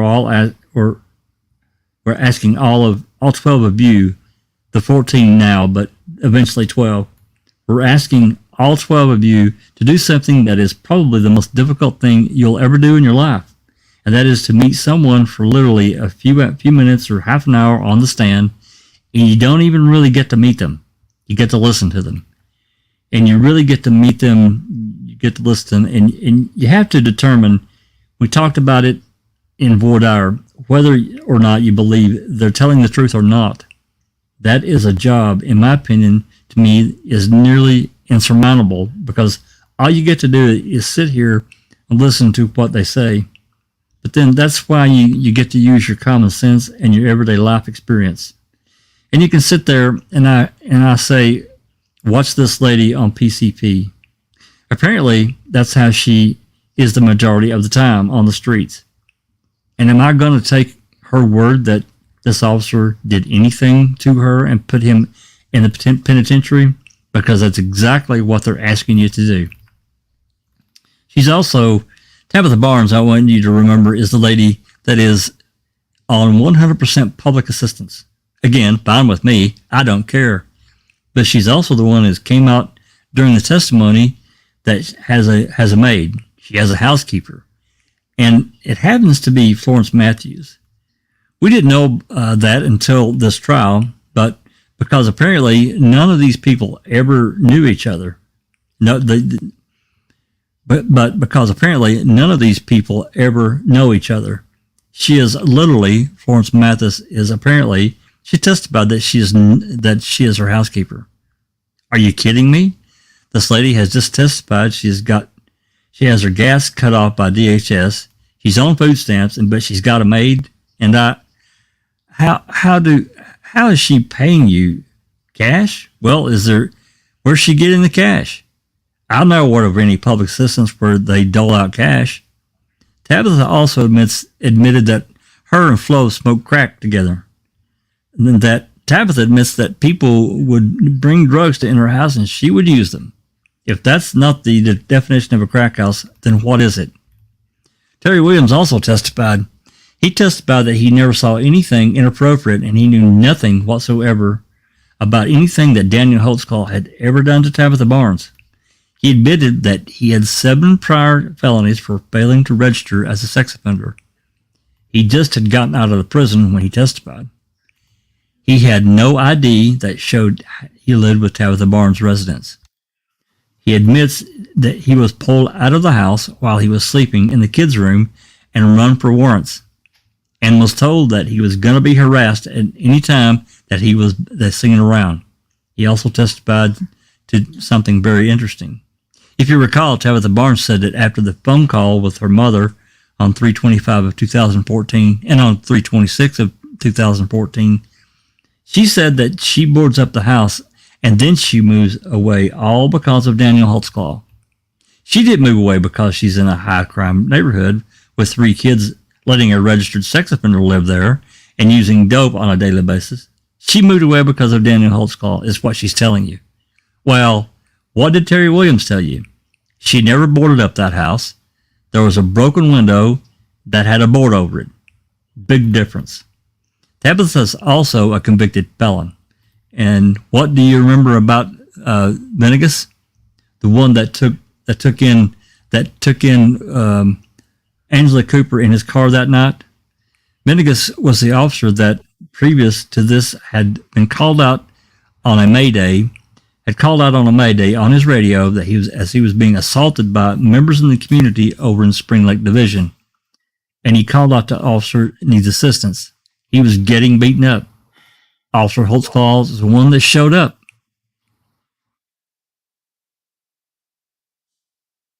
Mr. Geiger? Mr. Giger, facts not in evidence, Your Honor. The court. All right, the jury will remember the evidence as you remember it.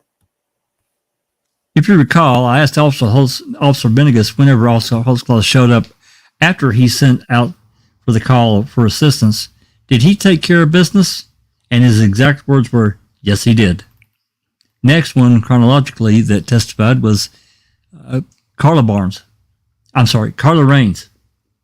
She's the one that interviewed on 8/15 of 2014.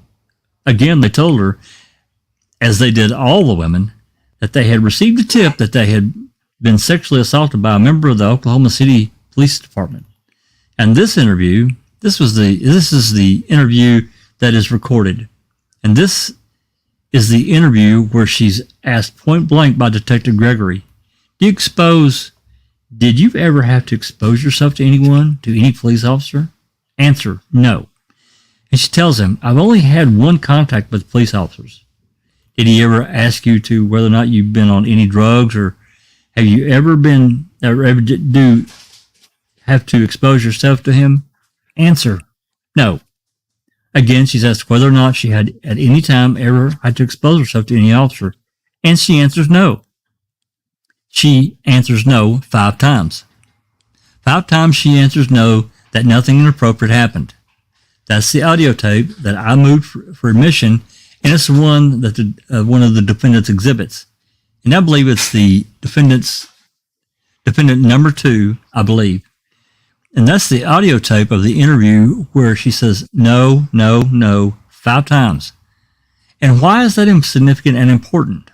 It's because it never makes it into Detective Gregory's report. It never makes it into his report that she ever says no. Are you kidding me? Really? I'm asking a question. That's true. How's that possible? It's Rocky Gregory. He's a dickhole. But it's in the recording. I mean, it's not in his written report, but it's in the recording. But, I believe he was convicted on her charges, if I'm not mistaken. I'd have to ask Kay or Cherie for sure. There's 2 Carlas. I was away for a second. What is this? Carla Raines? Carla Raines, Yep. yeah. What's the thing? Which line? Well, Jack's just shocked that the fact that she said no to Rocky Gregory was not in Rocky Gregory's written report. Oh, Said right. no 5 times that she had been assaulted or anything like that. Yeah. But it never made it to his report. No, he didn't. And he even, when asked about it, he even admitted at trial that he didn't put that anywhere in his report. Was he found? He was found not guilty on her, or was found guilty on her, wasn't he? Not guilty. Not guilty. Okay. Yeah, Carla Raines is the one that Cherie's done extensive, more research than I have on Carla Raines for sure. So It's just insane. I apologize for stopping, but that just kind of it's okay. caught me. You can stop whenever you need to or want to. Okay. Yeah. All right. Line six. Line six. His report starts out that Carla advised me she was stopped by an officer who made her expose her breast. That's how the report starts out. Now, is that an agenda, or is that simply incompetence? It's one of the two, It's both. and you can't argue. Yeah, and you can't argue it's anything other than that. She said no, that nothing happened 5 times. She even went as far as to say, I've only had one contact with one officer. So the only officer that you could possibly be talking about would be Daniel Holtzclaw. And Detective Gregory testified that the five no's in his leading questions to her was not significant. Really? She's the one that also testified that her encounter with Holtzclaw occurred back on March the 14th of 2014. Would have been 5 months prior to her ever being talking to Detective Gregory. And she says that she exposed herself, although Officer Holtzclaw never asked her. Then we get to Florence Mathis, a.k.a. Lynn Griffin, a.k.a. 18 other AKAs. Oh, my God. Uh-huh. Wow, what a grifter. Florence is the one who admits that she's Tabitha Barnes' housekeeper or maid. Although Tabitha Barnes is also 100% public assistance, she admits that she smokes crack cocaine with Tabitha. She fought with the police on several occasions. She smokes a lot of crack. And she just recently is the one who received that two in 2 in and 2 out on the charges where she was looking on the assault with a deadly weapon, when the charges where she was looking at 20 to life. Oh my! She said that she was in contact. She had contact with Daniel Holtzclaw on 3 separate occasions. The first one she testified was in December of 13 or January 14.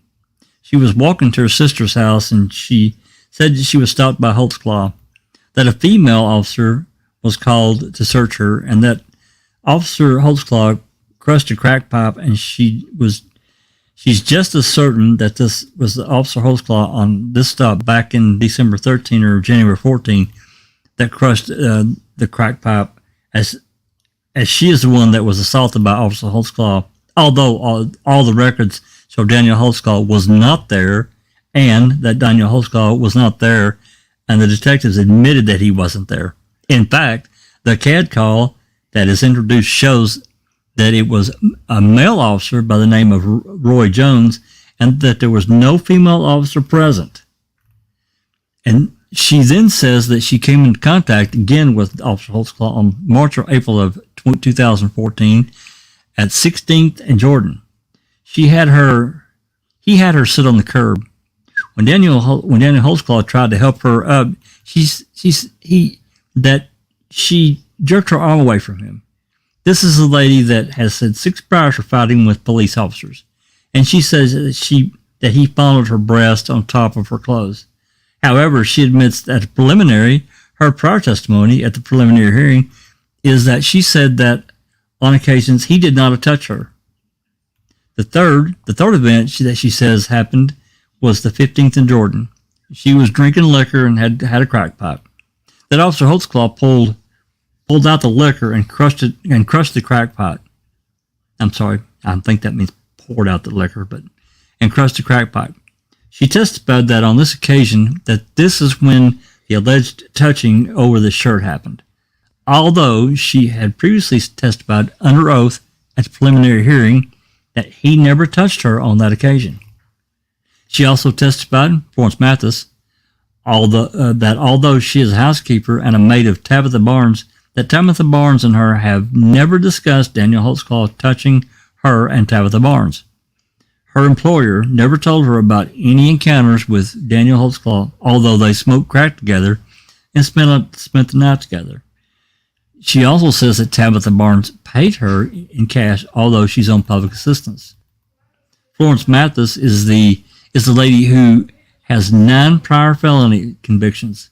While she was testifying, and she had 10 felony convictions, or 10 felony active warrants. She has 19 different AKAs, 5 different social security numbers, and 4 different date of births. She's also the lady who came and talked to the DA's office recently about Daniel Holtzclaw. While she was there, she was run for warrants, found out she had a warrant. When they took her into custody, they found out she had PCP in this building. And I know that I know that I was talking about the sanctity of the courtroom and the sanctity of the courthouse. And maybe that was offensive to her, but to me, I would think, or I would pray, that people would take it serious when they come down here and not be carrying PCP on them. But evidently it upset her that I would even ask her that. And you've got to remember, she was run for warrants, although Detective Gregory and Detective Davis have both testified that they don't run victims for warrants. But on that occasion, she was. Rosetta Great, she's the one that when she testified, she was serving a 6-day sanction for violating her diversion program. She was the one that was arrested on August 26th of 2014 for false 911 call at 633 Culbertson, and she was also a WOL from probation. The first time she ever talked to Detective Davis was in the jail on August 27th of 2014. This would have been 1 day after she was arrested for the false 911 call. That she said that she did not know the date when she was assaulted, but it was at the Northeast 14th and Jordan. She just smoked crack, cocaine, and had a crack pipe in her possession. She said the officer pulled up. He said, "I'm getting high, and every time I try to go home, I pick up a date." That he threw the crack pipe down and crushed it, and that he offered her a ride home. She gave him the address of 633 Culbertson. That's really her boyfriend's address, Willie, who we'll talk about here in a minute, Willie Carter's house.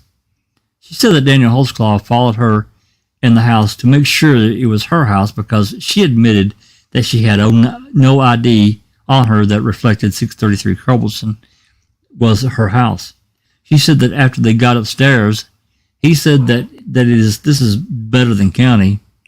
He took out his penis and that she performed oral sex on him for 5 to 10 minutes. Then he told her to lay back on the bed. In the interview, she says that he ejaculated. In court, she said he did not. She testified that there was a fluid transfer, but she testified that this is the one that testified that when she was giving him oral sex, that, and I hate to use these words, but it was dirty, or that there was something on there, and that she wiped it on the bed, and she described it as the plastic on the bed and all those things.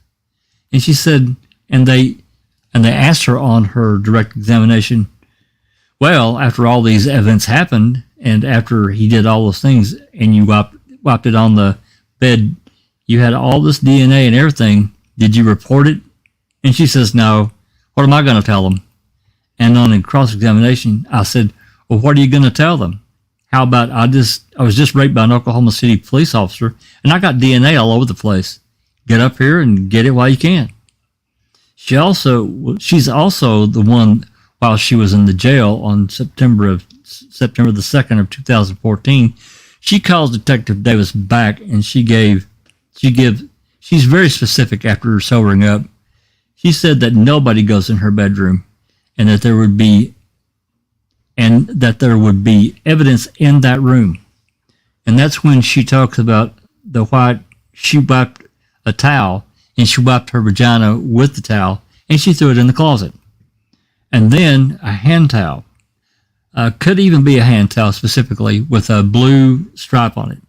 She drew a picture of the room and said that when she gave him head, that she wiped her hand on it and her mouth, and she wiped it on top of the chair that you would eventually see the CSI took the top of, and the side of the bed with the plastic, and the rag may even be in the drawers in the closet.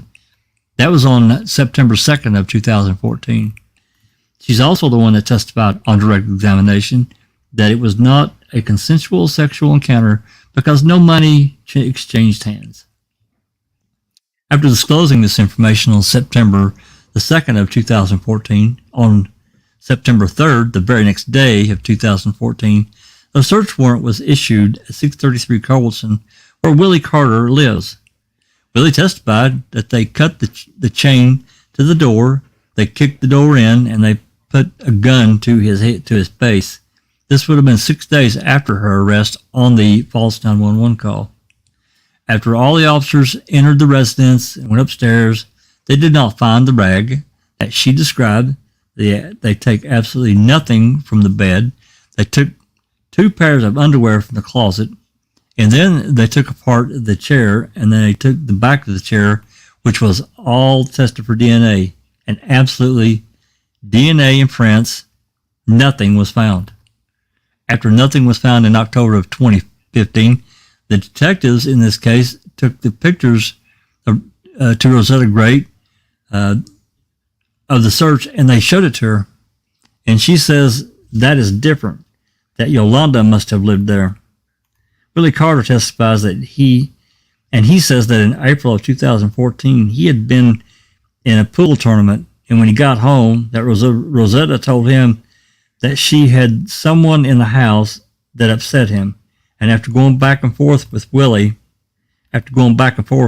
Carter on several different times, he was crystal clear that Yolanda had left his house in Thanksgiving of 2013 before any of the alleged sexual assault, and the only person who he testified ever entered that room was Rosetta Great's daughter to get her own clothes and Rosetta Great herself, period. The only witness we saw when driving by these locations, when we did our field trip, by all these locations, the only person we saw outside of 633 Culbertson was Rosetta Great. Finally, before being incarcerated on the fake 911 call, Rosetta Great lived at 633 Culbertson on August 26th of 2014. If this is even an issue questioning why the state did not call Yolanda, the burden is on them. The burden is not on Officer Holtzclaw. Remember, this is the witness who Detective Davis said that when she saw Rosetta Great at the county jail on August 27th of 2014, that Rosetta Great dropped her head and said, "Is this about the cop?" This is when we had to cue up some audio and play the audio on the headphones. And actually, what she admitted that Rosetta Great said, "Are you the ones that came by to see my dad?" On cross-examination, Detective Davis admitted that they had gone by Rosetta Great's dad's house on August 15th of 2014, 2 weeks prior to her being arrested, and said, "We're looking for Rosetta Great." And we received a tip that she was sexually assaulted by an Oklahoma City police officer. Rosetta Great had 7 prior felony convictions. She's currently in the diversion program here in Oklahoma County. The next witness. The court. Mr. Adams, I think right here we're going to take a little bit of a break. So that's just the regular admonishments from the court that are done. And then you want to take a break, Jack, and ask a question or something or anything, or Well, we can take a short break. okay. Yeah, you guys can do chat, and I can get a little drink of water. And Okay. If you want, we can get somebody else to read for a few minutes or whatever, whatever you want to do. I don't know how It's a much lot. more we've got to go. A lot more to go. I don't know how much more there is. Kay, do you have any idea? Or Cherie? I haven't scanned forward, so I'm not sure. Yeah, we're just going to read through Adam's closing, and then we're going to stop. But yeah, Cherie or Kay, can you count how many pages are left of Scott Adams? I'm going to try to catch some things here. I keep falling behind on scrolling, but Jack's reading, so it's okay. I'm not Yeah, really well, sure how to pronounce the name. Arguable, maybe. So hopefully you understood my explanation that Tabitha wasn't the one who said it was a 5. That was Sherry Ellis. And she's the one who you and I have chatted. Her video is the one that you and I have chatted over quite a bit, the Sherry Ellis video.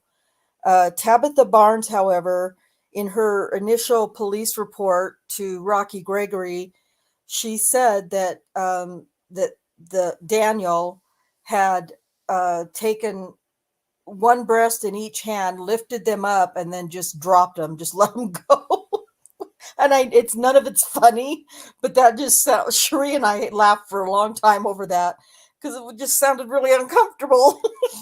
But anyway, she said that he took both breasts, one in each hand, lifted her breasts up, and then dropped them. But in her deposition, and she's another deposition video that I have clip where she said, I think she said it 5 times in her deposition video that he didn't touch me. He didn't touch me. He didn't touch me. He never touched me. But just from a guy's perspective, unless you're playing Big Chief, yeah, that doesn't sound good. I'm kidding. I'm kidding. Please Yeah. don't hit me. I'm Jack, terrible. shame on you. I know. It's terrible. So yeah, it's really hard. I know that you haven't really been able to get into all of the different accusers, and you kind of joined us while we're at the end.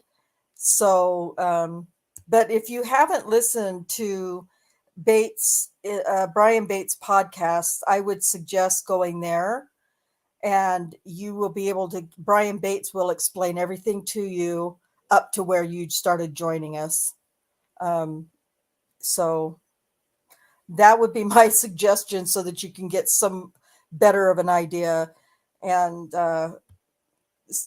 Scott Adams is basically just trying to narrate what the state and the accusers are saying and kind of thumbing his nose at all of it. So that's what we're hearing. But this is 163 pages of closing argument, and we're on 93 now. So I would imagine that I don't know how many pages Giger's rebuttal is either, but let me do something here really quick. Jack, if you want, you can go on reading, and if you want to, or if you're ready, and I'm going to. Why don't we trade off for a few minutes? Okay. Somebody else can pick up for a few minutes, and because my son's doing something in here, and I don't want the background noise to kill everyone. It wouldn't be food, would it? I can't say right now. Yeah. No, it's not. It's not. It's not. It's okay. Hey, if you need to eat, you eat. It's all good. Let's see.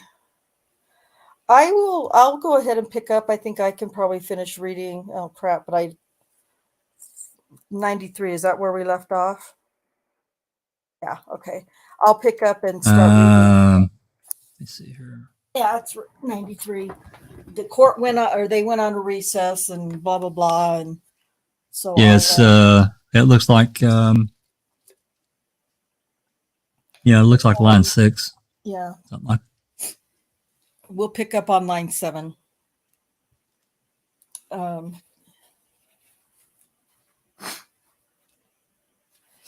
Okay, you guys can watch chat for me. Okay.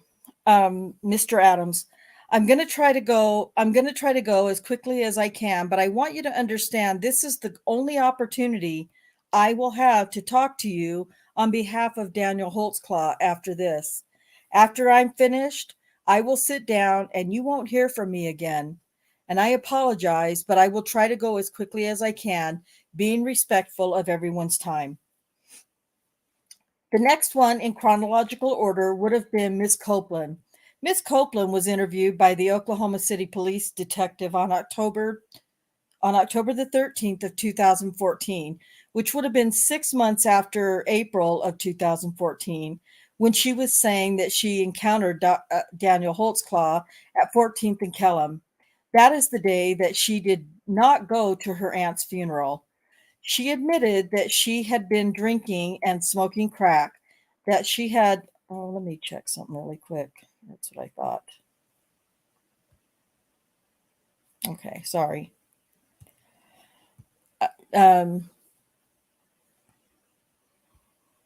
That she had been drinking and smoking crack, that Daniel Holtzclaw told her she could either go to detox or jail. Officer Holtzclaw supposedly follows her to 24th Street to drop off her car, whereas the AVL clearly shows that Daniel Holtzclaw's squad car never went on 24th. She says that he pulled up beside her and that he then took her over to Miramar, where in less than 4 minutes and 33 seconds, with zero speeds, she's saying that she had sexual intercourse with Daniel Holtzclaw to the point he ejaculated. She testified that she walked then to her car on 24th Street and drove off to go party some more. This is a witness that Daniel Holtzclaw had called in the address of 23rd and Miramar, and he had called in a secondary location of 1014. 1014 is transporting. This is the witness that I was asking Detective Davis, does it make more sense since all we're dealing with is 4 minutes and 33 seconds that Daniel Holtzclaw allowed Regina Copeland to leave her vehicle at 14th and Kellam, and then he was going to take her to a residence that she said she was staying at here in Oklahoma City. And as he was driving over there, he never entered onto 24th. So therefore, we know his car never went on 24th. So they drove down to the corner of 24th and Miramar, let Miss Copeland out of the vehicle so she could walk 3 doors down the house to the house where she said that she was staying. He made a U-turn, turned around, and left. If you recall, that's when Detective Davis said, no, that does not make more sense. It makes more sense of what Miss Copeland's statement was. It was not significant at all to Detective Davis that the AVL showed that Officer Holtzclaw's car was never on 24th Street in Oklahoma City. She's also the one that she says that she had to pull her pants down in the middle of the street at 14th and Kellam and show her vagina to Officer Holtzclaw. And that's when he supposedly made the comment about it being fat, P-H-A-T. She also is the individual that has 2 armed robbery convictions and did 12 and a half years in the penitentiary. She was the one, if you'll recall, that testified she worked for Macy's and Yale University. The next one in chronological order would have been Sherry Ellis. The first time that Detective Davis had any contact whatsoever is that she messaged Sherry Ellis through Facebook, and she met with her face-to-face on August the 15th of 2014, again, stating the tip, as she did to all of the alleged victims, that they have a tip that they were sexually assaulted by an Oklahoma City police officer. Again, this interview was not recorded. It was recorded. That was recorded. I'm not sure why he's saying that. Right, Cherie? Okay. Yeah, I know it's recorded because I subtitled it. Yep. So he's mistaken. It was recorded. But anyway, Miss Ellis tells her about 4 months ago at 16th and Terrace, she was searched by Officer Holtzclaw, who touched her breasts and vagina and said, have a seat in the back of the car. He ran her for warrants and asked her, what are we going to do about these warrants? She looked up, and allegedly Daniel Holtzclaw had his penis in her face, where she said that she performed oral sex for 3 to 4 minutes. She said at that time that he drove to an old school, the rapey schoolyard, She denied that she was going there to give him any information of any known criminal activity in the neighborhood, that she was told to get out and drop her pants, that she had intercourse with Holtzclaw from behind for 10 minutes, although the AVL shows at 1:14:28 he was going 2 knots, and at 1:18:17 Officer Holtzclaw's squad car was going 9 knots. So it's less than 4 minutes. She denies that she was at the school giving any information. She says that after that she went home and allegedly told Terry Mack, but had to confess that she had had sexual intercourse with Edwin Smith that day. Therefore, she had 2 sperms, and that is why, even though Terry Mack told her to give a rape exam, she said that she did not. If you don't know that story, that was a whole lot of information in a paragraph. You'll have to go back and watch Sherry Ellis videos. She's also the alleged victim in this case, who identified Officer Holtzclaw as a black male that was short in stature. She was not able to identify him at the preliminary hearing or here in trial in front of you. She's a multiple time convicted felon with multiple warrants outstanding. The next individual chronologically that testified would have been Terry Morris. Remember, her whole story is that the reason she said her whole story changed was because she did not want her boyfriend to know that she had relapsed on drugs. He wasn't her boyfriend at the time. She was first encountered by the Oklahoma City Police Department on May the 24th of 2014, where she was admittedly high on crack cocaine at the Valero on 23rd and Kelly. She was involved in a domestic dispute with who she claims is her boyfriend, and she said something about a cop 3 or 4 days earlier from 5/24 of 2014, making it 5/20 or 5/21 of 2014. On 5/24 of 2014, the officers at the domestic division called in the supervisor of the sex crimes division here in Oklahoma City, who refused to come out and see her at the Valero. It was assigned randomly to Detective Gregory on 6/3 of 2014. That's not true. That's inaccurate, Scott. God, do we know this trial better than he does? Possibly. The date that it got assigned to Gregory was May 27th, if I'm not mistaken. And he first met with Terry Morris on 6/3. Again, this is not recorded, but let me back up real quick. On the 24th, if you'll recall, at the Valero, after the domestic, she was allowed to leave. She went back over to the apartment complex, Spring Lake, had another incident over at the apartment complex with the same officers who had accosted her at the Valero. Caught her over at the apartment complex trying to kick the door where her alleged boyfriend was staying with another female. On 6/3, 2014, Gregory was looking for Terry Morris. She was stopped by an officer Melee here in Oklahoma City. She was hitting her head on the cage inside the cop car. She was clearly high on crack cocaine. When she was approached by Detective Gregory, she did not want to cooperate and said that she would sign a refusal to prosecute anyone in regards to any event with any Oklahoma City police officer. She was then taken to police headquarters with Gregory, and she again told Detective Gregory that her alleged assault by an Oklahoma City police officer happened downtown in Oklahoma City, not in the Spring Lake division by the city. Oh, Lord, he's making a mess. This is a mess. But I have to just read it. It's going to confuse people that aren't familiar, though. They got a photo lineup ready.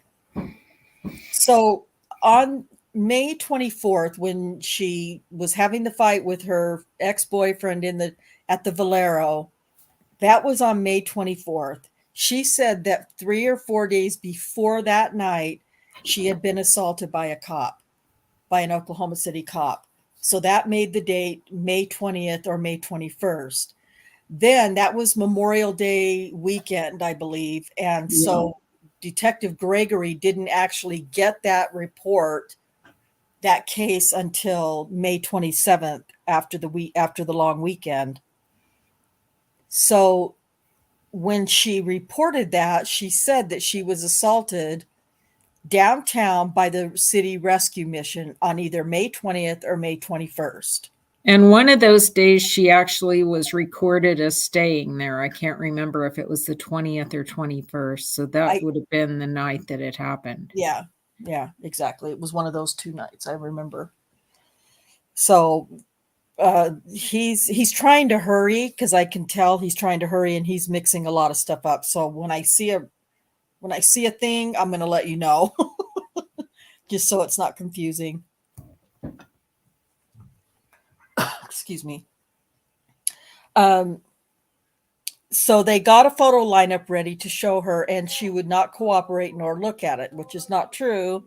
She did look at the lineup, but she couldn't pick out Daniel Holtzclaw from the lineup. On 6/24 of 2014, June the 24th, this would have been approximately 6 days after Miss Liggins' report. This would all be post Liggins.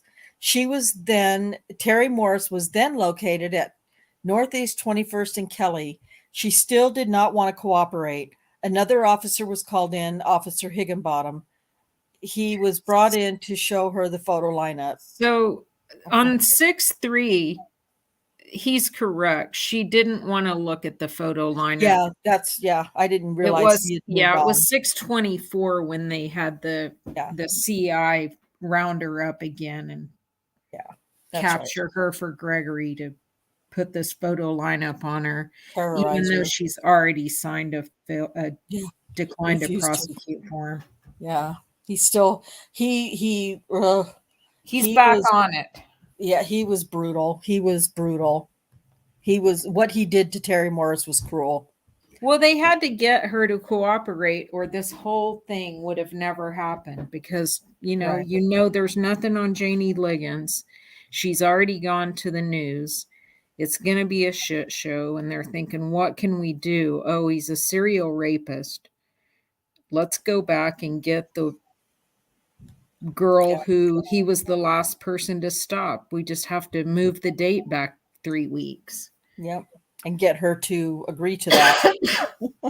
And she never did. She never did say that it was a newer model police car. She always said it was the older model to this day.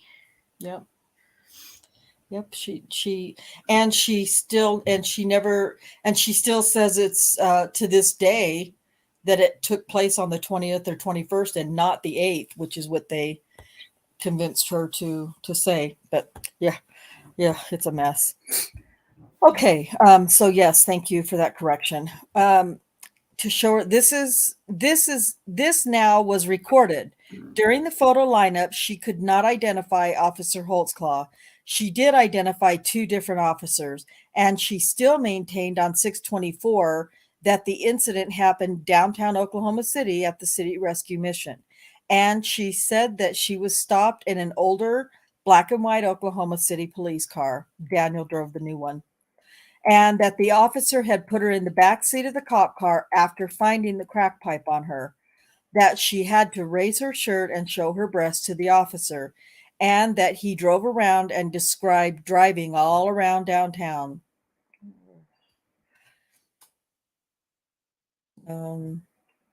Okay. What is most important about this interview on 6/24, Detective Gregory, during the interview, interjects and asks her, "Are you sure you weren't out at Liberty Station Apartments?" and whether or not Officer Holtzclaw came into contact with her at Liberty Station Apartments. And Miss Morris testified no. The reason that this is significant is, how would Detective Gregory know anything about Liberty Station Apartments unless He had pulled the AVL on Officer Holtzclaw at that point in time, which they said they never did. On 7/10 of 2014, about 3 weeks later, after Detective Gregory had interjected the Liberty Station Apartments into his interview with Terry Morris, she came and told Detective Gregory, "I gave you the wrong information." He's probably going to say this somewhere, but by now, on 7/10 of 2014, she was in jail. She had been in jail for a week. So her head was more clear. She was a little more sober. So she gets they come in to see her in jail, and she says to Gregory, "I gave you the wrong information. I did not want my boyfriend to know that I had relapsed." Now she claims that the events happened at Liberty Station Apartments. However, she still says that the incident happened on 5/20 or 5/21. This is where Detective Gregory denies repeatedly that he ever used the AVL or any map system. However, on the interview of 7/10/2014, part of that interview, I'm injecting part because only part of that interview was recorded. During this contact, it was reported. I started going through it with Detective Gregory during cross-examination, and he, after asking him repeatedly, "Did you show her any maps? Did you Google anything? Did you show her anything to help assist her in claiming this happened at Liberty Station Apartments?" And he emphatically answered no. We actually hear him say to Lieutenant Musney, "Can you pull it up on the satellite or something like that," in this recording that we have for July 10th. But he claims no, that he never did that. He then admitted that when I was showing him that the person he was talking to, which was Miss Morris, that she kept indicating that she turned right here, she turned right there, right here on this street. And he doesn't mention anything in the report about showing that he was using an aid or a map. He then admitted that they did pull a map or a satellite and show it to Miss Morris during that interview, that was not recorded in any way, shape, or form in Detective Gregory's report, that in fact he was showing her a map or using satellite. At trial, she also testified for the very first time that a condom was used. We had never heard that before, including at the preliminary hearing. She identified the location as a field, but we'd driven by. Basically, it's just a small vacant lot that's between an apartment and a house on the other side. She testified that she was dropped off at Terry Wayne's house at 26th and Kelly, although the AVL shows that Officer Holtzclaw's car was doing in excess of 15 knots at 26th and Kelly. And there's also pictures of Terry Wayne's house in evidence. Next in chronological order is Sarita Bowen. Sarita Bowen is interviewed first on 8/18, August the 18th of 2014 by Detective Davis and Detective Holman. They left a card with an individual by the name of Tina Mosley. She referred them to a lady by the name of Sarita, and then hung up on the telephone. Detective remembered Rosetta Great had mentioned someone by the name of Sheridan. Excuse me. As they were looking through the records, they noticed that Holtzclaw had run Sarita Bowen's name on May the 21st of 2014. Finally, October the 2nd, 2014, Sarita Bowen called the officers and they told her, "We have a tip that you've been sexually assaulted by an Oklahoma City police officer." Sarita Bowen acted excited. Sarita said that she would call right back, and she never did.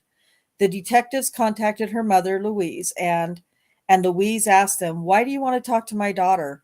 And the detectives responded, "She's the victim of a sexual assault by an Oklahoma City police officer." On 10/7 of 2014, an attorney here in Oklahoma City by the name of Tony Coleman, who testified, was contacted by the detectives as Miss Bowen's attorney. Again, this is all after it's been all over the news.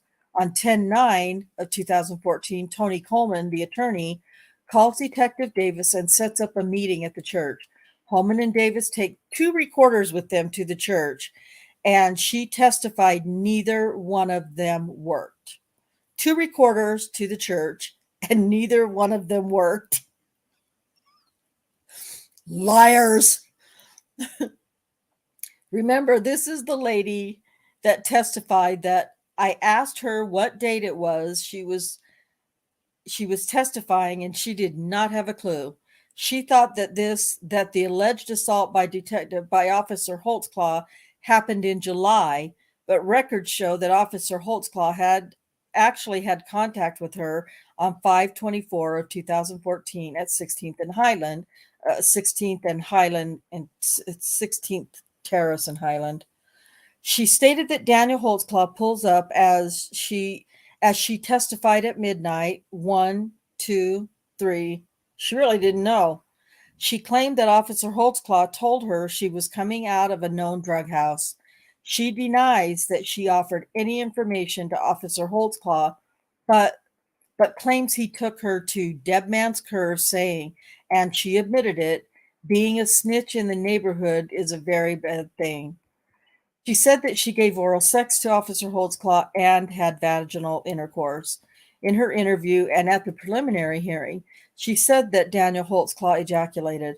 At trial, she said he did not. She denied that she was going to give any information whatsoever to Officer Holtzclaw regarding any illegal activities in the neighborhood. In court, if you'll recall, was the very first time she said that the alleged assault took place approximately 2 weeks after her birthday. She admits that she did not report anything until she saw it on the news.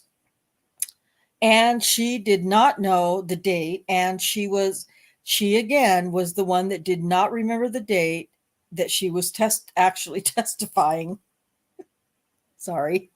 She was the one that was so combative with me that eventually I did the same as I did with the other witnesses, and that I just gave up with her, that if you'll recall, she's the one that I asked her whether or not Tony Coleman was her lawyer. And she said that she fired Tony Coleman. And this was right after Tony Coleman testified. She said that she had fired him a week ago. Then she changed that to over the lunch hour. And then she said that she had fired him sometime over the telephone. Out of respect for the court and the jury, I surrendered because it simply just wasn't worth it. She's a convicted felon with multiple AKAs. The next one in chronological order was Carla Johnson. She was the first one contacted by Detective Holman and Davis on August 14th of 2014. They went to the residence supposedly to leave a business card for Miss Johnson, but Carla was there. They admitted they didn't have a recording device because they weren't ready to do an interview. They then told her that we have a tip that you've been sexually assaulted by an Oklahoma City police officer. She smokes crack cocaine frequently. She testified that she was stopped twice by the officer. The first time was about 4 months prior to her interview with the detectives, which was in August. And she said it was at about 12:30 a.m. at 14th and Kellum. She was asked by Officer Holtzclaw if she was buying any dope. The records show that he was with her for 25 minutes, and she said nothing happened whatsoever. And I believe, if you'll recall, the testimony was they were together 25 minutes because he was in line waiting for CIU to come back. So he'd called her in and he was waiting for them to get back to him to report whether she had warrants or not. She said she was stopped a second time by Officer Holtzclaw at 16th and Jordan, which is exactly where Tabitha Barnes' house is, at approximately 2 a.m. in the morning. She testified here at trial that it was outside her shirt with no bra on, and it was not skin to skin. At the preliminary hearing under oath, she testified it was inside of her shirt, skin to skin. Detective Davis said if she was making it up, she would have said something happened both times as opposed to only one. Instead of lying once, she would have lied twice. Kim Davis said in her report that Daniel Holtzclaw ran her 3 times in CIU, but admitted on cross-examination that she made an error. She was only run twice. Carla Johnson testified that she called and left a voicemail on Victor Wilson's telephone, and she says at preliminary hearing that that they listened to that voicemail. However, here she said that they just erased it or deleted it. She's a multiple 7-time convicted felon. She's been in prison, a crack addict, and she has a civil case pending.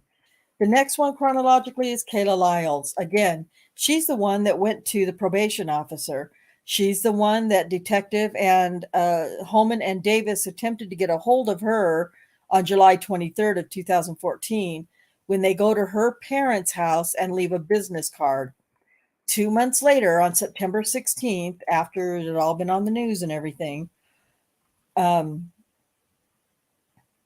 Detective Davis received a phone call from a probation and parole officer, Jack Bowling, who told her that they had Kayla Lyles in the office, and she's claiming that she was a victim of the Oklahoma City police officer that's been on the news doing things inappropriate with women. Detective Davis and Holman went to Jack Bowling's office at the probation office and got with Lyles. She is currently on probation for possession of a controlled and dangerous substance with intent to distribute. Kayla was aware that Detective Davis and Holman left a business card back on 7/23 with her parents, and she admits that she had seen all of this on the news.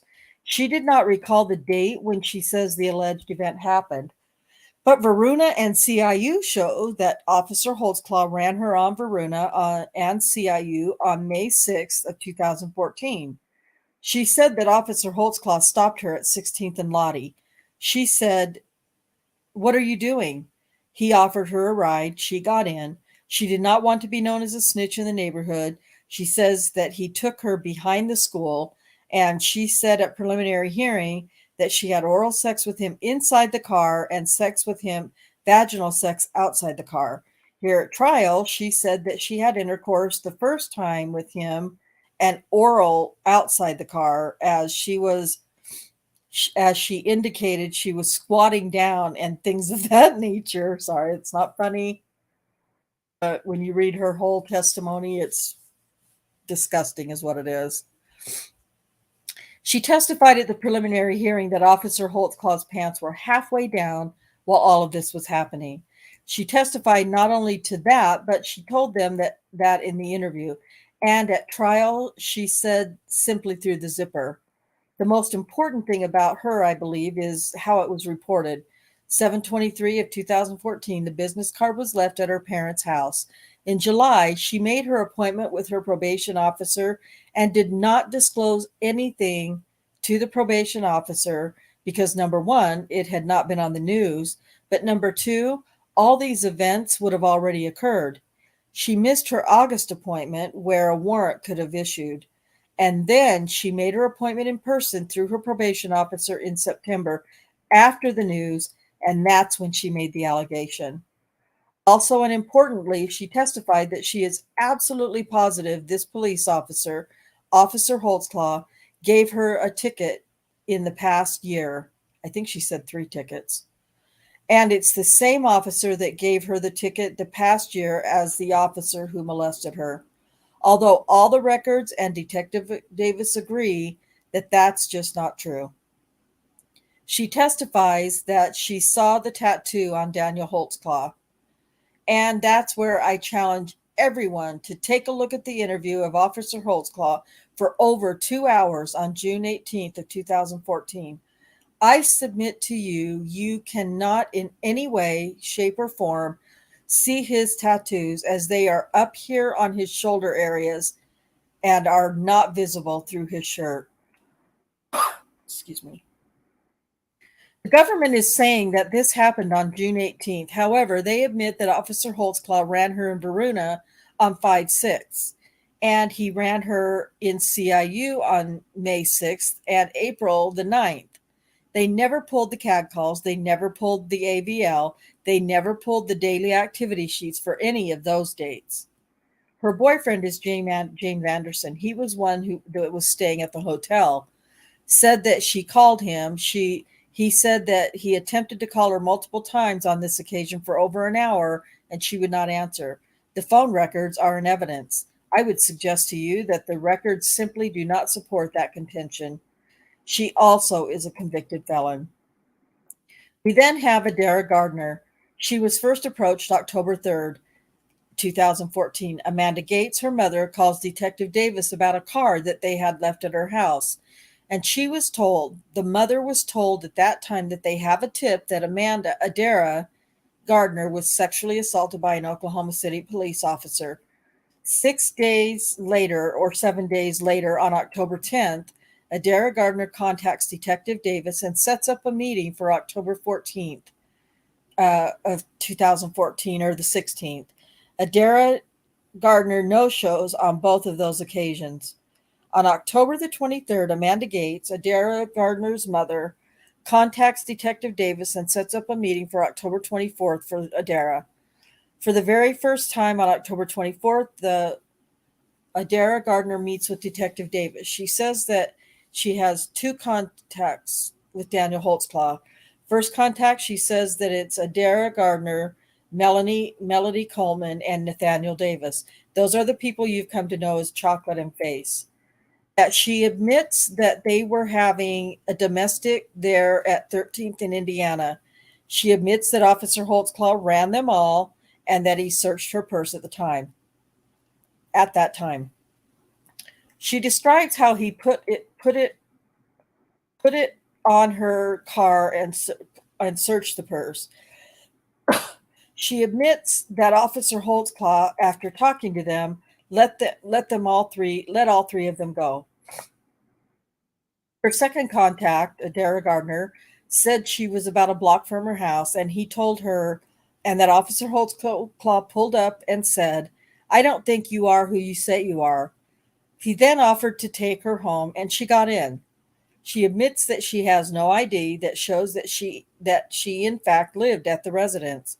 She had nothing whatsoever to show that she had lived there, and that Daniel, Officer Holtzclaw, allegedly walked her up to the front porch, and she says that that's when the assault took place.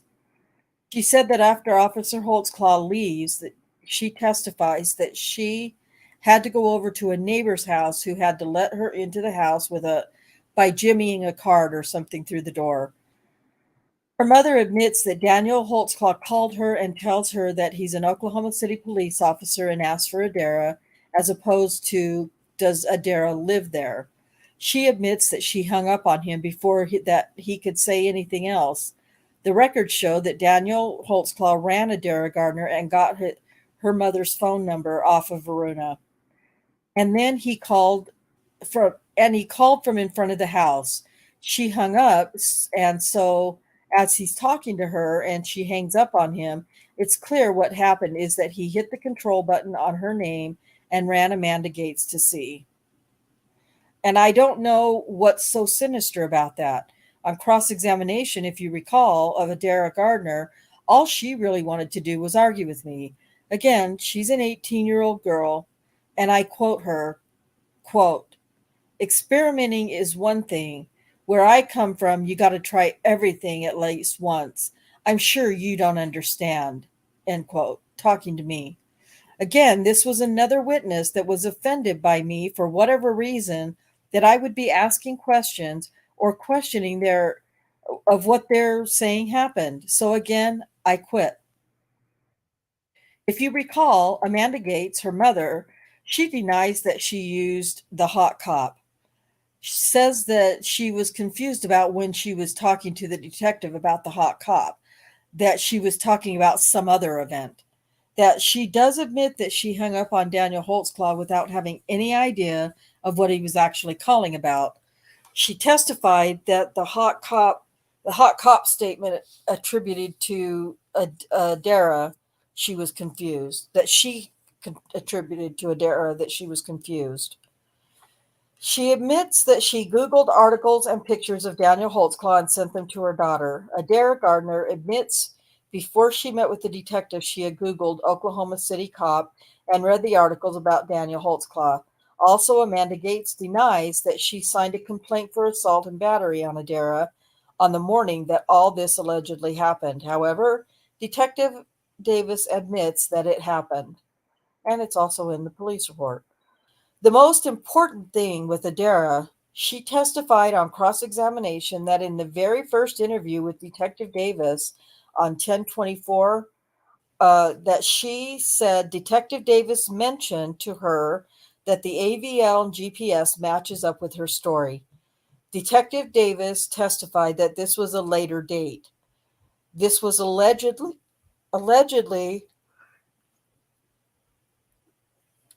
this was allegedly during the 2.5 hour unrecorded drive from Muskogee to Oklahoma City, where not even a report exists.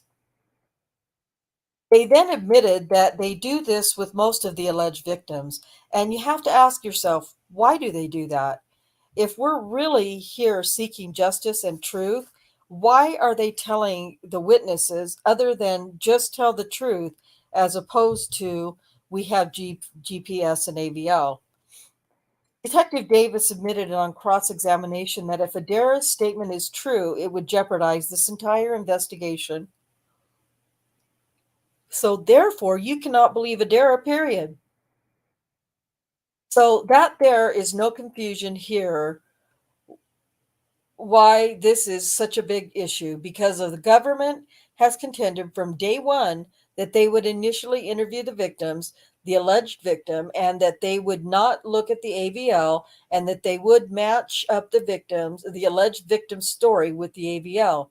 Then I go back to remember about the map and Terry Morris and Liberty Station Apartments and Adair Gardner mentioning AVL and GPS on that first interview. The final witness that I called in this case was Carrie Hunt, and I called her for one reason and one reason only. I wanted you to see, after watching the videotape, of what Daniel Holtzclaw is truly all about. And she told you several things. She told you that she had dated Daniel now for, at that time, she dated him from March of 2014 to March of 2015, and that she quit dating him because of the stress of the case. But she told you a number of significant things. First of all, being what kind of guy Daniel is. She stated that they went to church together, they talked all the time, they had a great relationship. But she also testified that she is the daughter of a minister here in Oklahoma City, and that she does daily scripture reading. And that while she would go to work, if she was busy, sorry, I have to get a drink of water.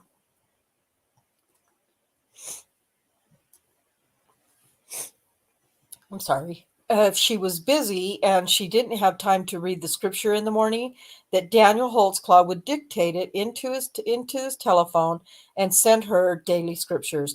That is who Daniel Holtzclaw is. In addition to that, she identified as exhibit number 5, I believe, the underwear that she always witnessed Daniel Holtzclaw wearing when he had on his uniform. And they are simply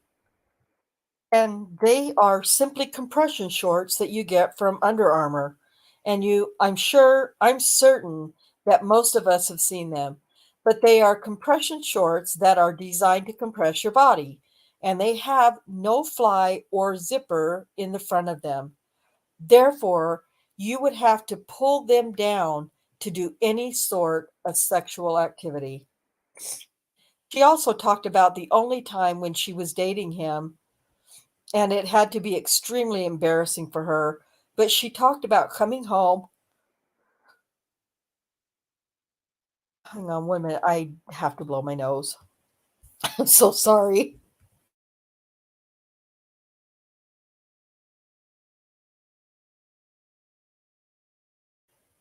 Okay. Is everybody still with me? I am. Okay. I was you muted. I was waiting to hear you blow your nose. Come on. Oh, hell no. Are you kidding me? I'm, No I'm way. kidding.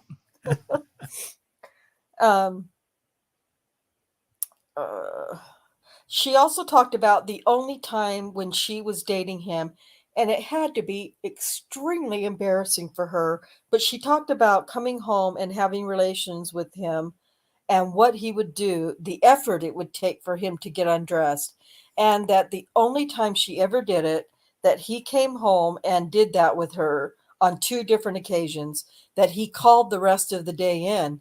He called it off. He just didn't even want to go into work anymore. I think because it was such a hassle to get his uniform off and on, is what I think he's getting at. I don't know why I felt like I needed to say that. But this is really why we're all here. This is what it's all boiled down to, the flaws of the investigation. There's no surveillance or sting on Daniel Holtzclaw. There's no search warrant or waiver on his house, phone, or car. They did not take his underwear at the station or home for testing. They never requested Miss Ligon's phone. Remember, she said that she thought he had taken it. They DNA'd it, but he didn't have any DNA on there. They immediately created an illogical victim profile off of Miss Ligon's. They said it was a black female with drugs and prostitution history. They immediately disclosed to all individuals that they were sexually assault victims. They did. Why did they have to do that? Why didn't they just ask them, has anything unusual happened with you at any time, even with your meetings with any police officers or anything like that? They immediately disclosed the individuals that they were assault victims. No reports were created by any people who denied. There's been testimony that there are 35 women out there that exist that denied.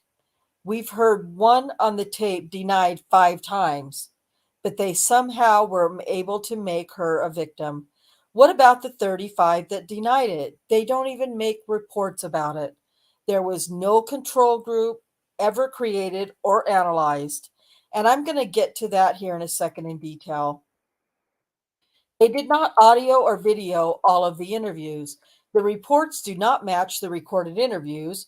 We know that because of what's been introduced. The detective didn't even consider it important to document when individuals denied being a victim. The AVL gives different results. This is coming directly from Detective Davis. The AVL gives different results depending upon when you print it. Despite being told she was investigating an oral sodomy case, the lab never tested for saliva. The DNA lab only tested the fly of Daniel's pants. The DNA lab never tested for semen. The DNA lab only tested for skin cells.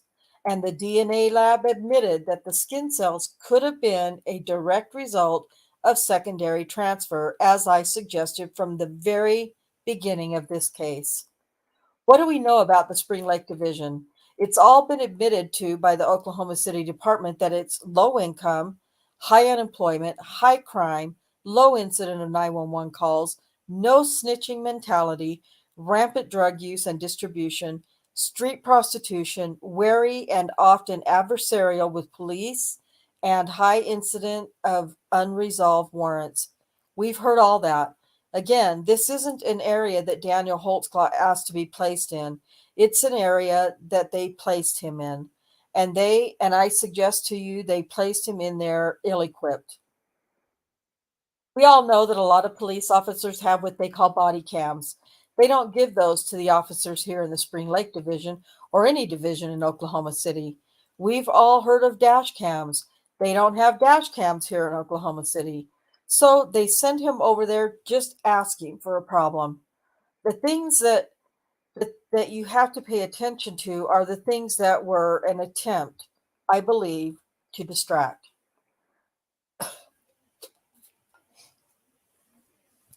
We spent We spent an entire day of photos of Daniel's squad car and I'm sorry, I keep losing my place. Of Daniel's squad car and Miss Ligon's vehicle. There was no incriminating evidence found. Ligon's fingerprints were not found on Mr. Holtzclaw's patrol car, and no DNA match from any accuser was ever found in Daniel's car. The repeated reference to unidentified DNA, still a victim. There's still a victim out there. Once the DNA was identified, the state admitted they could not determine where it came from or how it got there. Hours spent proving Daniel was on duty. We've never denied that Daniel came in contact with all of these individuals. Determining the location of the contacts. The only thing we got out of that was that over there on 633 Culbertson, that she lived there, the warrant clerk. I mean, that was her whole job, was simply to provide the Oklahoma City warrant to put Oklahoma City traffic warrants on people that were currently in the Oklahoma County Jail. But this is what they say had to happen on June 17th and 18th of 2014. They're saying that Daniel began his shift at 4 p.m., that at 6:50 p.m. he came into his first contact with Adara Gardner. At 9:20 is when they're saying that the sexual assault happened with Miss Gardner. At 11:42, he placed a phone call to Amanda Gates, Adara Gardner's mother. At 1:26 a.m., they're saying that he came into contact with Lyles. And at 1:36 is the alleged assault with Lyles. At 1:52, Daniel Holtzclaw ends his shift at 2 a.m. That amount of time alone is inconceivable for what he was found not guilty on Kayla Lyles anyway. But anyway, they're saying so at 1:52, Daniel Holtzclaw ends his shift, and at 2 a.m., they're saying an assault happened with Miss Liggins. So you have three alleged assaults within a 5-hour period is what they're wanting you to believe. This is really the whole case right here. The ABL records, the CAD calls, the field interview cards, the daily activity logs, the Varuna, the CIU, and the timeout on individual calls. The state is the custodian of all those records. And if you'll recall, everything I had to do to get those AVL turn on and turn off, and how I didn't think that was an issue, but it became an issue. Now, what they want to do is they want to go back through each individual person and say, aha, he didn't call in that he didn't call in that he was transporting someone. Aha, he didn't call in that he was going to Dead Man's Curve. Aha, he didn't want to tell anyone he was going behind the school. Aha, he didn't fill out a field interview card. Well, let's think about that. They have 35 people that they have interviewed in this case that they control all the records on, that denied anything ever happened inappropriately with Daniel Holtzclaw. So if they're going to make the allegation that Daniel Holtzclaw has ever filled out a field interview card ever, the easiest control group is, let's take a look at those 35 women that we know that they've interviewed that they have not filed even a police report on. Let's take those 35 women and let's run all the records that we've run on these 13 people that say that something did happen. And let's see if there's any anomalies in there. Because what I'd suggest to you, if they had any field interview cards from any of the 35 individuals that said nothing happened, they'd be here in evidence. They wouldn't be there back at the department.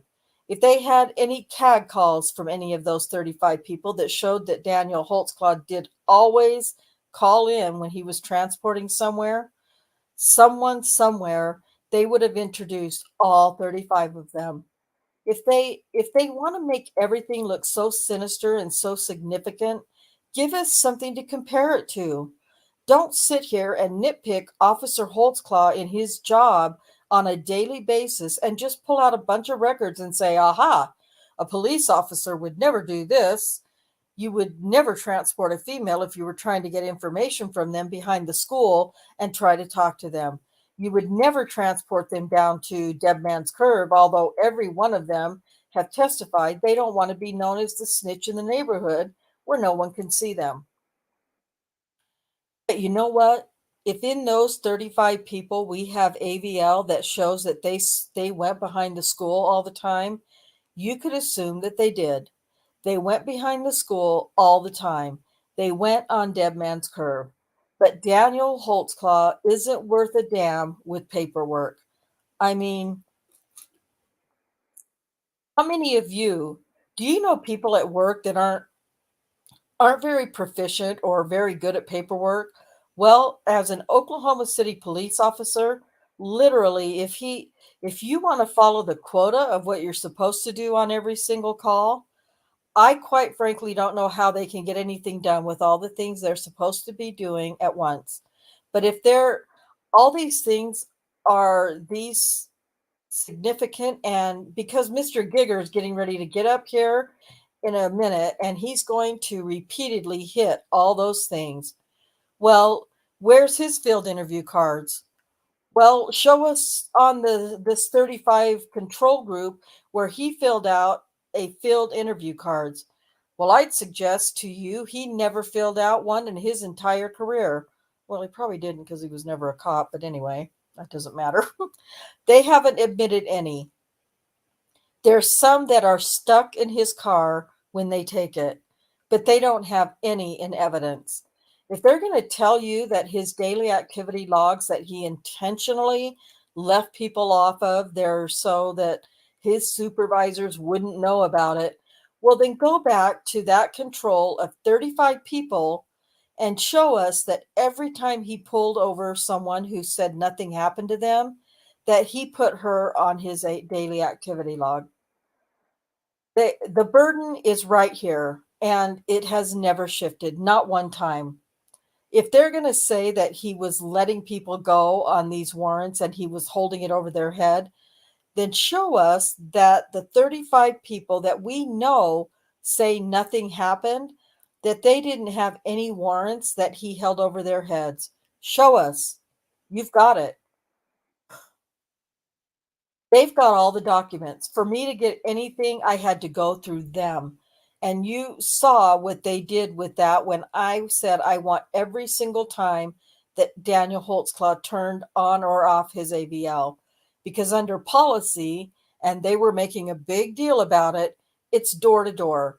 But certainly when I get it, it shows the opposite. It shows that it's done exactly as Daniel Holtzclaw says, that he would turn it off, on and off at the Spring Lake Division on the majority of the occasions. And other than that, it was everywhere, all over the city. So is he guilty of violating some policies? Yeah, he is.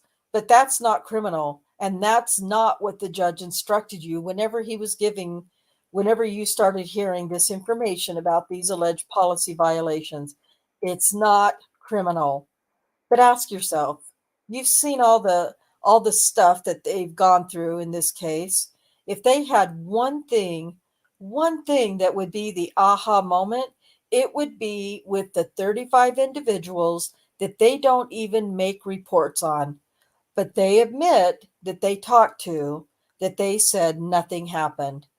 If all of these things that he failed to do by filling out the field interview cards, calling people in, transporting people, taking people home, going back behind the elementary school or going to Dead Man's Curve, if all of that is so unusual as they want you to believe, if all of that is so unusual, then show me what you did with the 35 people that denied it.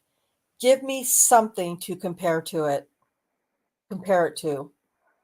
Don't you take someone's everyday innocent actions and turn it into a sinister event, because that is exactly what they've done here. And again, there's a reason when our system was set up that we have required the government to have the burden. And that is exactly the burden that they should be held to. If you're going to claim that all these things are the big moment in this trial, then give me something to compare it to. But don't go back through my paperwork for 6 months and all of these stops, and we started out with over 400 people that he alleged to come involved with. Then they narrowed it down, I guess, to 13 plus 35, 48. So they narrowed it down to 28 that they talked to. But if you're going to tell me that 13 of them and all of these records are all so sinister and evil, then you give me something to compare it to. You show me that it is truly out of the ordinary for Daniel Holtzclaw to do all of the things that they're saying he did. Just because the government says it's so doesn't make it so. Amen.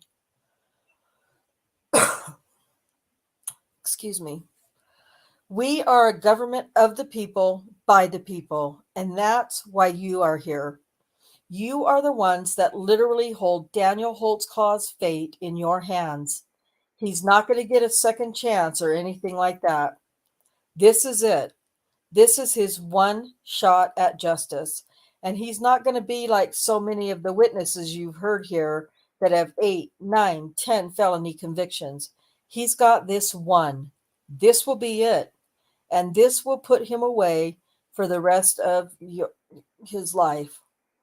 And they're going to suggest that you do that. They're going to suggest to you that you should put him away for the rest of his life. But, in the process of that doesn't mean the burden's ever shifted over here. That burden has always been here. And it is so elementary to me, and it is so frustrating to me that they would bring 12 members of our community in here, and they would get up here and they would say, aha, he did this, he did that, and that is significant, that's important, that's sinister. Well, when you compare people to other things and you say that they did something wrong or illogical, you compare it to something.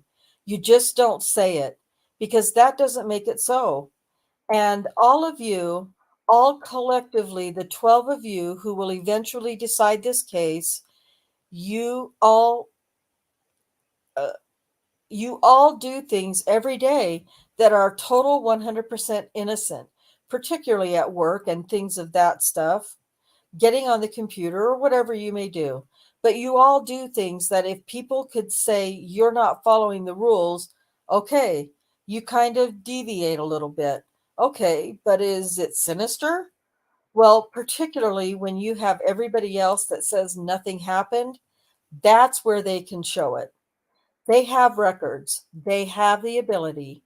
And I don't think for 1 second, if what I'm saying is not true, don't think for 1 second that they would have had an exhibit the size of this courtroom to hammer me over the head with, because that's all this is.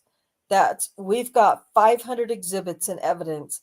We don't have one single exhibit of the 35 women that said nothing happened. We don't have one single field interview card, one daily activity log, one nothing to show that he was deviating from his norm on a daily basis. Not one.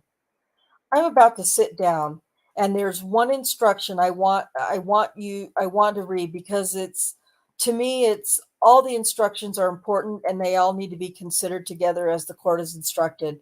There's one that I think is extremely significant in this case, outside the impeachment and outside the credibility of witnesses, and that's instruction number 21, and it states, you should consider only the evidence introduced while this court has been in session.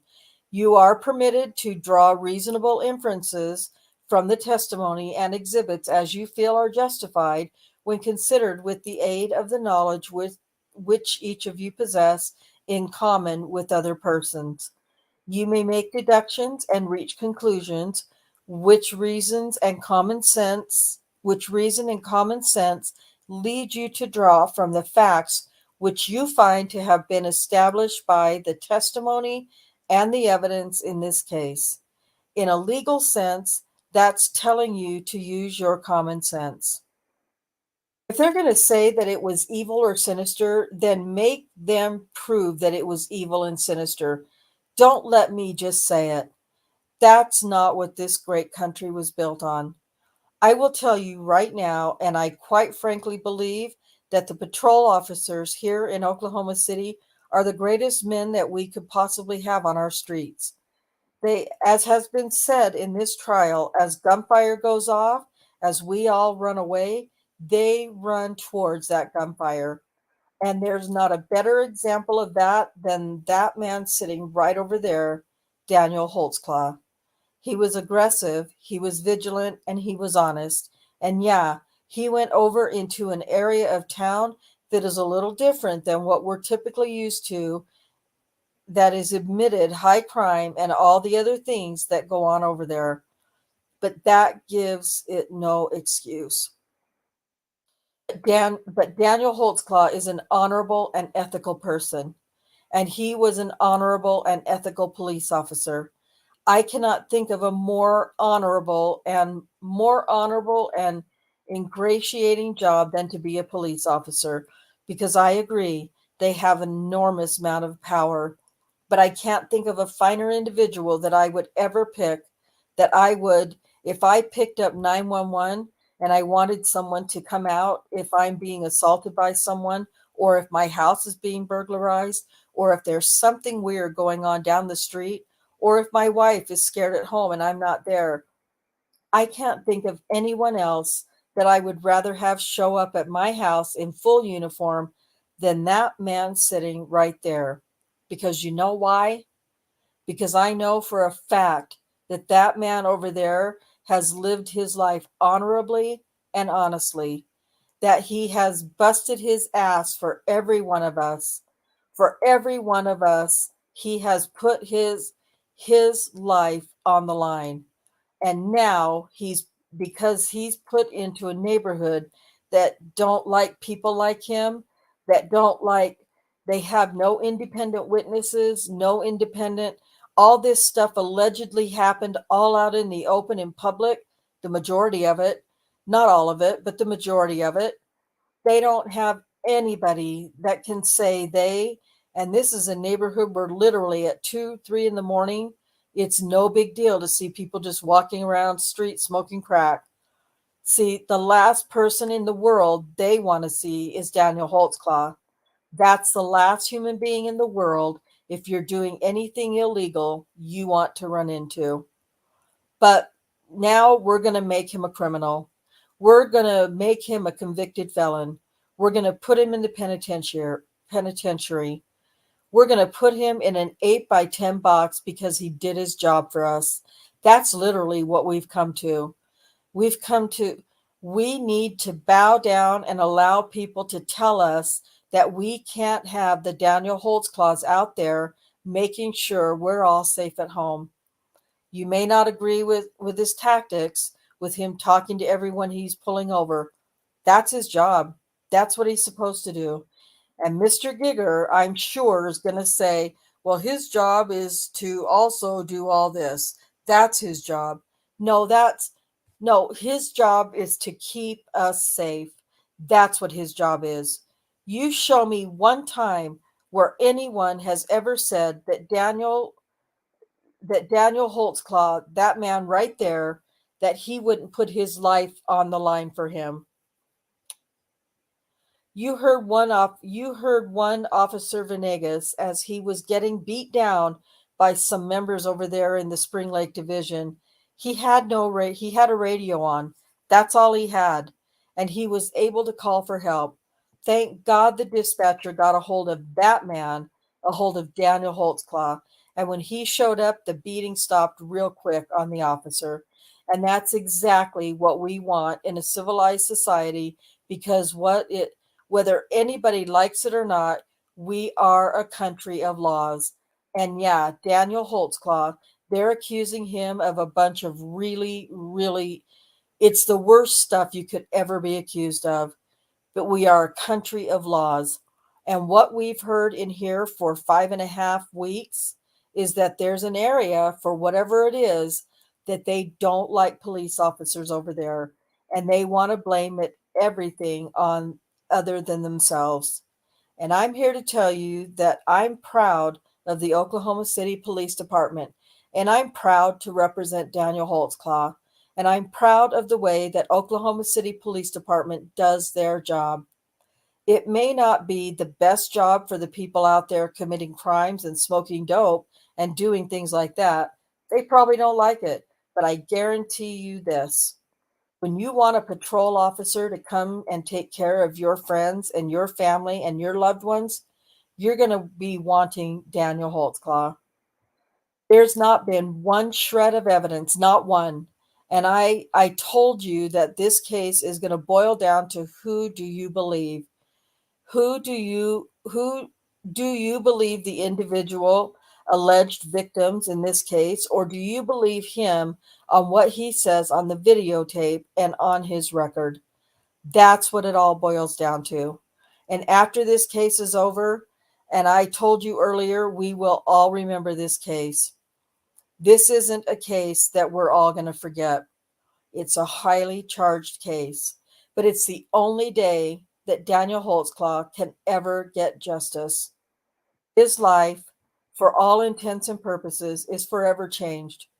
He's been fired from the Oklahoma City Police Force. The only question is whether or not Daniel Holtzclaw lives the remainder of his life on the streets with us, or whether or not he lives it in a box in the penitentiary. That's it. And I would submit to you, if reasonable doubt does not exist in this case, if it does not exist in this case, it should have been stricken from the judicial system, because all this case is, every bit of this case. And why didn't they bring the proof they needed to bring his reasonable doubt? That is the definition of reasonable doubt, is the Daniel Holtzclaw case. And I would suggest to you to do the right thing and just thing to Daniel Holtzclaw and his family. I'm not asking for sympathy or sentiment, and I certainly don't want any prejudice in this case. What I am asking you to do is do the right thing and just thing, and that's to let Daniel Holtzclaw go home to Carrie Hunt, to his mom and dad, and to his sisters. That's what I'm asking you to do. It's the only right thing and just thing. And to do that, I'm asking you to do it swiftly and quickly. I know that there's a lot of evidence in this case. You've heard it all. And I've gone too long in my closing. But again, this is the last time I'll get to talk to you. Galen, Mr. Gigger, is getting ready to get up. And I'm going to sit over there, and I cannot make any more arguments. And I will not make any more arguments. I'm forbidden from it, actually. I mean, I can object and do things like that, but he's going to get up here and say a bunch of awful things about Daniel. He'll tell you why Daniel Holtzclaw is an awful human being and why he needs to go to the penitentiary for the rest of his life. I cannot make another argument on behalf of Daniel. I've made all my arguments for Daniel. I'm asking you to make them for me. I'm asking you, when Galen gets up, when Mr. Gigger gets up here and he tells you what a horrible and awful guy that he is, and that he would screwed all this up, and need to ask him, why didn't you show us the 35? Why didn't you show us the 35 that say nothing? Why don't you show us any documents to them to show us, in fact, any of this is unusual? Because you can say it all day, but you've got to prove it. So I ask you to render a swift and quick verdict on all counts of not guilty. Thank you.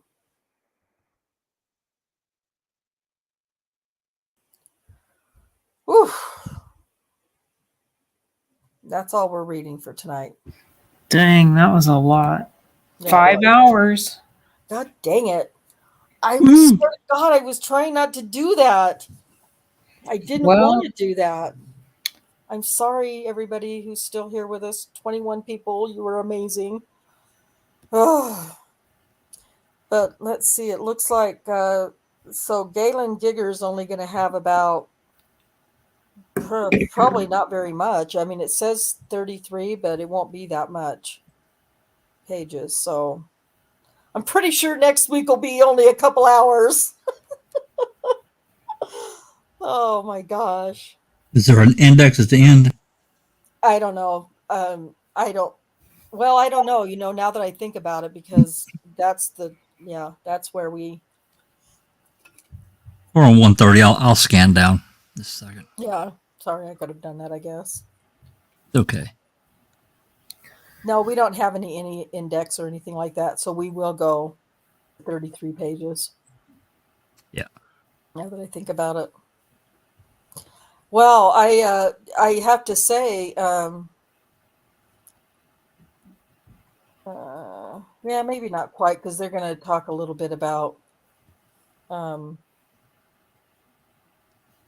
yeah, because after on the last page, Gigger's going to pass the jury to the court or whatever, and the rest of it's going to be all court mumbo jumbo. So, wow, I do feel like he did settle down near the end and got a little emotional. Not emotional, but I don't know. Mad. I felt like he He really seemed drove it home. angry. Huh? He seemed angry. Yeah. Yeah. Well, yeah, and the whole thing, he really drove it home with the 35 women. Mm-hmm. And I was not expecting that. So we'll have to see what Mr. Giger is going to say next week when we finish all of the closing argument.